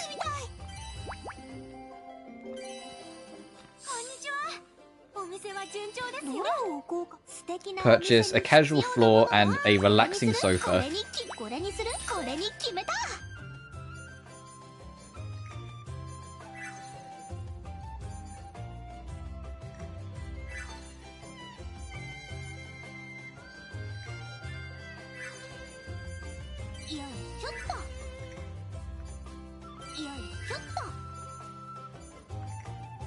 Ooh.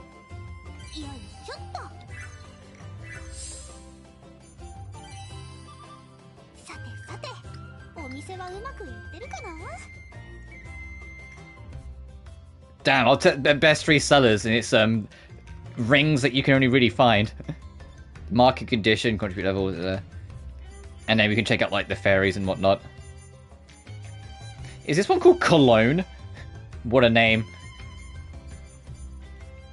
Kapuki, Moffy, Pen, Polka, Chitta, Nekaloco, Laura, Cologne, Ruku, Poco, Bonbon, Belle. Yuta and Pino.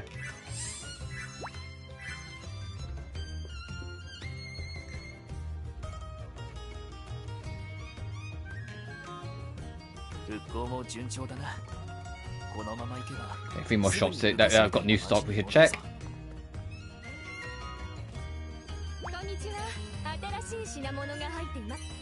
Charred bark, sure. Trophy unlocked, big budget. Spent over 100,000 coal in the shops in town. Oh, I didn't realize I've been spending that much. Oh, it still says there's new things. What? Oh, I guess you are selling this as well.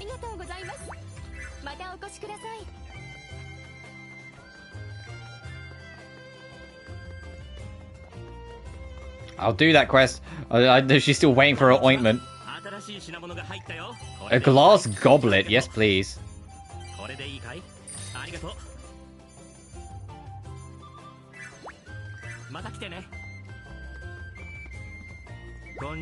Hey Haita, what are you selling that's new? Okay, nothing that I particularly want.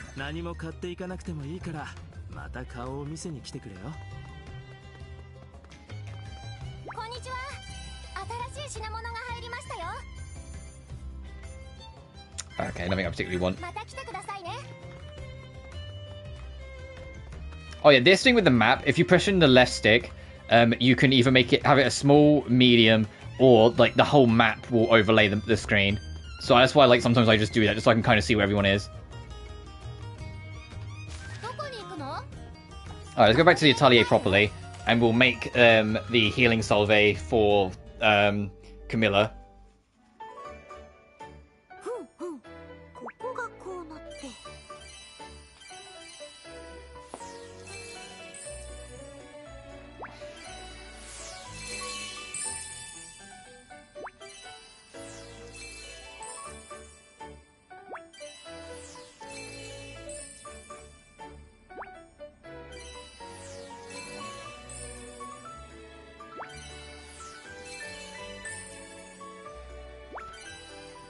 So many recipe books we just added to.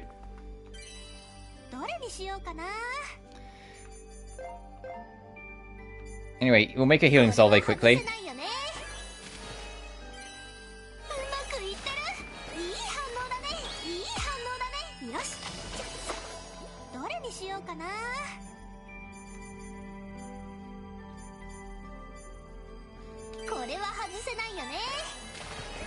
Honestly, can I make a better axe yet?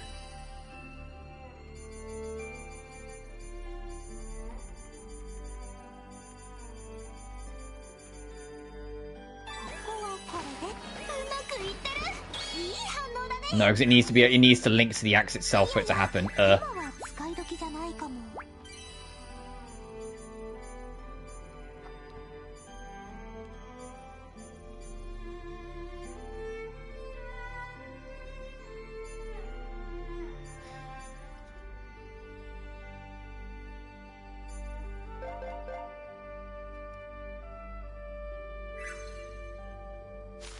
I know, before it wants to advance the story, but before we do that,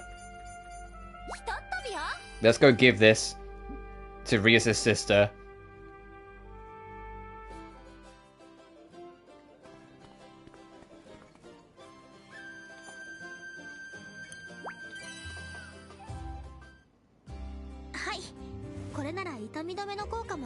This game has a cute little opening song, stop it right now.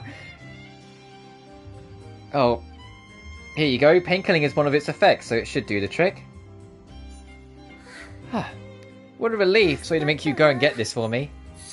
There was no trouble at all. But what was it that hurt your back? It was probably all the work she does. Hours spent sitting working at a desk can be tough on your back. I see, yeah, sitting too long does make your body stiff. Yeah, something I do. Sometimes I do sit too long, but, well... What is it, sis? Was it something else? It's embarrassing to admit, but it happened because I'm out of shape. I was trying to get some exercise. Well, I ended up straining my back. Now it hurts whenever I try and straighten out or stretch wrong.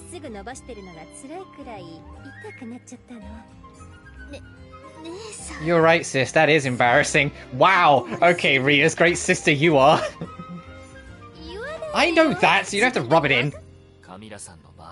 But it's not like you would make up an excuses, Camilla. You really are busy after all. Yeah, I suppose. Regardless, the result is less embarrassing. Call her out, damn. I mean, it is her sister, so if someone's gonna call you out, it might as well, but still. I don't want to be caught walking around my back hunched over saying, ow, ow, ow, again.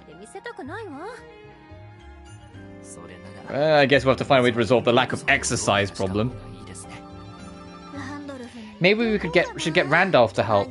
Tell him to make sure you get daily exercise. Yeah, he wouldn't let you slack, whether in terms of exercise or other aspects of a healthy lifestyle. Goodness no, don't you dare. I promise to do better, so don't tell Randolph on me, alright?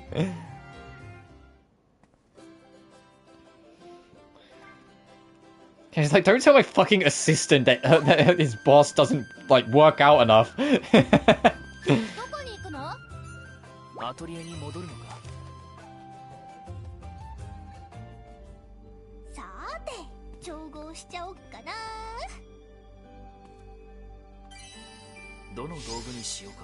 Item enhancement. Select an item to enhance. Attack, healing, equipment, and star pearls can all be enhanced. So it's going to like tutorialize us on the healing salve.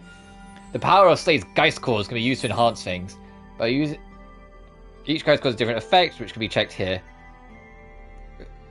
Lowers required money and increases use for each linked gift color.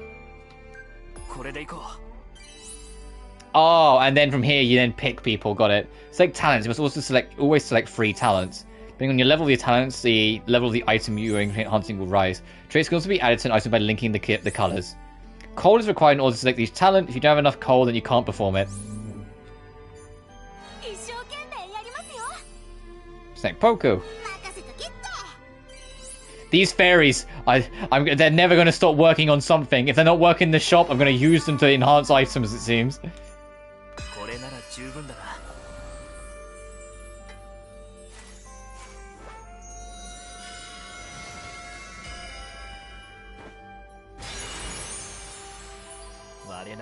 Yeah, and then the item got stronger for it. And they said if you like get a certain skill in the skill trees, you can use your main party. These poor babies. I mean fairies, yeah. Am I doing this right? Rias, do you notice any changes? Oh, let's have a look-see.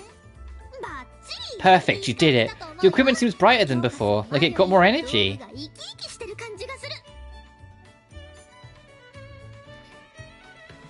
No, Cabernet makes these exhausted, dude. Oh, no worries, my man. Thanks for stopping by. You take care, dude.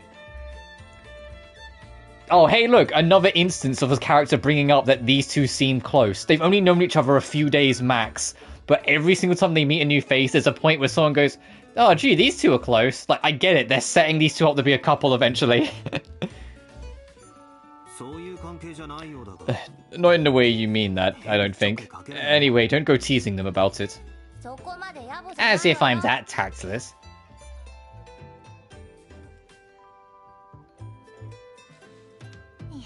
As much as I enjoyed deciphering these, they sure take a lot of work. Hopefully I'll find a few words I can read without trouble at least. Oh, I know this one. I can read this too. If it means what I think it does, then this says... Baptism of Ruin. Oh, okay, that sounded inviting. The Gourd Cocoon. Baptism of Ruin. Baptism of Ruin? It's like, Reyes is like, what? That's right. Those are the only words I can make out at the moment, but I'm sure of that much. Ruin? Could that have something to do with... Yeah, the Baptism of Ruin might be that red mist that descended on the town. Rios, this text is old, from an ancient civilization. It's completely unrelated. Nothing about the tragedy of Halfane 12 years ago could possibly be recorded here. Oh, chapter 4. The Visitor.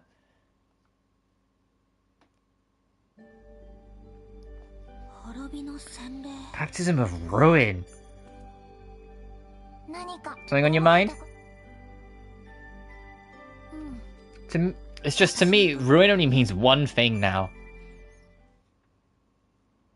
Yeah, the red mist that descended on her town when she was a kid. She went out to get fruit in the local woods, came back, and her whole village was taken over by a red mist, and her grandpa went missing within it.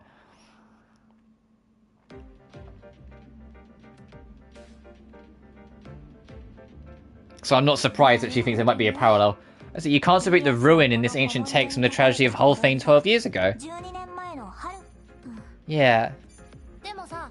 But there's no guarantee it's even referring to the ruin of a town or its people. Not to mention, we don't have a clue what this god cocoon is. True. With so little information to go on, all we can do is speculate. Wilbur and Ray are right. And I must apologize. Progress has been slow. I don't have anything new to offer you yet. No, please don't. I should be the one apologizing. I'm just jumping to conclusions here. There's nothing wrong with theorizing. It helps guide us to new hypotheses.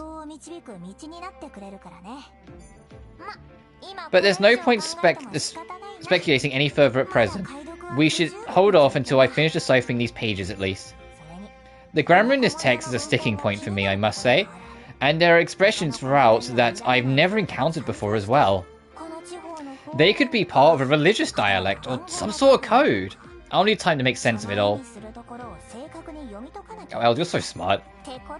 So sit tight and wait for my next report. You can count on this genius to get it done. Okay, now I feel bad, like, I feel, like, wrong for saying anything nice to her.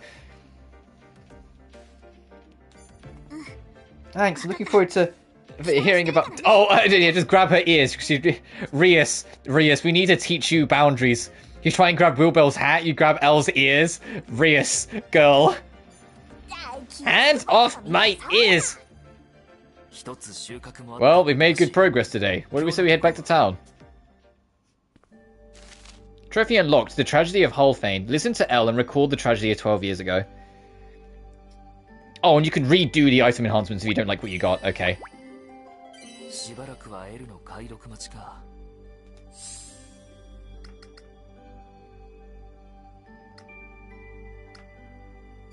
There it is. So what have we actually got in this book?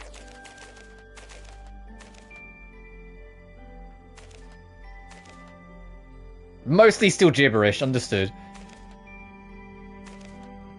Well, I say mostly, entirely still gibberish.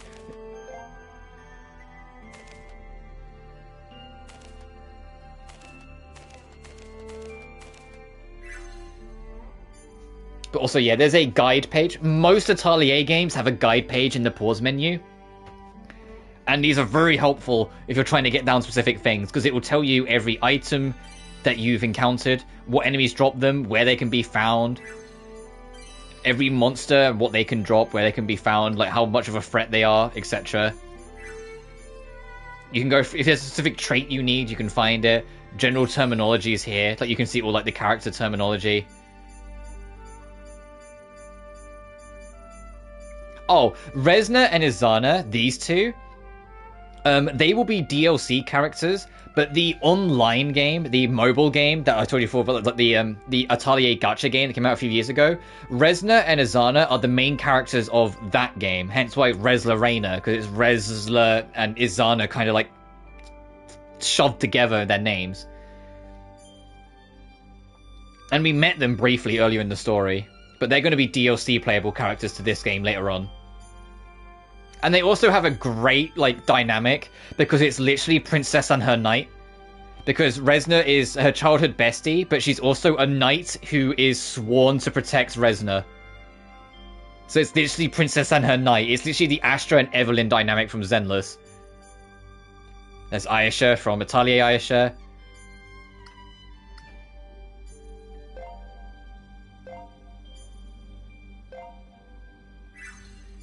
And then you can get general help as well here.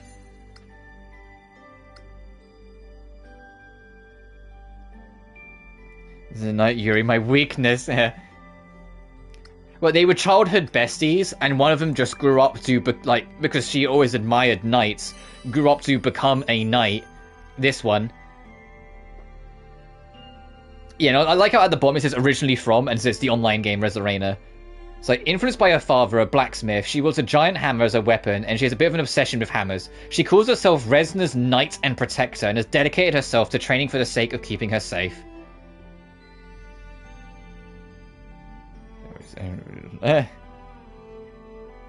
Yeah, better see you, one man. You take care, buddy. Rest up. But if I go to Aisha, yeah, the point is it's originally from Atelier Aisha. I'm surprised with the fairies it doesn't say originally from Marie, because they were in the original game. Wilbel's also from Aisha, and Ray's is from Mana Kamiya too. That's the only thing. All of the Atelier games are called Atelier blah blah blah until the 4th saga. In the 4th saga, at the time, I guess they just wanted to try and help sell the franchise in the West more. In Japan, it's still called Atelier Mana Kamiya. In the West, it was just called Mana Kamiya 1 and Mana Kamiya 2. So it is still the 4th saga, but like I said, at the time, like to try and help it appeal more to the West, they just called it Mana Kamiya. Which is weird, because they're also PS2 games that came out in 2009. Well, 2009 and 2010, respectively. Like, I don't think that was the problem, guys, in trying to get these games to be successful. I think it was releasing them on the PS2 4 whole years after the PS2 was no longer relevant.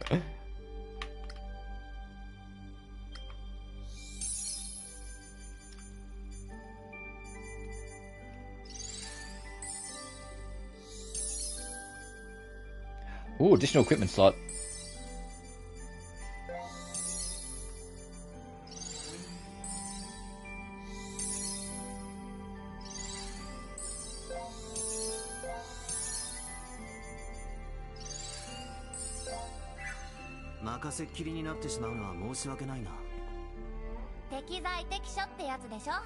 I feel bad leaving to her. She's not the right person for the job. Besides, she seems to enjoy it.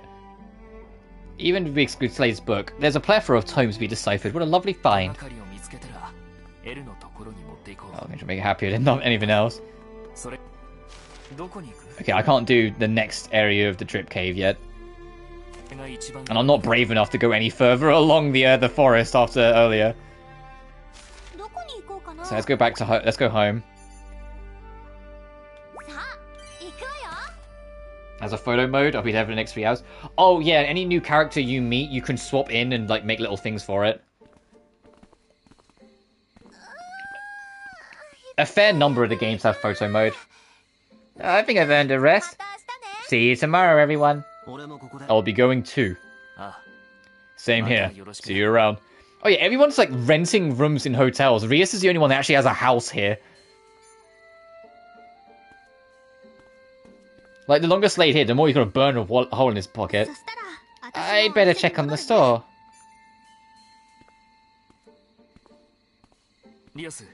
Rias? Yeah? Sorry, I just, what's going into you?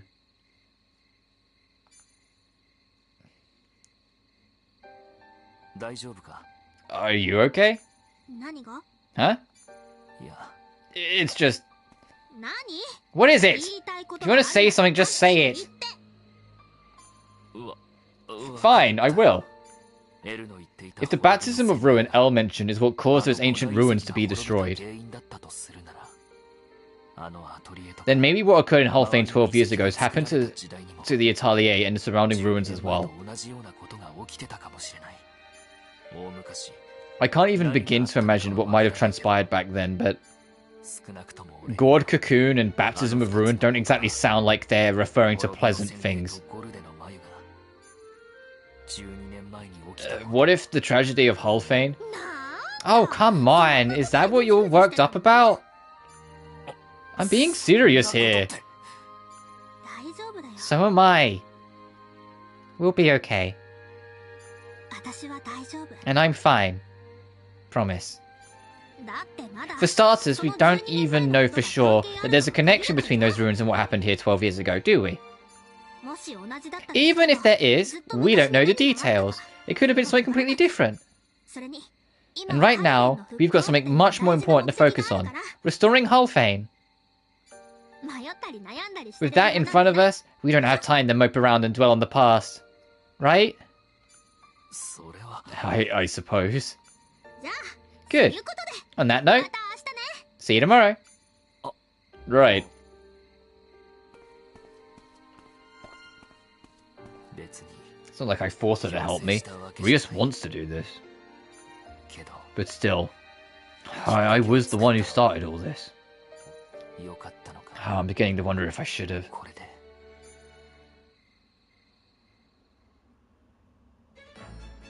The next morning...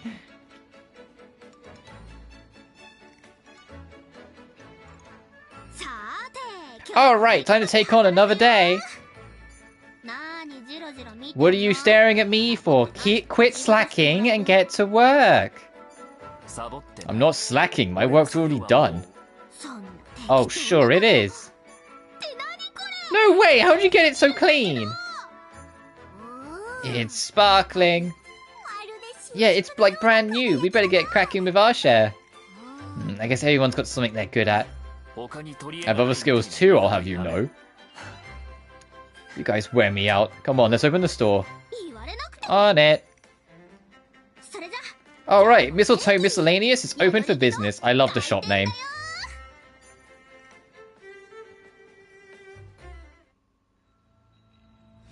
Meanwhile, yeah, now we can do the hard mode of the cave if we want.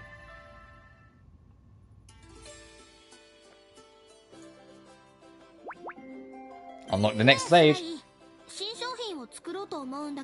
Advance the restoration to the town level 16 or higher? What is the town level on now?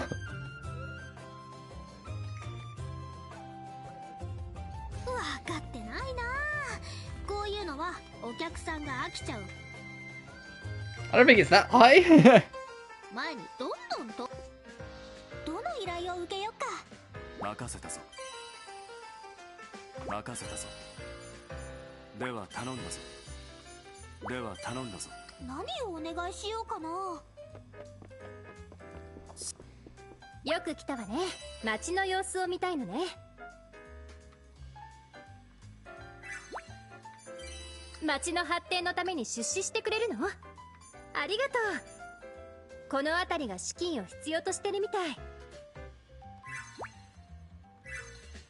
Right, let me make some golden axes.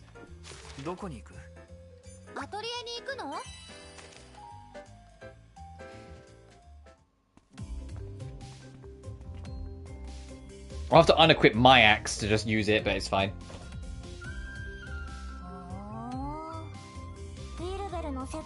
Oh, so there are no people like me in the world you're from, Wilbur? That's right, that's exactly why I'm so curious. Oh, but I'll stop right away if it makes you uncomfortable at all. Far be it from me to get in the way of another's curiosity. You may examine them to your heart's content. What are you two doing? Well, I've been curious about whether Elle's ears are real, and so I asked if I could touch them. Apparently, there are no people like me in the world Wilbur is from. Can you believe it? Is it really that strange? After all, witches don't seem to exist in this world. Oh, she admitted it. I'm not talking about myself, to be clear. Wilbur.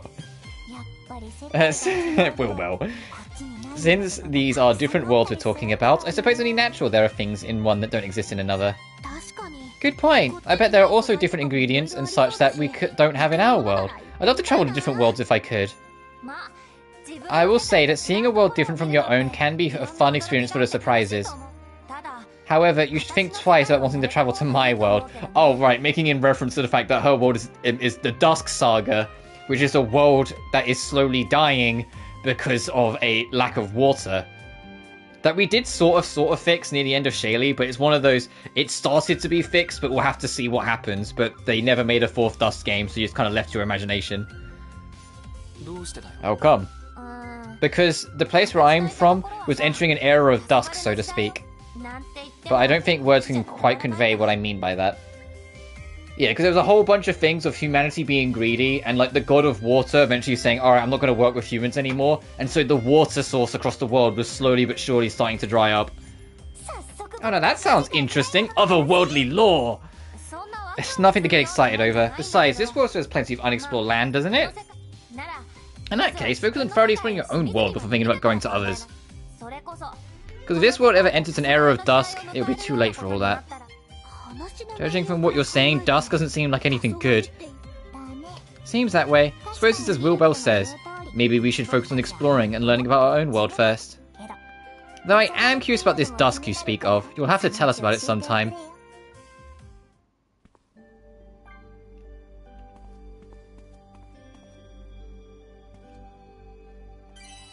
Alright, no, hang on.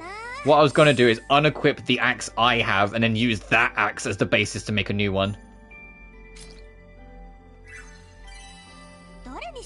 I also need to make golden thread, so I'll do that afterwards.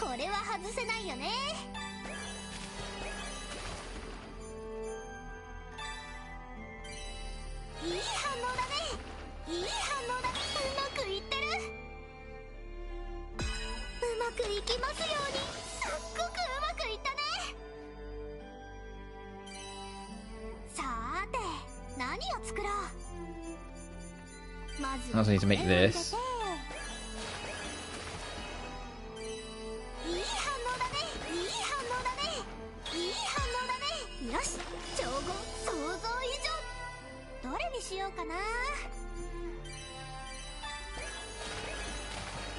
But I'm glad from this stream alone, at least, I've managed to get potentially one more person on board with this little series. Like I said, I'm a huge fucking fan of this franchise, the Atelier franchise. I think all the games are super fucking charming, and the fact that there's so goddamn many of them now means that it's easy, like, if you get hooked, to just keep on playing more. So not all of them are made equal, some of them aren't as good as others, but they are all really enjoyable games. Okay, I need to duplicate. I'll duplicate a few of them. I need to duplicate 3 of them because I'm going to equip one.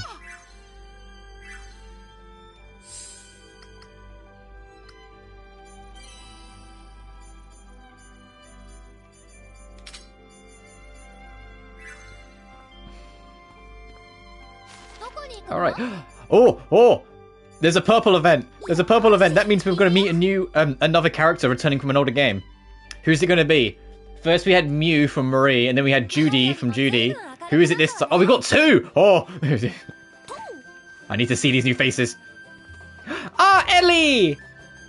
This is from the very second Atelier game. This is Atelier Ellie. Excuse me, are you an alchemist? Yeah, but how do you know? And you can tell it's from the much older games because they have a lot more, like, traditional clothing like this. Well, I'm an alchemist myself, so I had a hunch. Wait, you're a wanderer? I'm Elfir, an alchemist. Oh, but you can call me Ellie. Ellie Trum, an alchemist and young lady who is also referred to as Ellie. Though a very serious person, she gets flustered easily. Nice to meet you, Ellie. And Ellie's a character from the PlayStation 1 era of Atelier, just to let you know how old this franchise is, by the way. There was 2 Atelier games on PS1. The first 2 Salberg games, which is the first saga. The third Salberg game was like a launch window PS2 title in Japan. That's how old this franchise is. Nice to meet you, Ellie. I'm Rius, and this is Slade. Do you need something, by the way? You sounded like it. Yes, I love cheesecake, and I'm trying to find the most delicious one in the world. I heard this town had a recipe for the best honey cheesecake anywhere in this world. You came to this town solely for cheesecake, Ellie? Girl. Based, but come on. Honey cheesecake? Oh, that sounds so sweet and tasty. I tried making it once, and it was delicious. I wanted to make another one, but I thought, why not try different types of honey this time? Only as a wanderer, I don't know much about the honey in this world. I thought an alchemist might have a beehive that can produce some unique honey. Say from your channel. Cheesecake devotion. Atelier is one of those things with, like, nowadays it's more popular than it used to be, so I can't really say it's niche, because, like, the Riser trilogy combined sold 2 million copies, and Yumiya, and the most recent big game, well, we don't know about this game's sales because it's too early, but Yumiya, the game that came out back in March, was the fastest selling Atelier game in the franchise. And we know it broke 1 million units. So, like, it's not niche, but it definitely has, like, a focused audience that I don't think will grow too much more beyond that, even after all this time. My first experience with this series was actually back when I was a kid.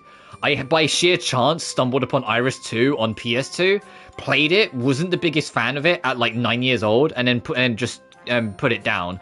And it was only way later when I eventually, like I said, played Atelier Sophie that I eventually got hooked on the franchise and suddenly started working through all of them. And the funniest part is that when I went back and played Iris 2, I was like, man, this game's good. But the idiot me at 9 years old didn't appreciate it because I wasn't about, like, you know, these slower games when I was 9 years old. I wanted more action and chaos. And all. I mean, to be fair, the biggest, like, crux that didn't help the series is that during the PS2 generation, all the games came out hella late into the PS2's lifespan. And you also got to remember, after Salberg 1, so Atelier Marie, Salberg 2, Salberg 3, Gramnid 1, and Gramnid 2 were all Japan only.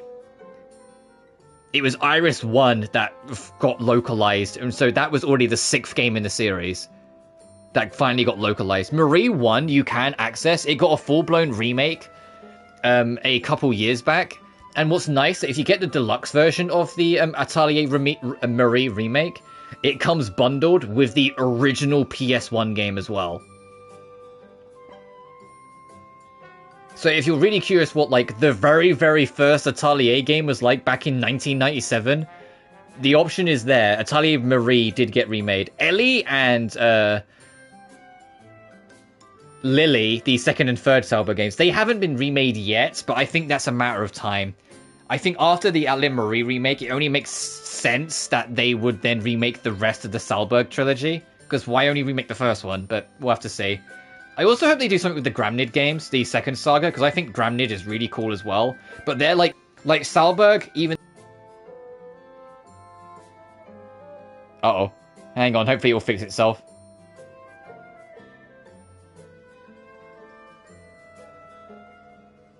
Okay, I think we're back. We started for a second there. Sorry about that. But Gramnid, both of the Gramnid duology are Japan only, and like they're just never talked about because it's not really something that you really think about.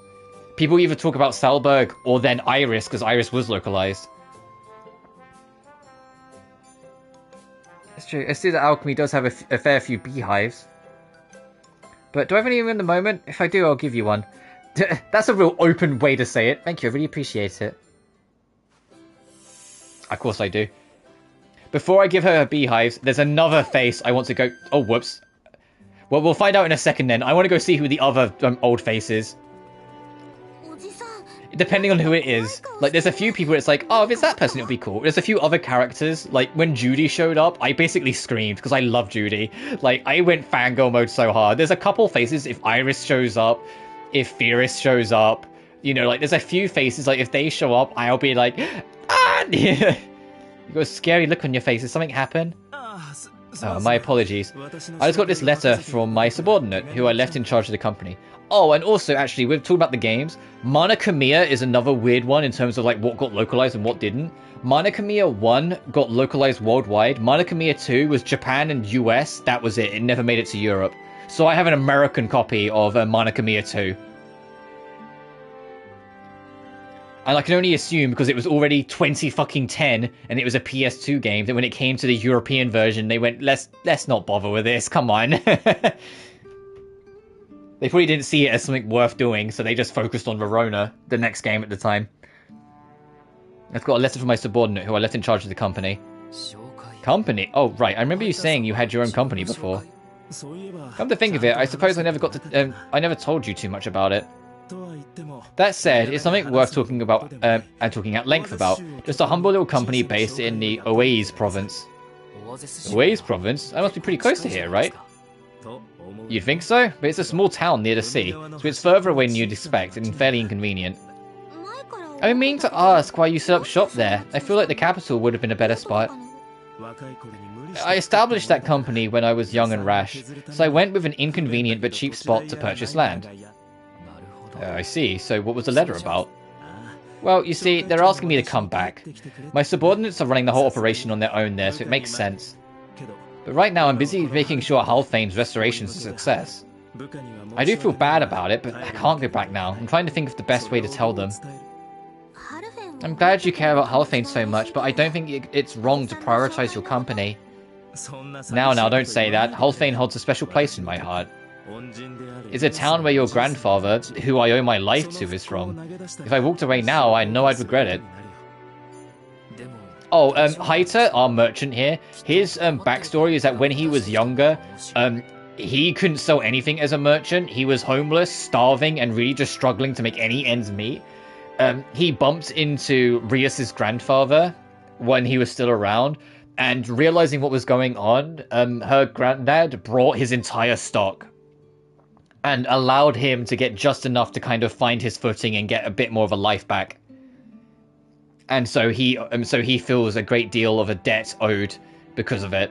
It's not because the granddad needed any of it, it's because he could recognize what was going on, so brought everything to make sure that he had money to survive and get around.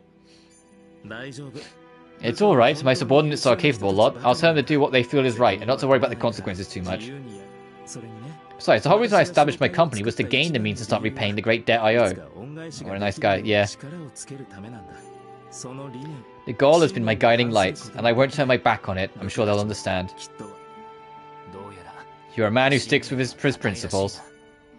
He sure is. Oh, I do feel bad for his subordinates, but they'll just have to get by without him for a little longer. But we need to do our part to make the restoration a success too. That way we can send him back to them as soon as possible.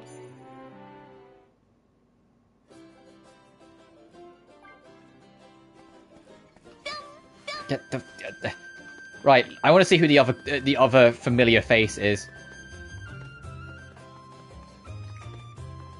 He's got a quest for us. Shaylee!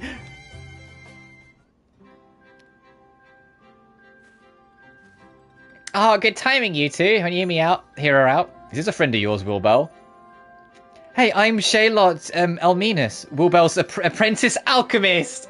Yay! I love this fucking tomboy! Shaylee is Atelier Shaylee the game. It wasn't one of my favourite Atelier games, unfortunately, but I love the cast. And what's cute about it is that there's two main characters, and they're both of their nicknames are Shaylee. Because one is Shaylut, and the other is, like, Shayletta? I think it's, like, Shayletta.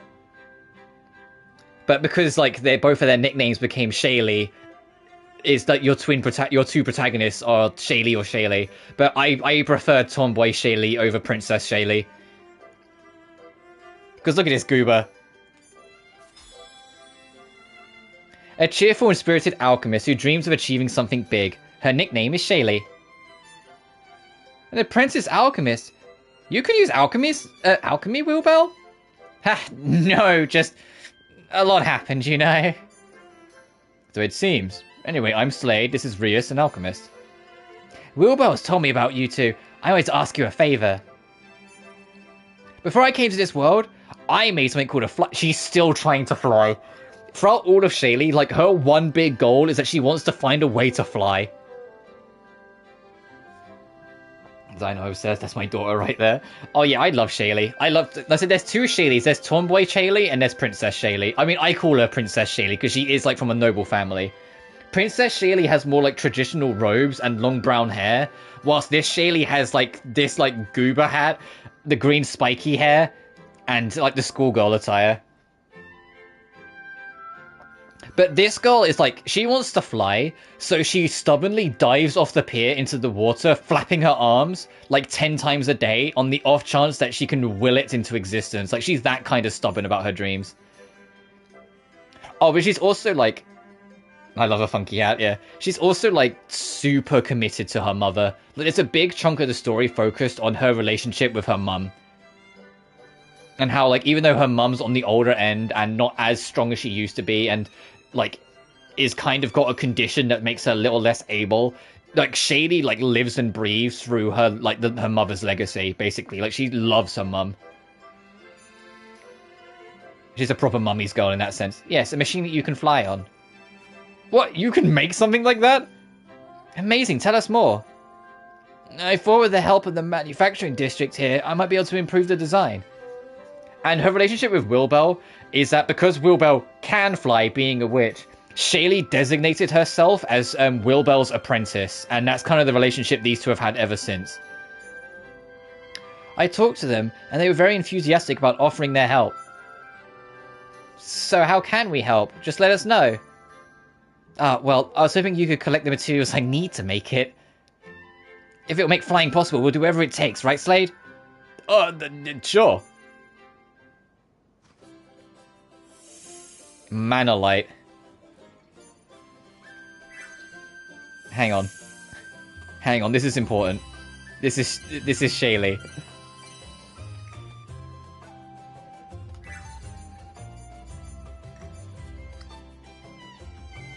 Oh shit.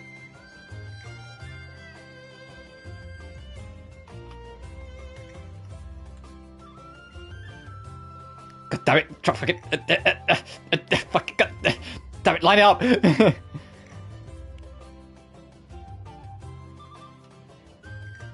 There we go. I got the screenshot I wanted.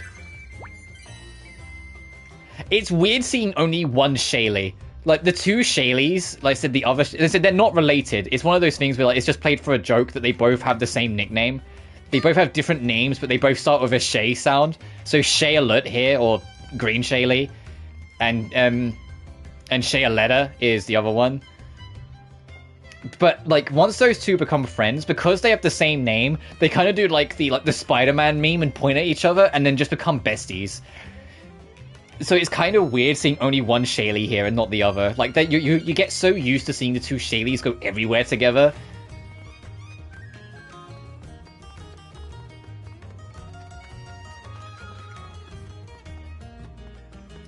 But this is what I mean, where it's like, this game is a smidge fan servicey in, like, Legacy, where it's an anniversary title. Like, all these side characters in, like, the purple events are characters that come from older games.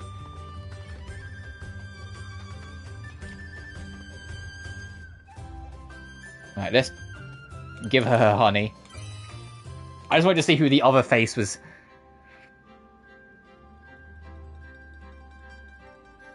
Wow, thank you. This beehive looks like you can make some delicious honey. I'm glad you're happy, but I'm not sure it'll be quite the best honey in the world. Where's your mentor, Ellie? Where's Marie? Where's the OG alchemist?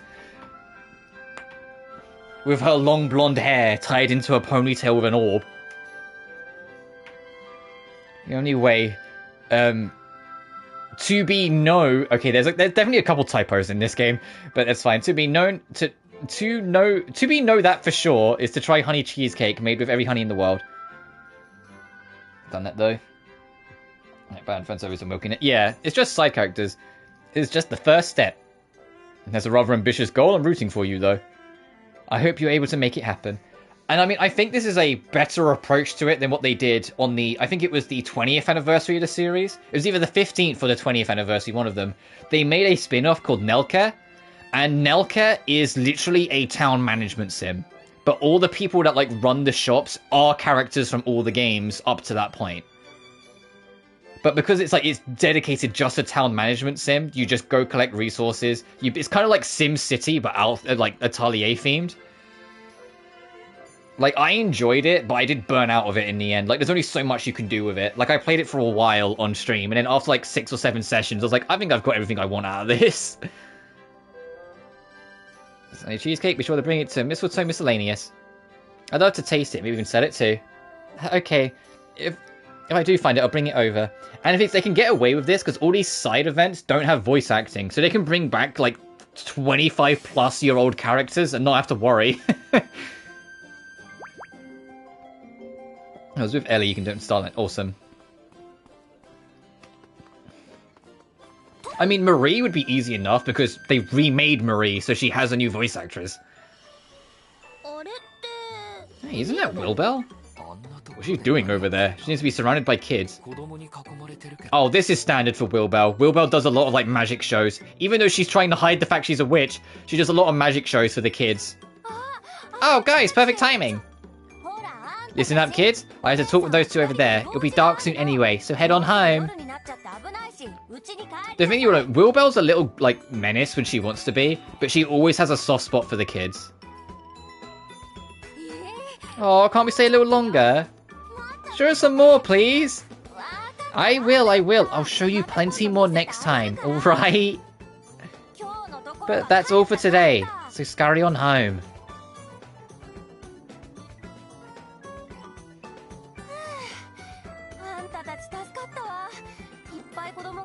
Also, hello.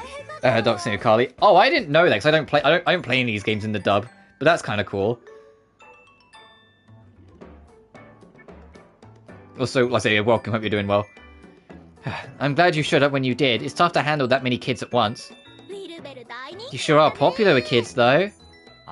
How'd you manage to draw such a crowd? I was performing some tricks on them using magic.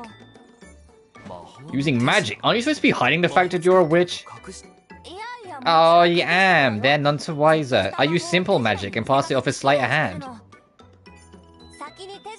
If you're told beforehand that something's a magic trick, you wouldn't even think to suspect it's actually real magic, would you? That really works. Yeah, you'd be surprised. Once someone's convinced of something, they tend not to doubt it. That's pretty clever, Wilbell. Maybe I should say cunning. I am a witch, after all. But being surrounded by kids like this is bad news. I stand out way too much that way. And it's not a good idea to have my magic on display too much either, so I should probably give the magic shows a rest for a little while.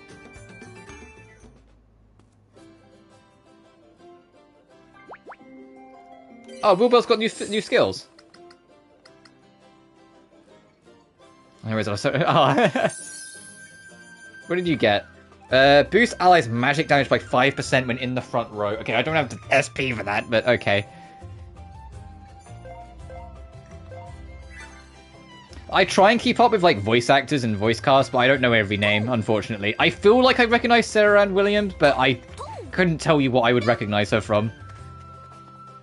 I'm so, like, Hoyoverse, like, infected, though, that, like, every English voice actor for, like, Genshin, Honkai Star Rail, and, Zenless, I'm kind of like, oh yeah, I know them from this, this, and that. Oh, I know this from this, and blah, blah, blah.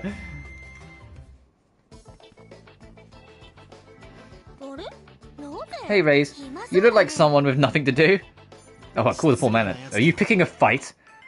But you're not wrong. I haven't got any quests, so I'm not sure what to do with myself. What did you do in your world?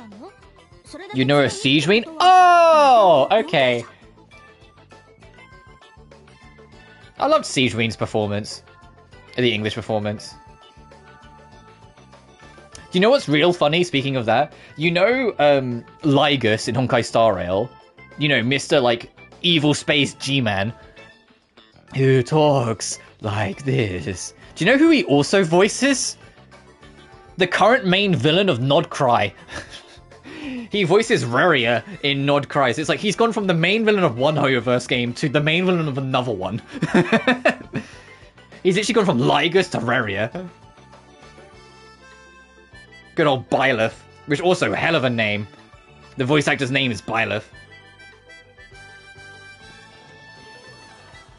It's like how the voice actor for Joker in Persona 5 is called Xander, and I'm like, that's a fucking name. I'm jealous. I'm fucking called Rob. Like, why couldn't I be Xander? Funny is that. They're so good in both games, I love him. To be honest, of like current Honkai Star Rail, my favorite voice actor right now is honestly Joshua Waters, the voice of Finan. Like, I can't stress enough how badly he ruled it. Like, he dominated that role so good in Honkai Star Rail. I love his performance in HSR. I also like PJ Jackson, but that's just because the Herta. Like, Herta's really funny, and so I think PJ does a great voice for Herta. I think her last name's Jackson. I think it's something like that.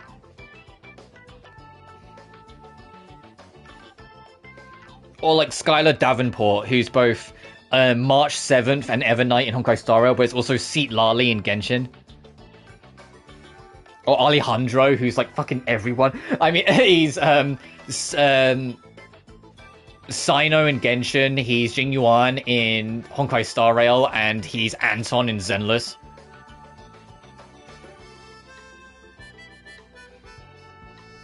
I was in tears.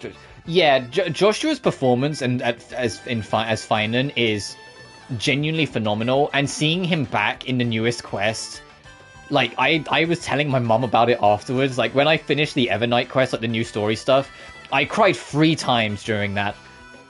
I got 3 times, and I was just like, this game has a chokehold on me. I'm gonna be in tears when, like, Alicia gets her full display and saves the day at the end of the game, at the end of Amphorius' story arc next patch, whilst Because of You is playing, like, or True is playing, sorry. Like, we know that's gonna happen. We know I'm gonna be crying. Because I completely teared up at, March, Dunn, and Trailblazer reuniting. Seeing Stell, like, March and Dunn, like, the 3 kids back together properly for the first time in way too long. Knowing that March was with us, like, in spirit the whole journey. It's like, oh, I was like, I've missed these 3 being together. It's been, like, 9 months. To see the reaction. Oh, yeah, I muted my mic for a good chunk of, like, the last hour or so of that stream, because I genuinely was in tears and had to kind of, like, pull myself together. Or, like, the story, I should say. Like, when I started doing, like, the, like, as it was written, I kind of just let that play for a chunk of it, because I genuinely was a mess. I had to go, like, blow my nose and shit. Like, I was genuinely, like, in a mess. Because I was just so, like, filled with happiness, but also, like, this deep, was like, oh, I've been mentioning it throughout Amphorius. You really feel March's absence. You really do. And I missed her so much. And, like, everything she went through. And then, like, the reminiscing bit, and then, like, the whole, like, the retreat message of doing the 3-2 ace to see if she'd pick it up to figure out which of it was March or Evernight still. And then the big hug, and then, like, Skylar's performance with the, I'm back! And I was just like, no! Like, I was a mess. I was so, like... And then, like, immediately afterwards, like, you get that, like, post-credits, like, scene where, like, they show Cyrene's become, like, the Alicia we know we love. And they did, like almost shot for shot the animation of Alicia from Honkai Impact 3rd to reveal her whilst True's playing. And I was in tears again, and I was like, no!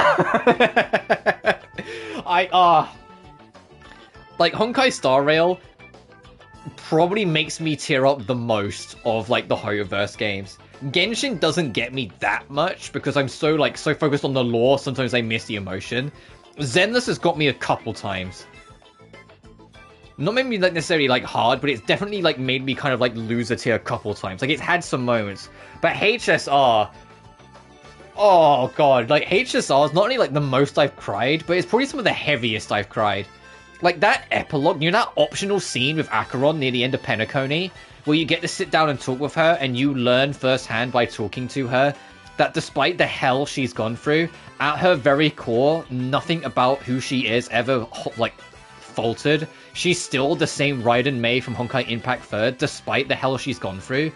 And then it transitions to, like, her original design from back on her home planet.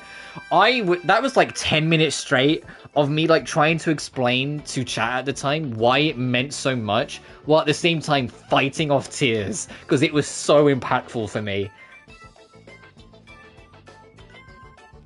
Though, that animated scene where, like, he goes through everything to try and find us, and at the very end finally finds and saves us, that got me a lot.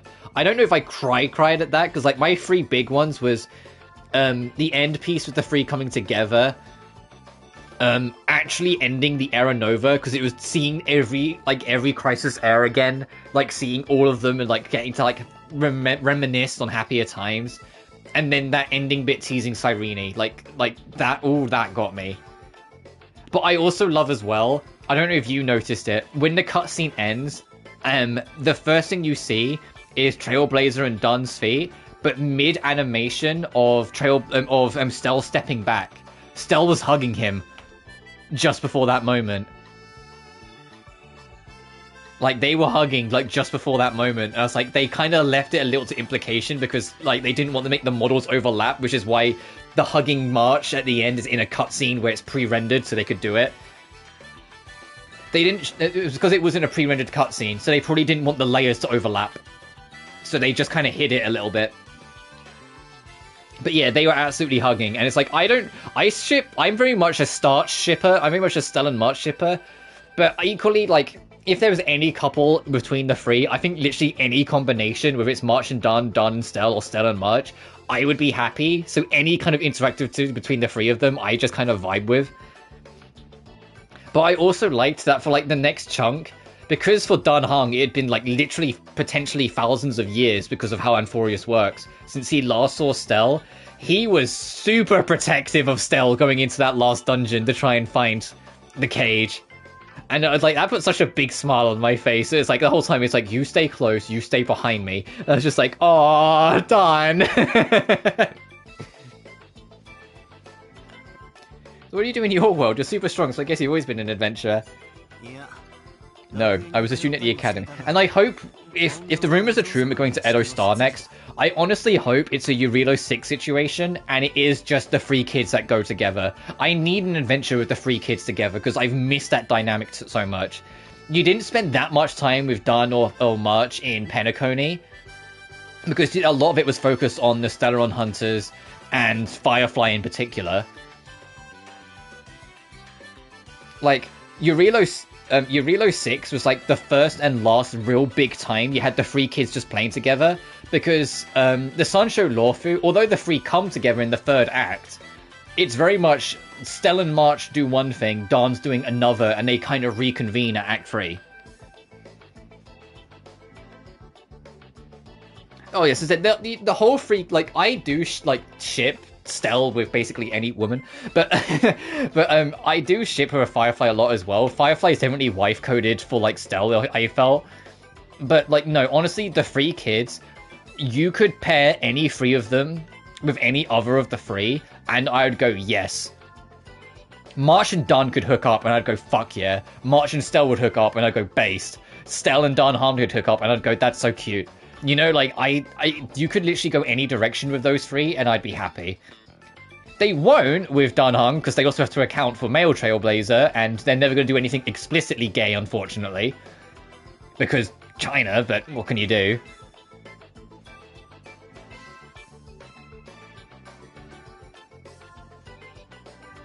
Anyway, no, I was a student at the academy, but mainly I worked as a butler at a young lady's manor. Yes, Reyes is one of the 2 main characters of Monokamiya 2. In Monokamiya 2, you have both a male and female option. He's the male. This is the male option. I kind of get not having the female option, because the female option, it's not that like she's bad. It's just that her personality is very similar to a lot of other protagonists that's come before, whilst Reyes is a lot more unique. And also it balances out the gender roster a little bit, because it's already... the main cast, the playable cast in this game is 4 women and 2 dudes. So if it was the other protagonist and not Reyes, it would just be 1 dude. Huh? You were a butler? You? What's so surprising about that? You just don't seem the type. When I think of a butler, I imagine a calm and elegant older gentleman. I do hope, though, that they don't just kind of reset the 3 kids to status quo for the next planet post-Amphorius. All 3 of them have gone through literal thousands of years of trauma and events and chaos and a lot of other bullshit. That should be present on their characters moving forward. You know, like, the fact that when you talk to Stella at the end and she still looks completely like Evernight, fit with the eyes, they probably won't. They'll probably find some way for, like, her to go back to looking like the March we know. But Evernight as a concept and that darker art of her personality should still be present on March going on to the next planet. Dan Heng being more protective should be an aspect of his character that's more present moving forward. Stell being a bit more serious, because she might still make the odd jokes, but she did mature a lot throughout Amphorius' story. That should still be present in Edo Star, assuming the rumors are true and that is the next planet. Also, we don't know. It could be something else entirely, but all the rumors and leaks are suggesting we're going to Sparkle's home planet next after Amphorius. We've got Cyrene next patch. Then on the off patch between Amphorius ending and the next planet starting, we've got Constance, which is one of Duke Inferno's people. The lady with that's dressed in all white with like the big white hat, that one. Or Constance, one or the other. And then there's 2 countering leaks. One saying there's going to be a 3.9, one saying there isn't. We're going to go straight to 4.0, so we'll have to see what happens. And the rumor is that 4.0 is that we're going to get a new variant of Sparkle alongside Edo Star. and that Yae Sakura is going to be on Edo Star, so that's going to be our XP for that planet. My apologies for not living up to your mental image. This lady was a bit of an unconventional person herself. It wasn't easy keeping up with her whims. I'd like to see anyone act calm with a job like that. Oh. Sakura XP, let's go. Ah, Mama! Whoa, what's wrong? Did you get hurt? I lost my mama. I see. When did you last see her? Just a minute ago. Then I'm sure she'll still be nearby. We'll go find her. Right, we'll track her down in no time. Why don't you wait with this kind gentleman for a little while? It's like, why don't you just stay with Ray's? What?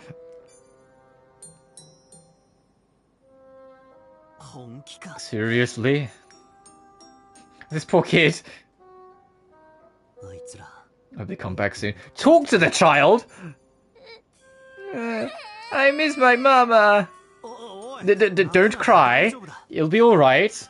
Those two will find her before you know it. Really? Really? They might not look like it, but they're pretty reliable. They'll come back with your mum real soon.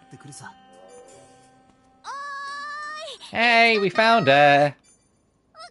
Mama! Oh, what a relief. I looked away for 1 second. Thank you so much for finding her. Don't mention it. We did what anyone would have done. See? Told you we'd find her, didn't I, little lady? Yeah, thank you so much.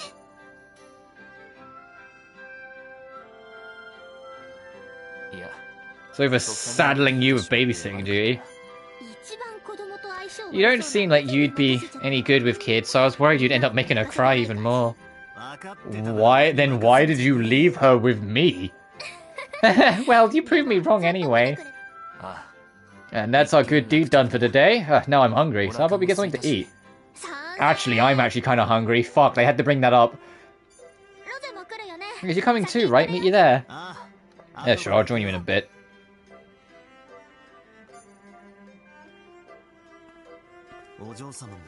I wonder if Miss Lily is was brought to this world. Yeah, I knew he was talking about Lily, but that's funny. I wonder if Lily will show up. She could be crying even now because I'm not by her side. If she is here, I must find her as soon as possible. I hope we bump into Lily then. Also because more Mana Kamiya reps. I'm a huge Mana Kamiya stan, by the way. Mana Kamiya is one of like the lesser known like sagas. It's the 4th saga. But it's all about like academies. It's an academy raising alchemical students. Is like the main theme of it. And the whole like having the school life, learning alchemy, and going on adventures with your classmates, it just hit different for me compared to like all the other things. Like it's kind of Persona-esque in a sense in that way, even though it came out around the same time as Persona 4, so it probably wasn't that inspired by it because P4 was, you know, later. And the P4's popularity story was later. But I vibed so hard with like the school games, the Mana Kamiya duology. I wish they did a Mana Kamiya 3, but I don't know if we'll ever get that. Anyway, back to trying to make this town better.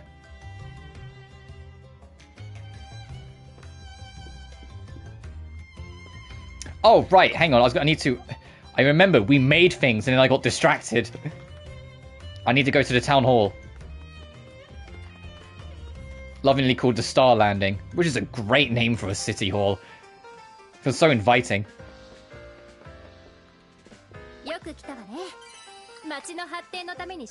Alright, I don't know if I have enough money for both, but I at least have 50 water. Alright.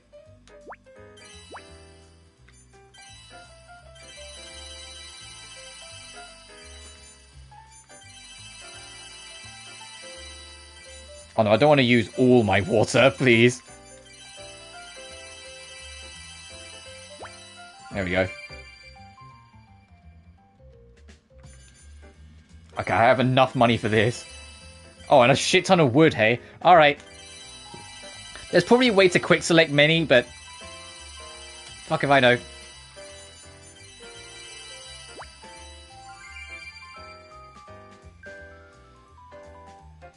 75 bugs, 5 leather, and 10k. Alright, let's go through all these. I need 5 multicolored dyes, 5 reinforced Zettel, 5 gold Eisen. Okay, so that's a little ahead of us. 5 leather, and 5 warding incense. And a lot of money. I don't have 50,000 coal.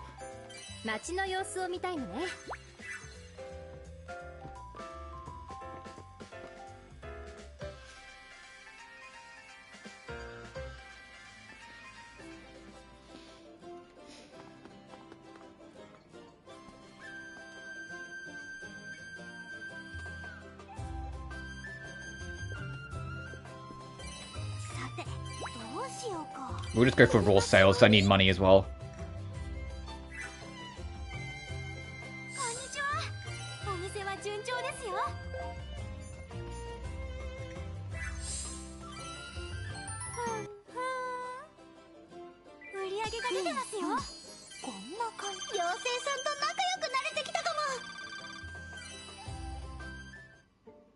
Oh, I guess we did enough. Welcome to... Oh, Randolph. We don't see you in here often. What can we do for you? I'm not here to buy anything, I'm afraid. I need you two for something else. I hate to trouble you while you're busy, but could you come to our office at the Star Landing? I'll give you the details there. Okay, we'll head right over. Can I ask you free to mind the store for us? Yes, rest assured, you can leave it to us. You mean rest assured? Anyway, we're taking... Wait, what did they say?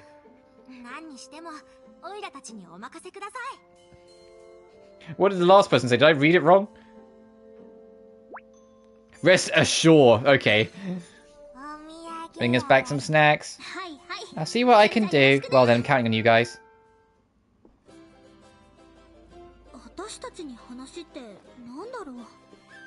Oh, I didn't actually even get to see what it upgraded. God dang it.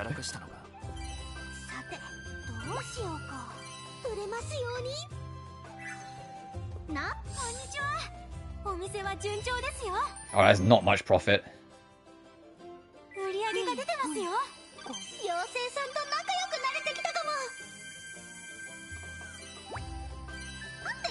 Oh, I guess we can't level it up any further right now then.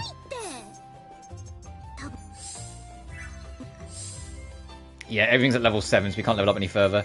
When are we going to get the last 2 party members? We've got Toturi and we've got Sophie yet to meet.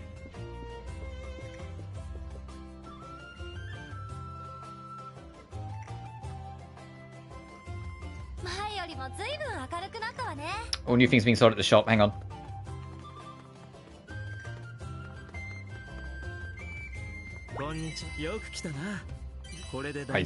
Hey, I just, like, threw off a lot of water, so I do need more. Oh, Ethereal Stone.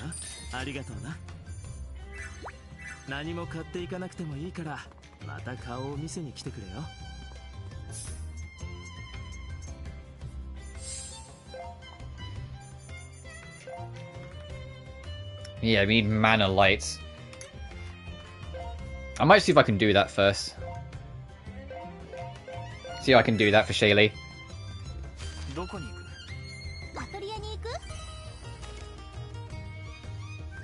I don't think we've unlocked that recipe though, but we can at least have a look.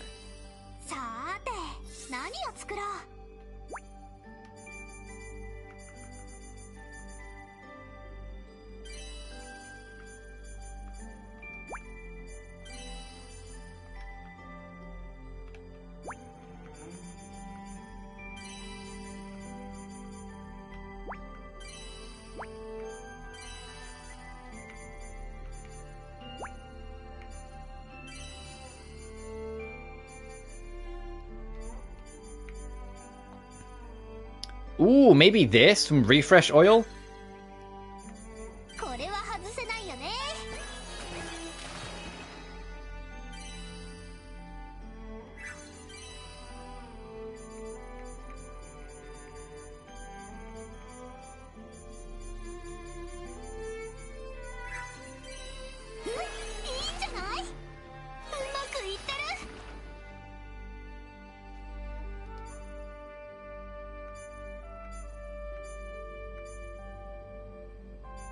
Oh, where is it?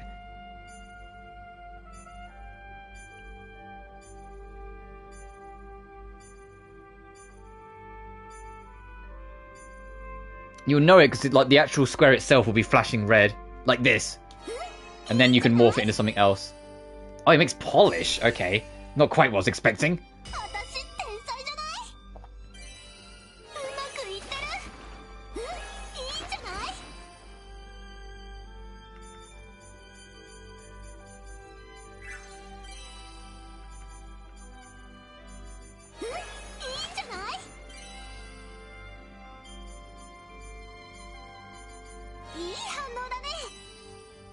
Oh, warding incense. We do need that though.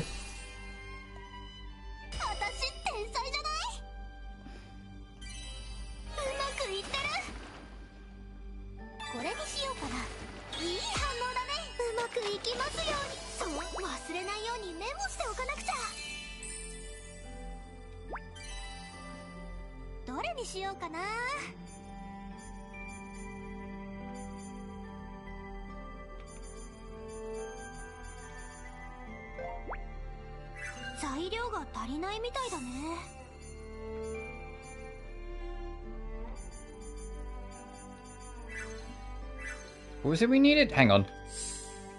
Mana light, okay.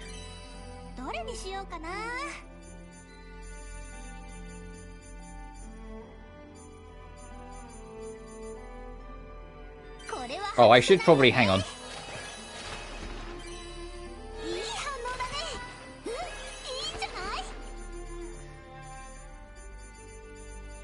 I should probably actually make some polish so I have it though.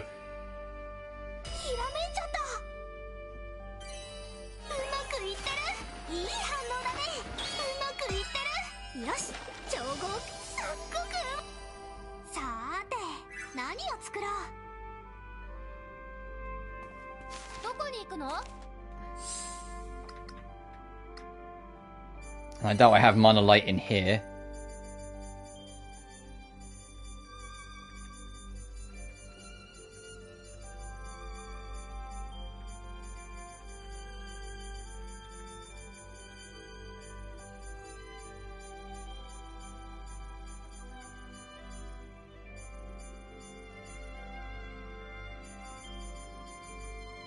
No, okay.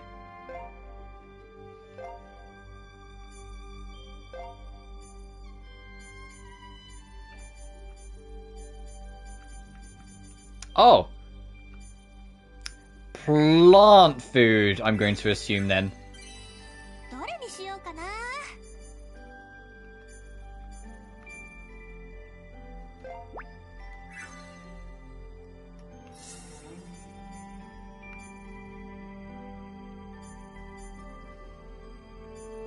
And Esplanta.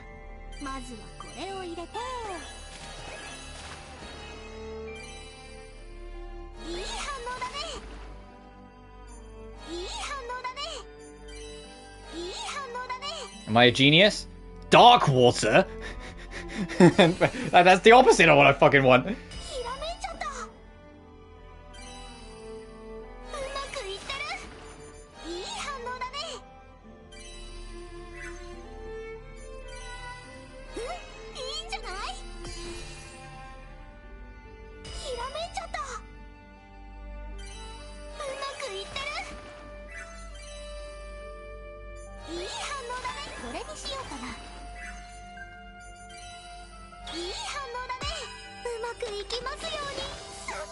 Imps Mischief I'll take though, because these are good. This is a debuffing item.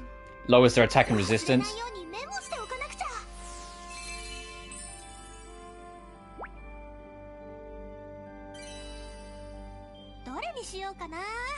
Dang, I thought I was onto something.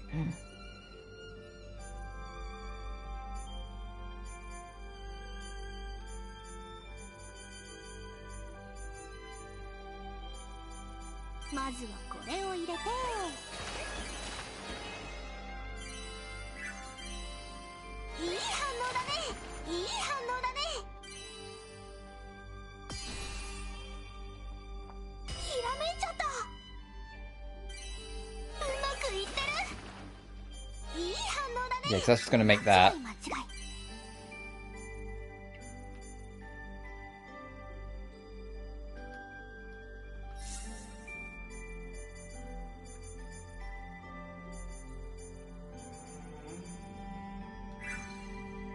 れは外せないよね。いい反応だね。いい反応だね。いいんじゃない？ Raya Slade ice cream. Consumes 40% of AP to boost it as crit rate by 26%. Oh, I'm not using that, but thanks. Also, come on. You can pretend these two aren't dating all you want. They literally have an ice cream together already. The fuck do you mean?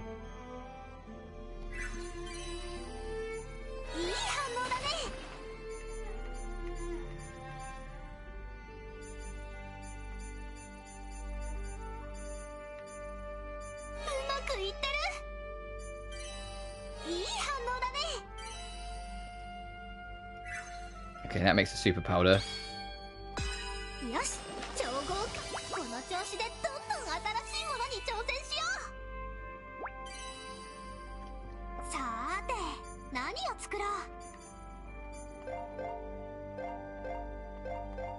I'm determined to see if I can find this thing.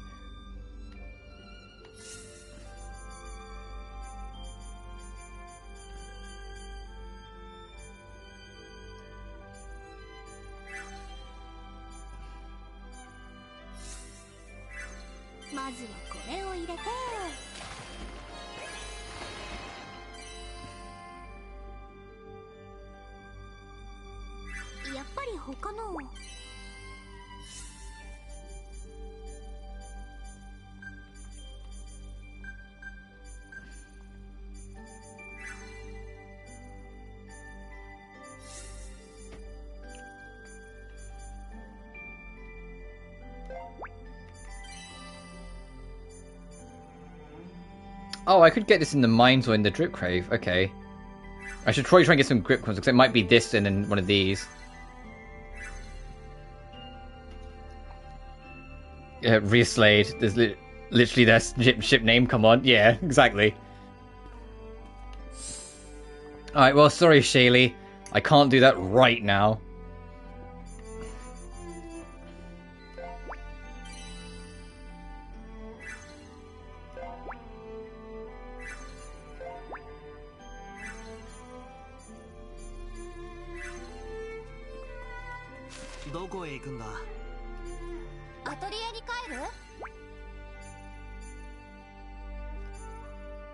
Okay, so I can do some quest cleanup. I am going to wrap up soon-ish, which is why I'm like doing like small cleanup around the neighborhood.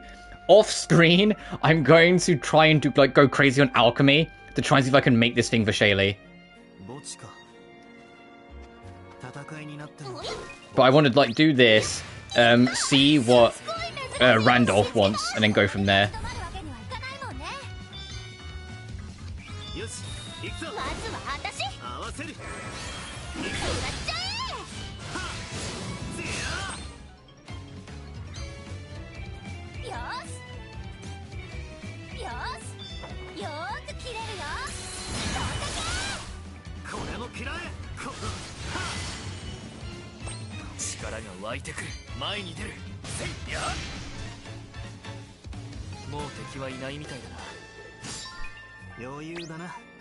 Was that quest done?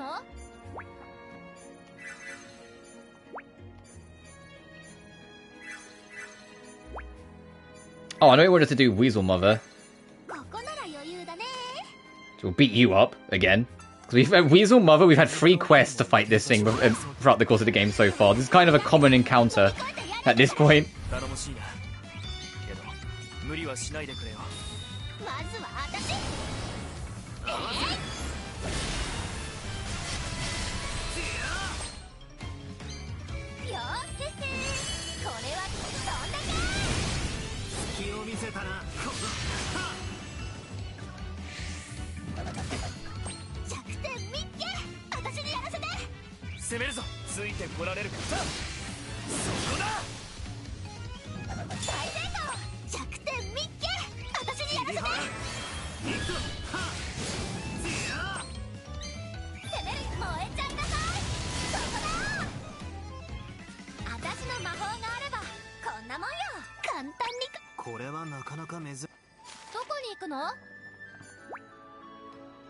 That's just gonna be called Big. Yeah, there's a Big Puny. Big Chungus. Big Chunk. No.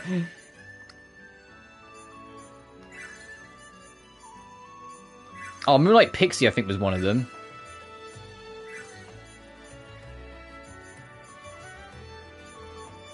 Oh, hey, the ground water I need it is in there. Okay, so I'll have to like hunt that down at some point.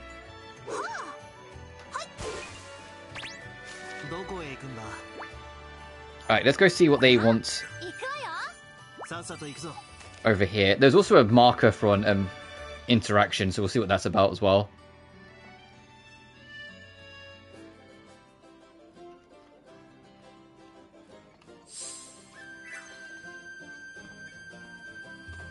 Oh, I guess it's probably in here then.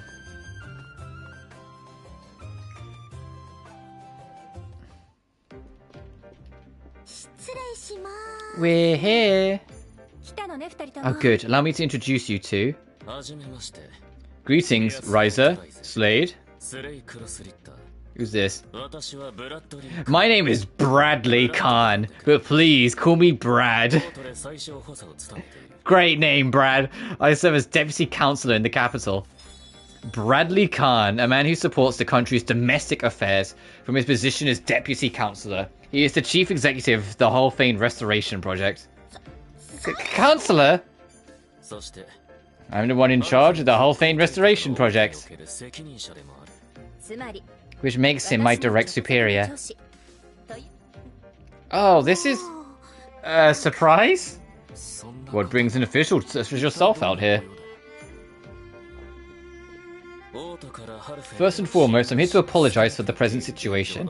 That is, for unlimited material aid the capital has been providing of late. But there is one other matter I've come to investigate. Am I correct in thinking you're the alchemist from the reports we've been receiving? Yes, that's right. Actually, Rias is the alchemist here. I'm just helping her out.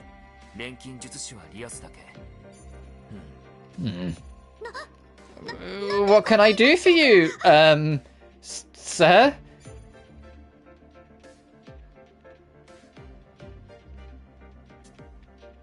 Oh, this poor girl, she... Interesting. This poor girl is out of her element. She's like, oh, this is all like professional shit. Uh-huh. You see, I was aware that, despite reduced support from the capital, the Halfane Restoration Project was not only still ongoing, but proceeding faster than anticipated. Then I heard that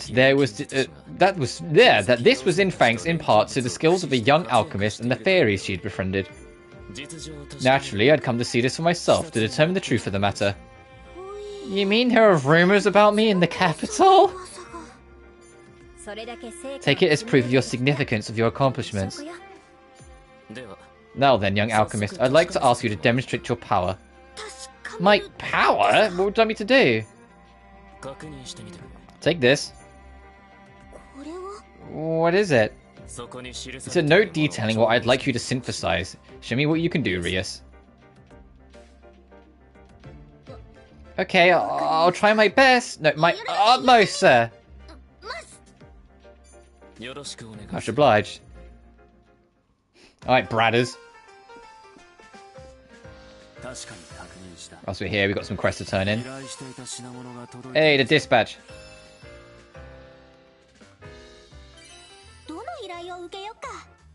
You have a quest for me? Defeat the Comet Emperor, and you'll get free cheesecakes for it. Ellie, please, you can't just be all about the cheesecakes all the time. Please, girl, please. Is it, yeah, Weasel Mother and Colosseum. So yeah, the mini-boss quests infinitely return, so you can spam them. I've had her do quests for me all the time, so let's have Ellie do some work for me. Oh, I can place 4 orders, then fuck it, yeah, all 4 of them go. I could only do 3 earlier.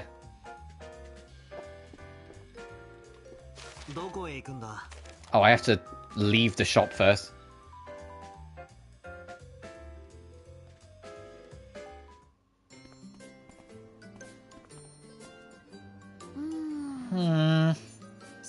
So how about it? Can you make this thing Brad asked for?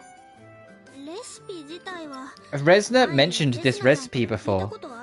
Resna being the girl we met the last stream that I was talking about, who's the protagonist of the online game. the mobile game. But one of those ingredients is going to be tricky. It's not something you can find around here. Then you can't make it? I don't know. You shouldn't have agreed to do it then. What else was I supposed to do? I couldn't say no in a situation like that. Didn't you see Camilla's face? It had the "you'd better do it" written all over it. You're reading too much into it. No, I know my sister, thank you. Okay, I get it, it was hard to say no. But what are we supposed to do now? There you two are! Wilbur, Raise! We went to the store and heard you were at the Star Landing, so we came to find you. Sorry for the trouble. No trouble at all. Anyway, what's going on? Well, you see... blah blah blah blah blah blah blah, we gotta make this thing. The guy is a deputy chancellor? Ugh, and he decided to barge in and test you like that? Oh, how rude. Wilbur, keep your voice down. It's probably not the best idea to criticize a high-ranking official in public like that. I can say whatever I want! Anyways, Rias, are you some kind of trouble magnet or what? I like how Wilbur's like, fuck the government, I can say whatever I please! I hope not. Can't say it doesn't feel like that sometimes, though. But enough about that. Have you heard of the ingredient giant bird feather? Can't say I have. Neither have I. I was afraid of that. If no one knows, maybe we can ask someone who might. Like that guy in the merchant district. I think his name is Heiter? Right, him. I guess there's a chance he might have heard of it before. It's worth a try. Honestly, I'll take any lead I can get at this point. Let's go.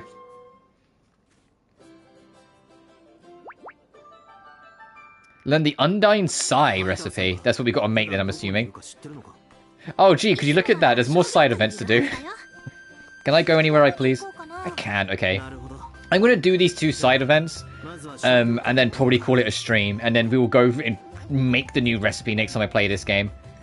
Which will probably not be until Wednesday. Tomorrow, I'm going to do everything my dangdest to try and finish Metaphor Refantasio.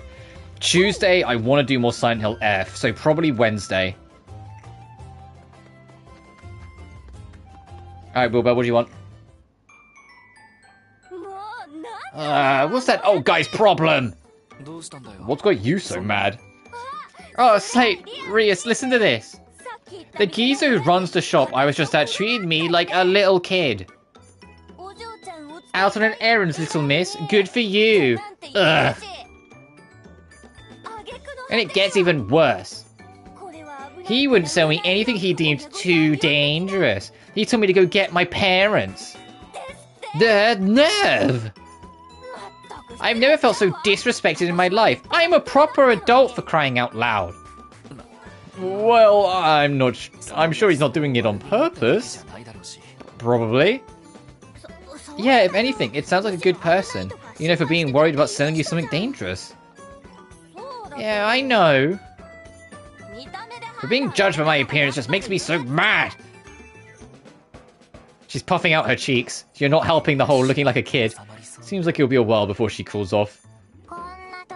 What's with all the shouting? Oh, hey, Elle, what are you up to? I'm just out for a walk. What's going on here? I could hear the commotion from the next street over. Elle, have you ever had trouble with people treating you like a kid? You can probably guess what Wilbur is so worked up about. Oh, so that's why. Everyone who's ever tried treating me like a kid gets awfully quiet once I show them my skills. I've been a genius since I was little. Alright, I've been calling L Herter Jr. for a reason. You see, sure, there were people at academic conferences who would run their mouths. But once I showed them the results of my research, they had no choice but to recognize my greatness. You're still pretty little, though. Quiet, you! My point is that looks don't matter. Appearance and age are but arbitrary statistics. What really counts are your actions and achievements. Actions and achievements. You sure say some inspiring stuff, Al. Yeah, you could probably stand to be a little more polite, Al, but I have to agree, it's what inside that counts. What's inside? Yeah, you guys are right. You know, maybe I was actually the one too focused on outward appearances all the time. Thanks, you three. You've taught me a valuable lesson. Glad we could help. It's fair to say that Elle's insights usually hit that mark. Also, if it wasn't obvious, Wilbel's hair isn't actually that short on the back. Her hair across the board is as long as the front bits are. She just has like a big chunk of the back tied up. You can kind of see it when it pans on her a bit. Like her hair's all tied up behind it. It's all tied up to like fit into the hat. But of course, I am a genius after all. In fact, I could probably show you.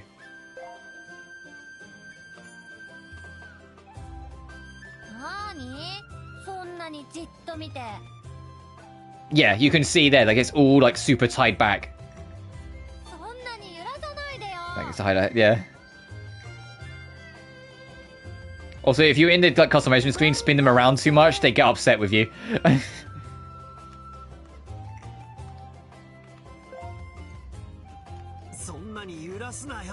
They don't like being spun around.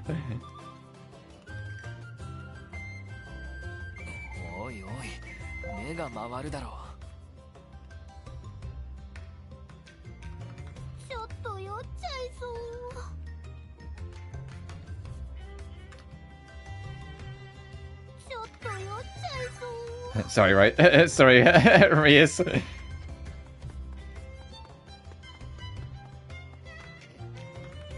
So there's still two party members we've yet to meet. We've yet to meet Toturi and we've yet to meet Sophie. I'm curious if it's Toturi from the age range of then or Toturi later in the saga.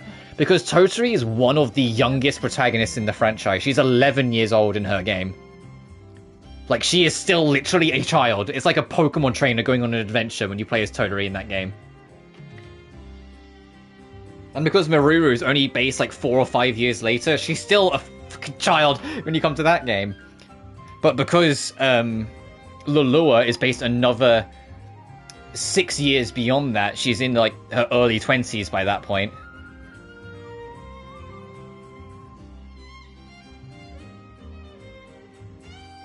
Once we're attacking adventurers in the plains to the east, huh? There's going to be a problem. Indeed. 3 groups of experienced adventurers have already been attacked. The only silver lining is that their injuries were not fatal.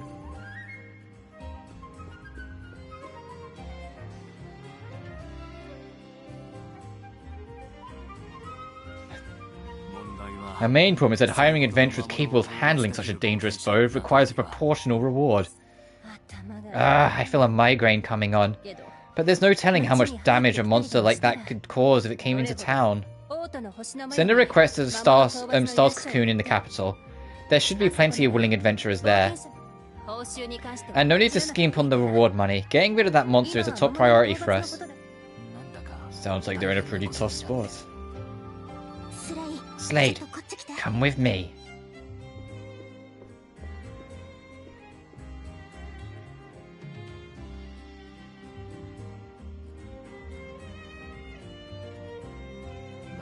I see, true. If we handle the monster, then they wouldn't have to worry about the cost of paying adventurers.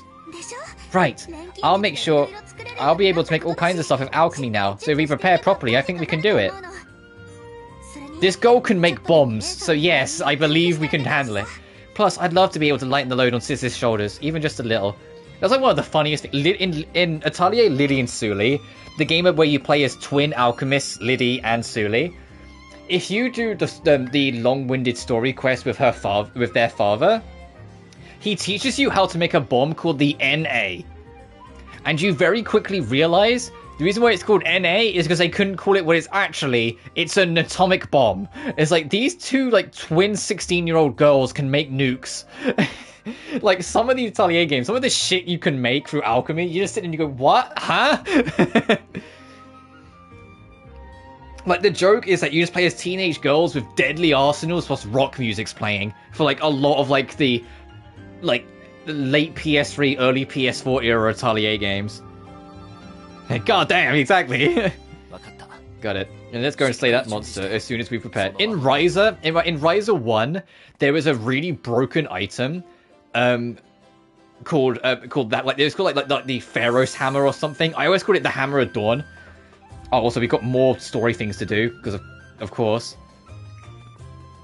I always called it the Hammer of Dawn, but it would stun enemies, but it would also speed you up. So you could infinitely stun because you'd always get another turn and you could spam it. And so you just stack damage, make it so it has high stun variable, and you could infinitely loop it. The hammer was like in reference to like literally Thor's hammer. And it's like Ryza just has Thor's fucking hammer. They nerfed it in Ryza 2, but they made the critical mistake of its literal design is too powerful that even with nerf damage, it's still broken as all hell. So in Ryza 3, they nerfed it again, but by nerf it, I mean they got rid of it. You can't get it in Ryza 3.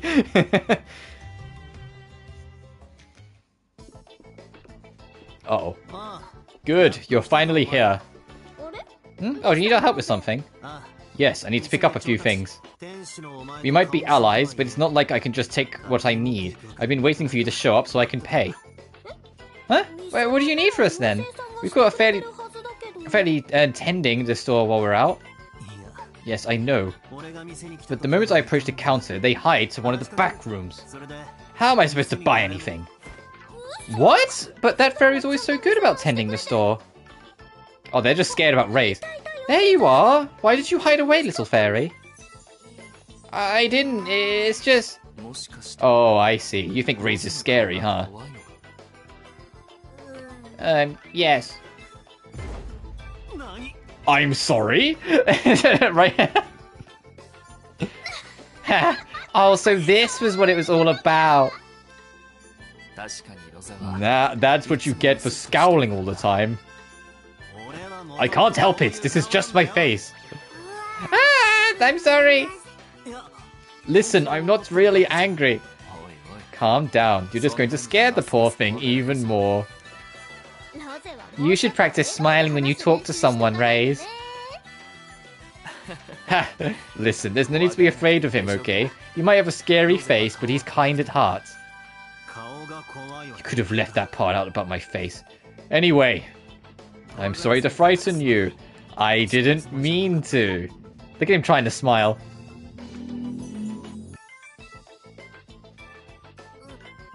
Okay, I'm sorry too. I neglected my duties as a shopkeeper. Alright then. Now that we've all made up, you're free to do your shopping, Raze. Oh, Raze has got something new in his skill tree? Alright, what have you got for us, buddy? Reduces enemy attack by 5%, defense by 5%, and speed by 5% during night battles. Oh! Ooh! I'll take that. An additional strike on his normals? Absolutely. He has... Oh my god! Through his storyline, instantly revive when KO'd, this only activates once. He gets a second wind. Does anyone else get a second wind, or is that exclusive? No, I think that's exclusive to him. But oh my goodness, absolutely, Raze. We'll get you for that. There's a trophy for beating the game's final boss on the hardest difficulty. Not doing the whole game on the hardest difficulty, just beat the final boss on the hardest difficulty. So having something like that would probably really go far. Just seeing if there's any other upgrades I want to get while I've got the points. I haven't got that many skill points, but I should at least check.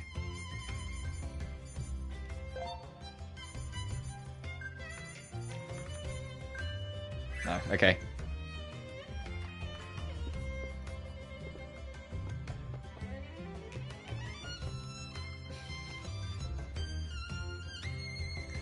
Right, where does it say we're going for this quest? I want to wrap up in a position where like there's nothing that I could like accidentally trigger or, you know, like any story stuff. I want to like just kind of leave the main story as is for now. Because what's our main objective right now? Yeah, go visit Haita. I can do that later. So let's go warp over to the marsh. Can I get there?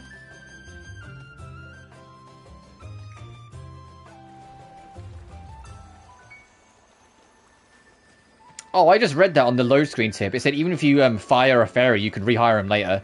So that's actually real nice. We did upgrade our grappling hook, so maybe we can do this now. Yes!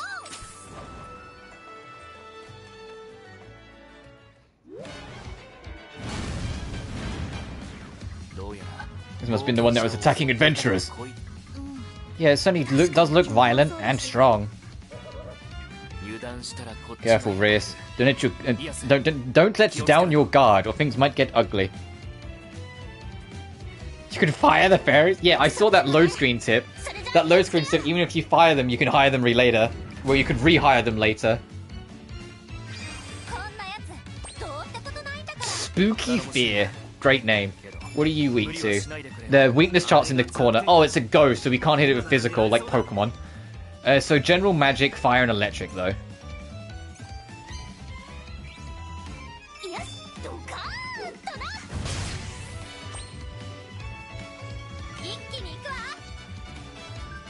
Actually, no, I won't do that yet.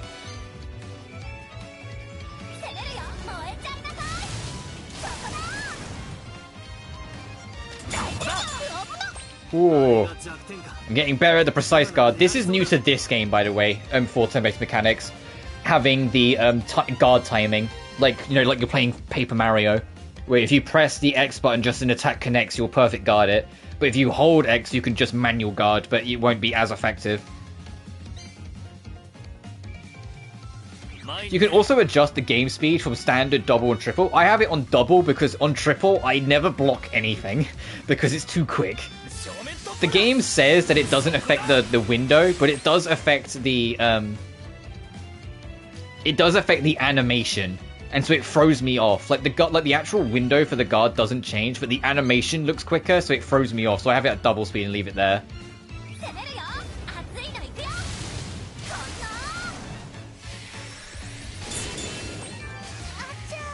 Damn, I was trying to get the interrupt in before that happened.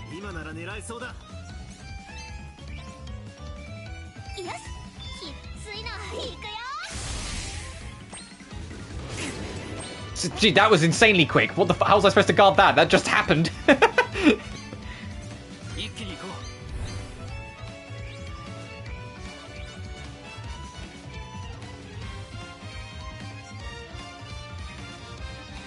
There is an increase to lower your health is, and increase further the target's inflicted with a status. Oh, it's inflicted with 3 statuses, and we're less than half health, so this will probably hit like a... No, it's a physical attack. It won't do anything, because it's immune to physical. Remember this shit. Remember. The amount of times I'm going to end up, like, just punching a ghost, and it just not doing anything. Like, oh, why did that not work?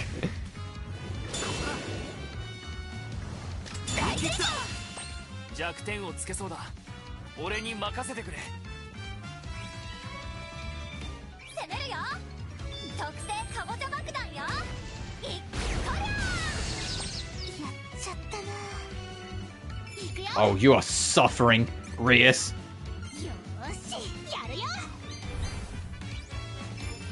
You need to heal. Fucking throw a bomb.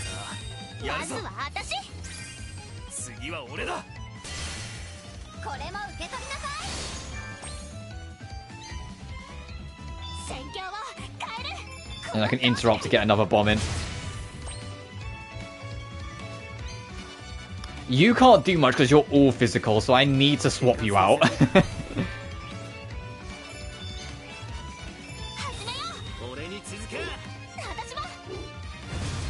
Alright, we got you.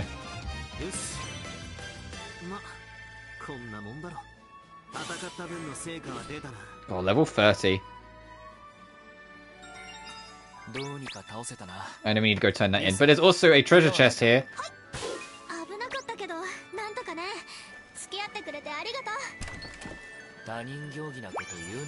Oh, a blizzard bomb.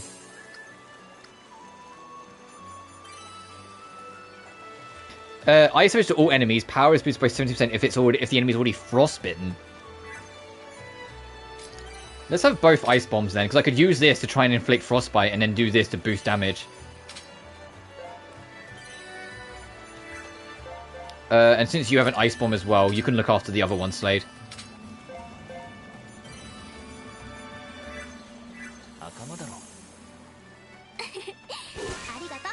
And I also want to fight this. I haven't fought this mini boss yet. The cold spell. It's resistant to wind, then it's actually a pretty good idea to swap her out then.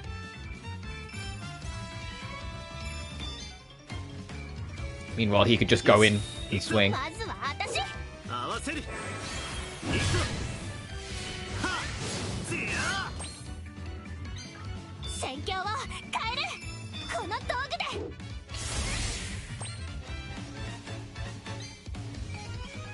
よし。熱いのいくよ。ここだ。隙を見せたな。この。はっ。 Whoa, okay. Listen, because it's at double speed, some of them still come at me fucking quick. 一気に行こう。攻めるぞ。ついてこられるか。そこだ。一気に行くわ。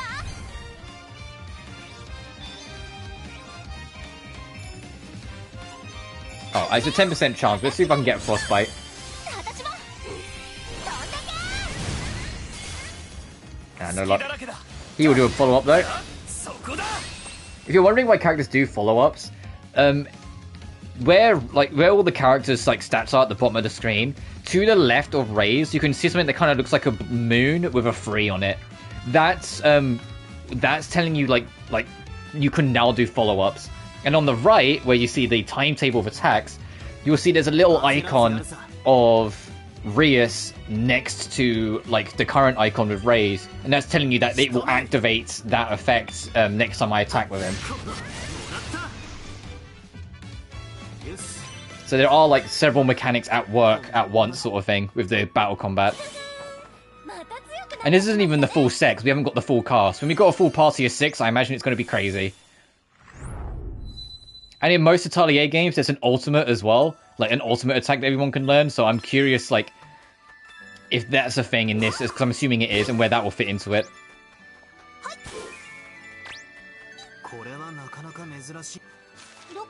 Alright, let's go back and turn this in. Be like, surprise, we beat the big monster! And she'll probably tell us off for putting herself in danger, but we did it.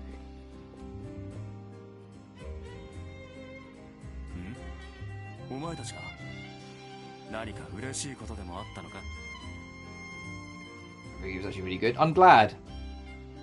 Like I said, the two newest sagas, the Secret Saga and the Memory Saga, which is the Riser 1, 2, and 3, and Yumiya, they mix it up.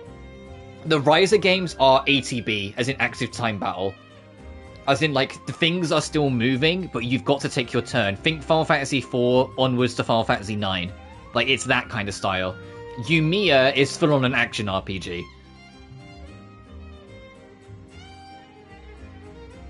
So you seem awfully chipper. Do we? Actually, we've gone bearing some real good news for you, sis. Just what I need. Things have been so stressful lately, I'm dying for good news. So what is it? Don't give me in suspense. You know that monster in the plains that's been attacking adventurers? Well, it's gone now. No need to worry. What? What do you mean it's gone now? Be a little clearer for me, please. We heard you and Randolph were worrying over what to do about it, so we went and took down the monster for you. Yeah, you were worried about the reward money you'd need to offer, right? So we decided to step in. You overheard that? And you took on something so dangerous? But to be honest, it's a big help. The reward for that request would have exceeded our funding estimates. It's been a huge source of stress. Oh, really? Well, now there's no need to worry about it anymore. Rias is such a good sister. Indeed, what's more, we can now use that money elsewhere. So, Rias, Slade, thank you. Oh, it was no big deal. I'm just glad we were able to help. But, are you sure you don't mind us taking care of it without saying anything? Of course I do! And now it's time for your scolding. Huh? How come? Why do we have to be scolded for taking down a monster for you? Because it was still super dangerous, and if something had gone wrong, she didn't know where you were. It would have been one thing if it had happened by coincidence, but you overheard Randolph and I talking about it, right? Which means that despite knowing how dangerous it was, you went off to fight it without saying a word to me. Now do you understand?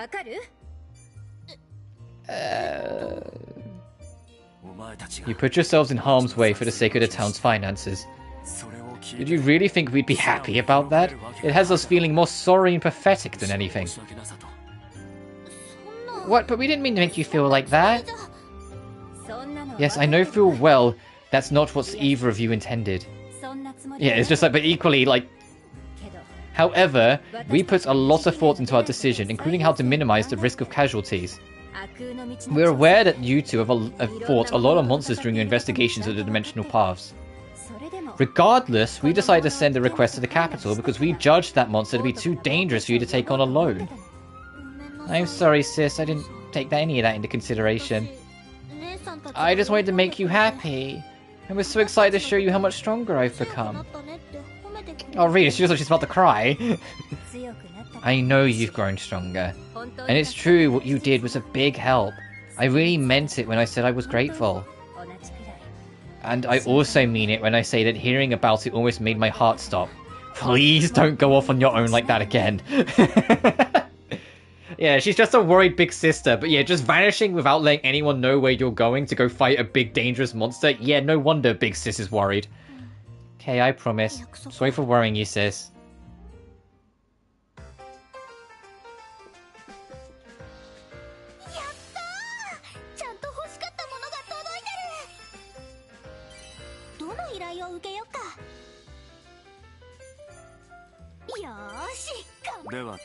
Pick up these quests because I will do them in my spare time.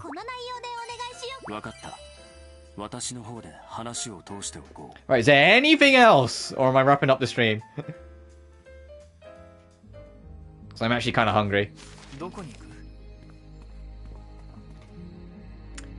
Oh, the game... Okay, the game did say at the start that you're more like... If there's any events to do, they're more likely to show up during the day. So let me sleep the night and then check again.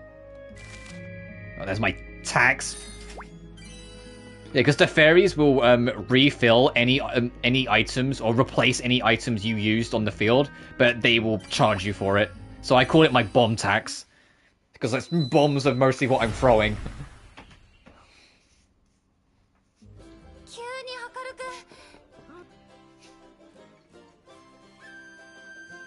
Alright, let's see. Is there anything else?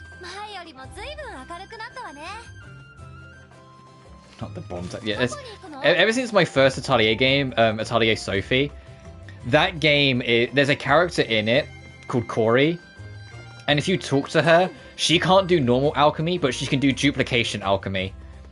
And you can also set up an auto-renewal with her, that every time you enter town, she will just auto, like, replace all of your stuff by duplicating it. But she charges you for the privilege. And so I started calling it the bomb tax. And now anytime it shows up in any Atelier games, it's not in all of them, it's in some of them. Anytime it shows up in an Atelier game, I just go, oh, there's the bomb tax. It just became like a standard thing. Also, there is an event to do here before we wrap.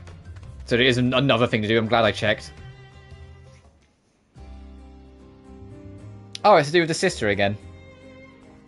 Taking a break. I'm also getting kind of thirsty, so I do want to wrap up soon. Like, my throat's starting to get a little dry.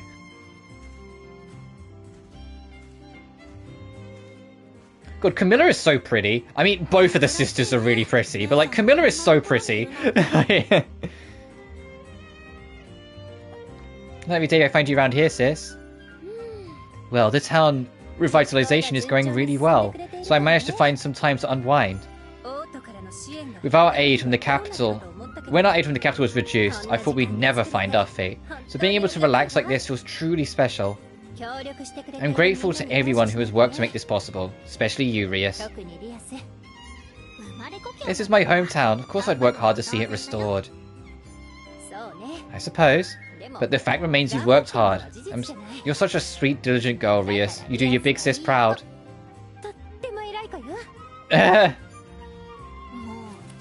don't go treat me like a kid or I'll get mad. I'm not treating you like a kid, but as my little sister. Anyway, is there anything at all that's been troubling you? I have time right now, so if there's anything at the shop I can help with, I'd be more than happy to. Slade helps me out, so no need to worry there. You sure? Well, then what about the recent... Camilla wants to go do something with her sister. Come on, to catch the hint. There's investigations. Can you tell me how things have been going? Yeah, meanwhile, Slade's like, oh, I'll just let them go to do their thing. Oh, hey, Randolph. Oh, Randolph, do you need Camilla for something? Indeed. I received word from the capital asking us to report on the town's operating costs. Alone, I would never finish in time. I see.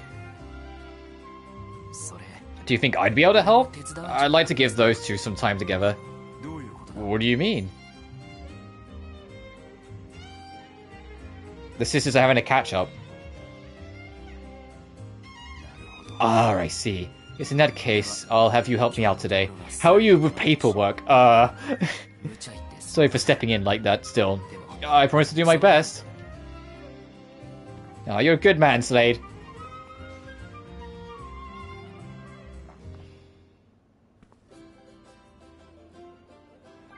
Oh, that's a good loading tip. I didn't realize Frostbite did that in this game. If an enemy is frostbitten, any attack that hits them is guaranteed to be crit. That's actually a very good thing to know. Right, and I don't think... No, it doesn't look like there's anything else, so I will return home, save my game, and call it a stream. I mean, the game auto-saves, but I still like to manual save if I can help it. Oh, the last thing then, to bring up before I wrap.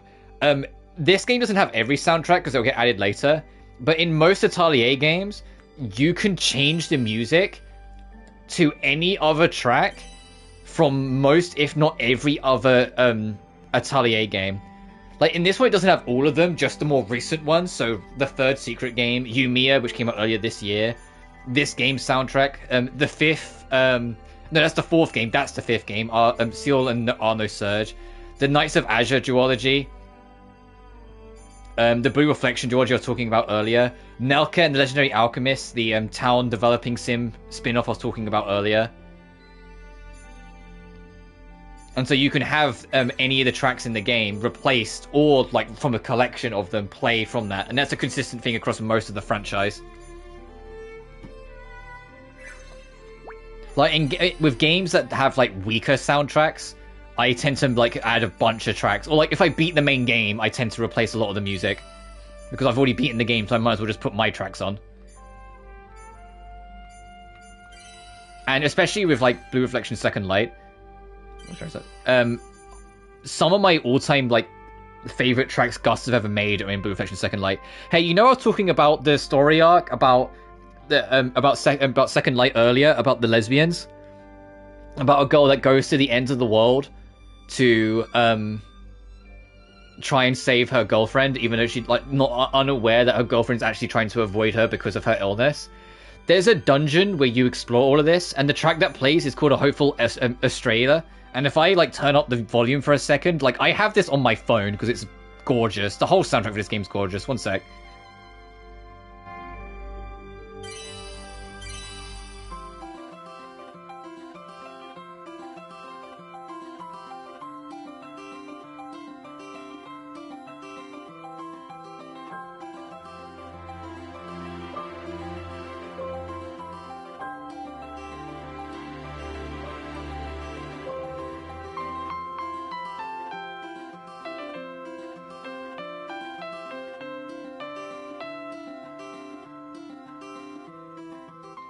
Like, come on, I could go on all day, but like the whole...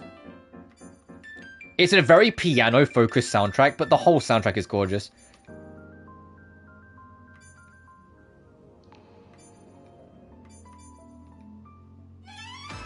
Oh, the battle theme! Genesis is the final boss theme. Blue Reflection 1 has some phenomenal tracks as well. Like, for what BR1 lacks, it makes up for it with the soundtrack.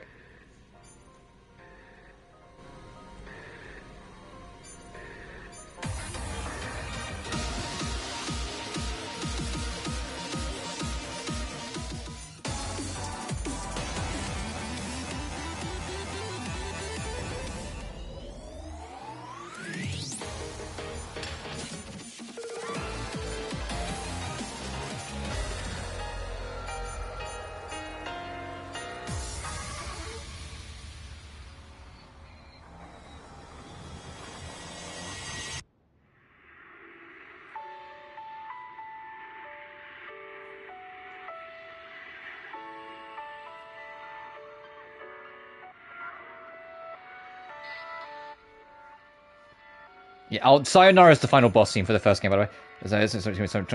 Oh yeah, the piano is my favorite instrument. Oh, Knights of Azure soundtrack is if you just want, like, grunge rock. Both of these games have, like, real gothic rock soundtracks. Hang on.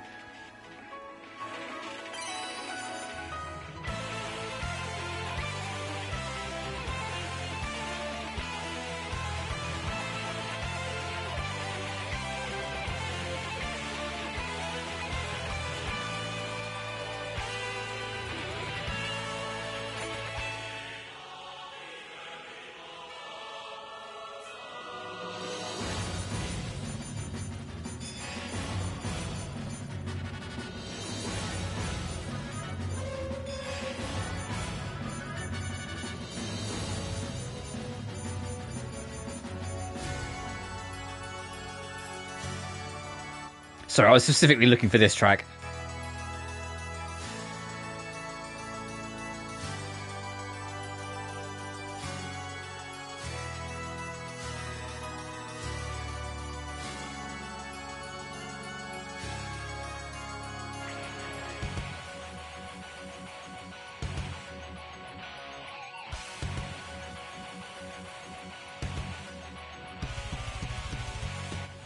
But yeah, if you want like a good rock off, that's where you go.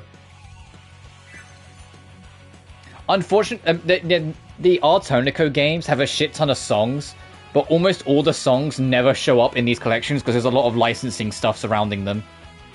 So I can't show you some of the best of like the R tracks, unfortunately.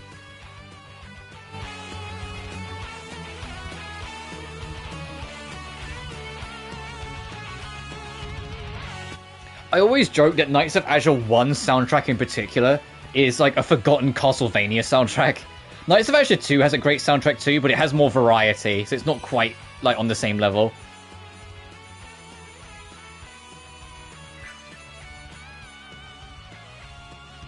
So Yumiya's like this game that we're playing, this game isn't a part of any saga because it's like an anniversary title. The sagas are Salberg, which is Marie, Ellie, and Lily. Gramnid, which is Judy and Viorate. Yes, that is her name. Iris, which is just Iris 1, 2, and 3. Monokamiya, which is just 1 and 2.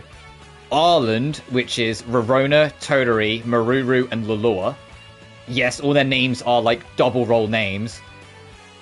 Dusk, which is Ayesha, Escher and Loji, and Shaylee. Mysterious, the 7th saga, which is Sophie, Furious, Lydia, and Suli, Sophie 2.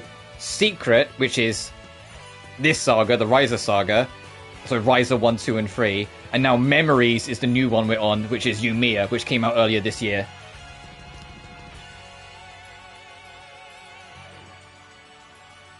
Just so you have like the heads up. There's also a bunch of spin-offs like that were Japan only on like the Game Boy Advance and DS, but I'm not interested in playing any of them. I'm okay sticking with just the main lines. The only spin-off I've played is Nelke, and I enjoyed Nelke for what it is, but like I say, it's also like a management game, so I was like, eh. It's literally just like a SimCity game.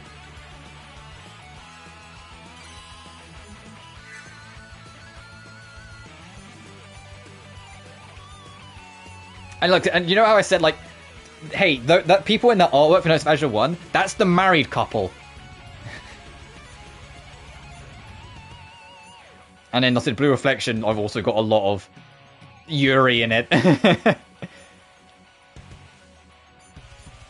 I hope they make a Blue Reflection 3. I really do. I said Blue Reflection Second Light's one of my all-time favorite games.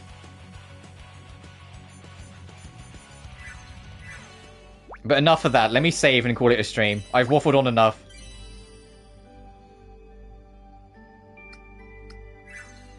But yeah, and 3 days in, if it wasn't obvious already, I genuinely love this game. This game is phenomenal.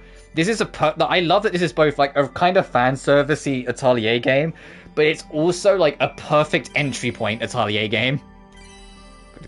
You know? Yeah, I am a huge fucking fan of this franchise, and so I'm always going to be eager to introduce more people to it because I think it's super underrated. I can't wait until we get the full party, because every time we get a new party member, they're added to the title screen. I want to see, like, everyone there. Anyway, thank you all so much for watching. Remember to like and subscribe if you haven't already. It genuinely helps the channel grow. Additionally, you can find my BlueSky, and Patreon in the description of every single video. Until next time, though, you guys take care now. Peace.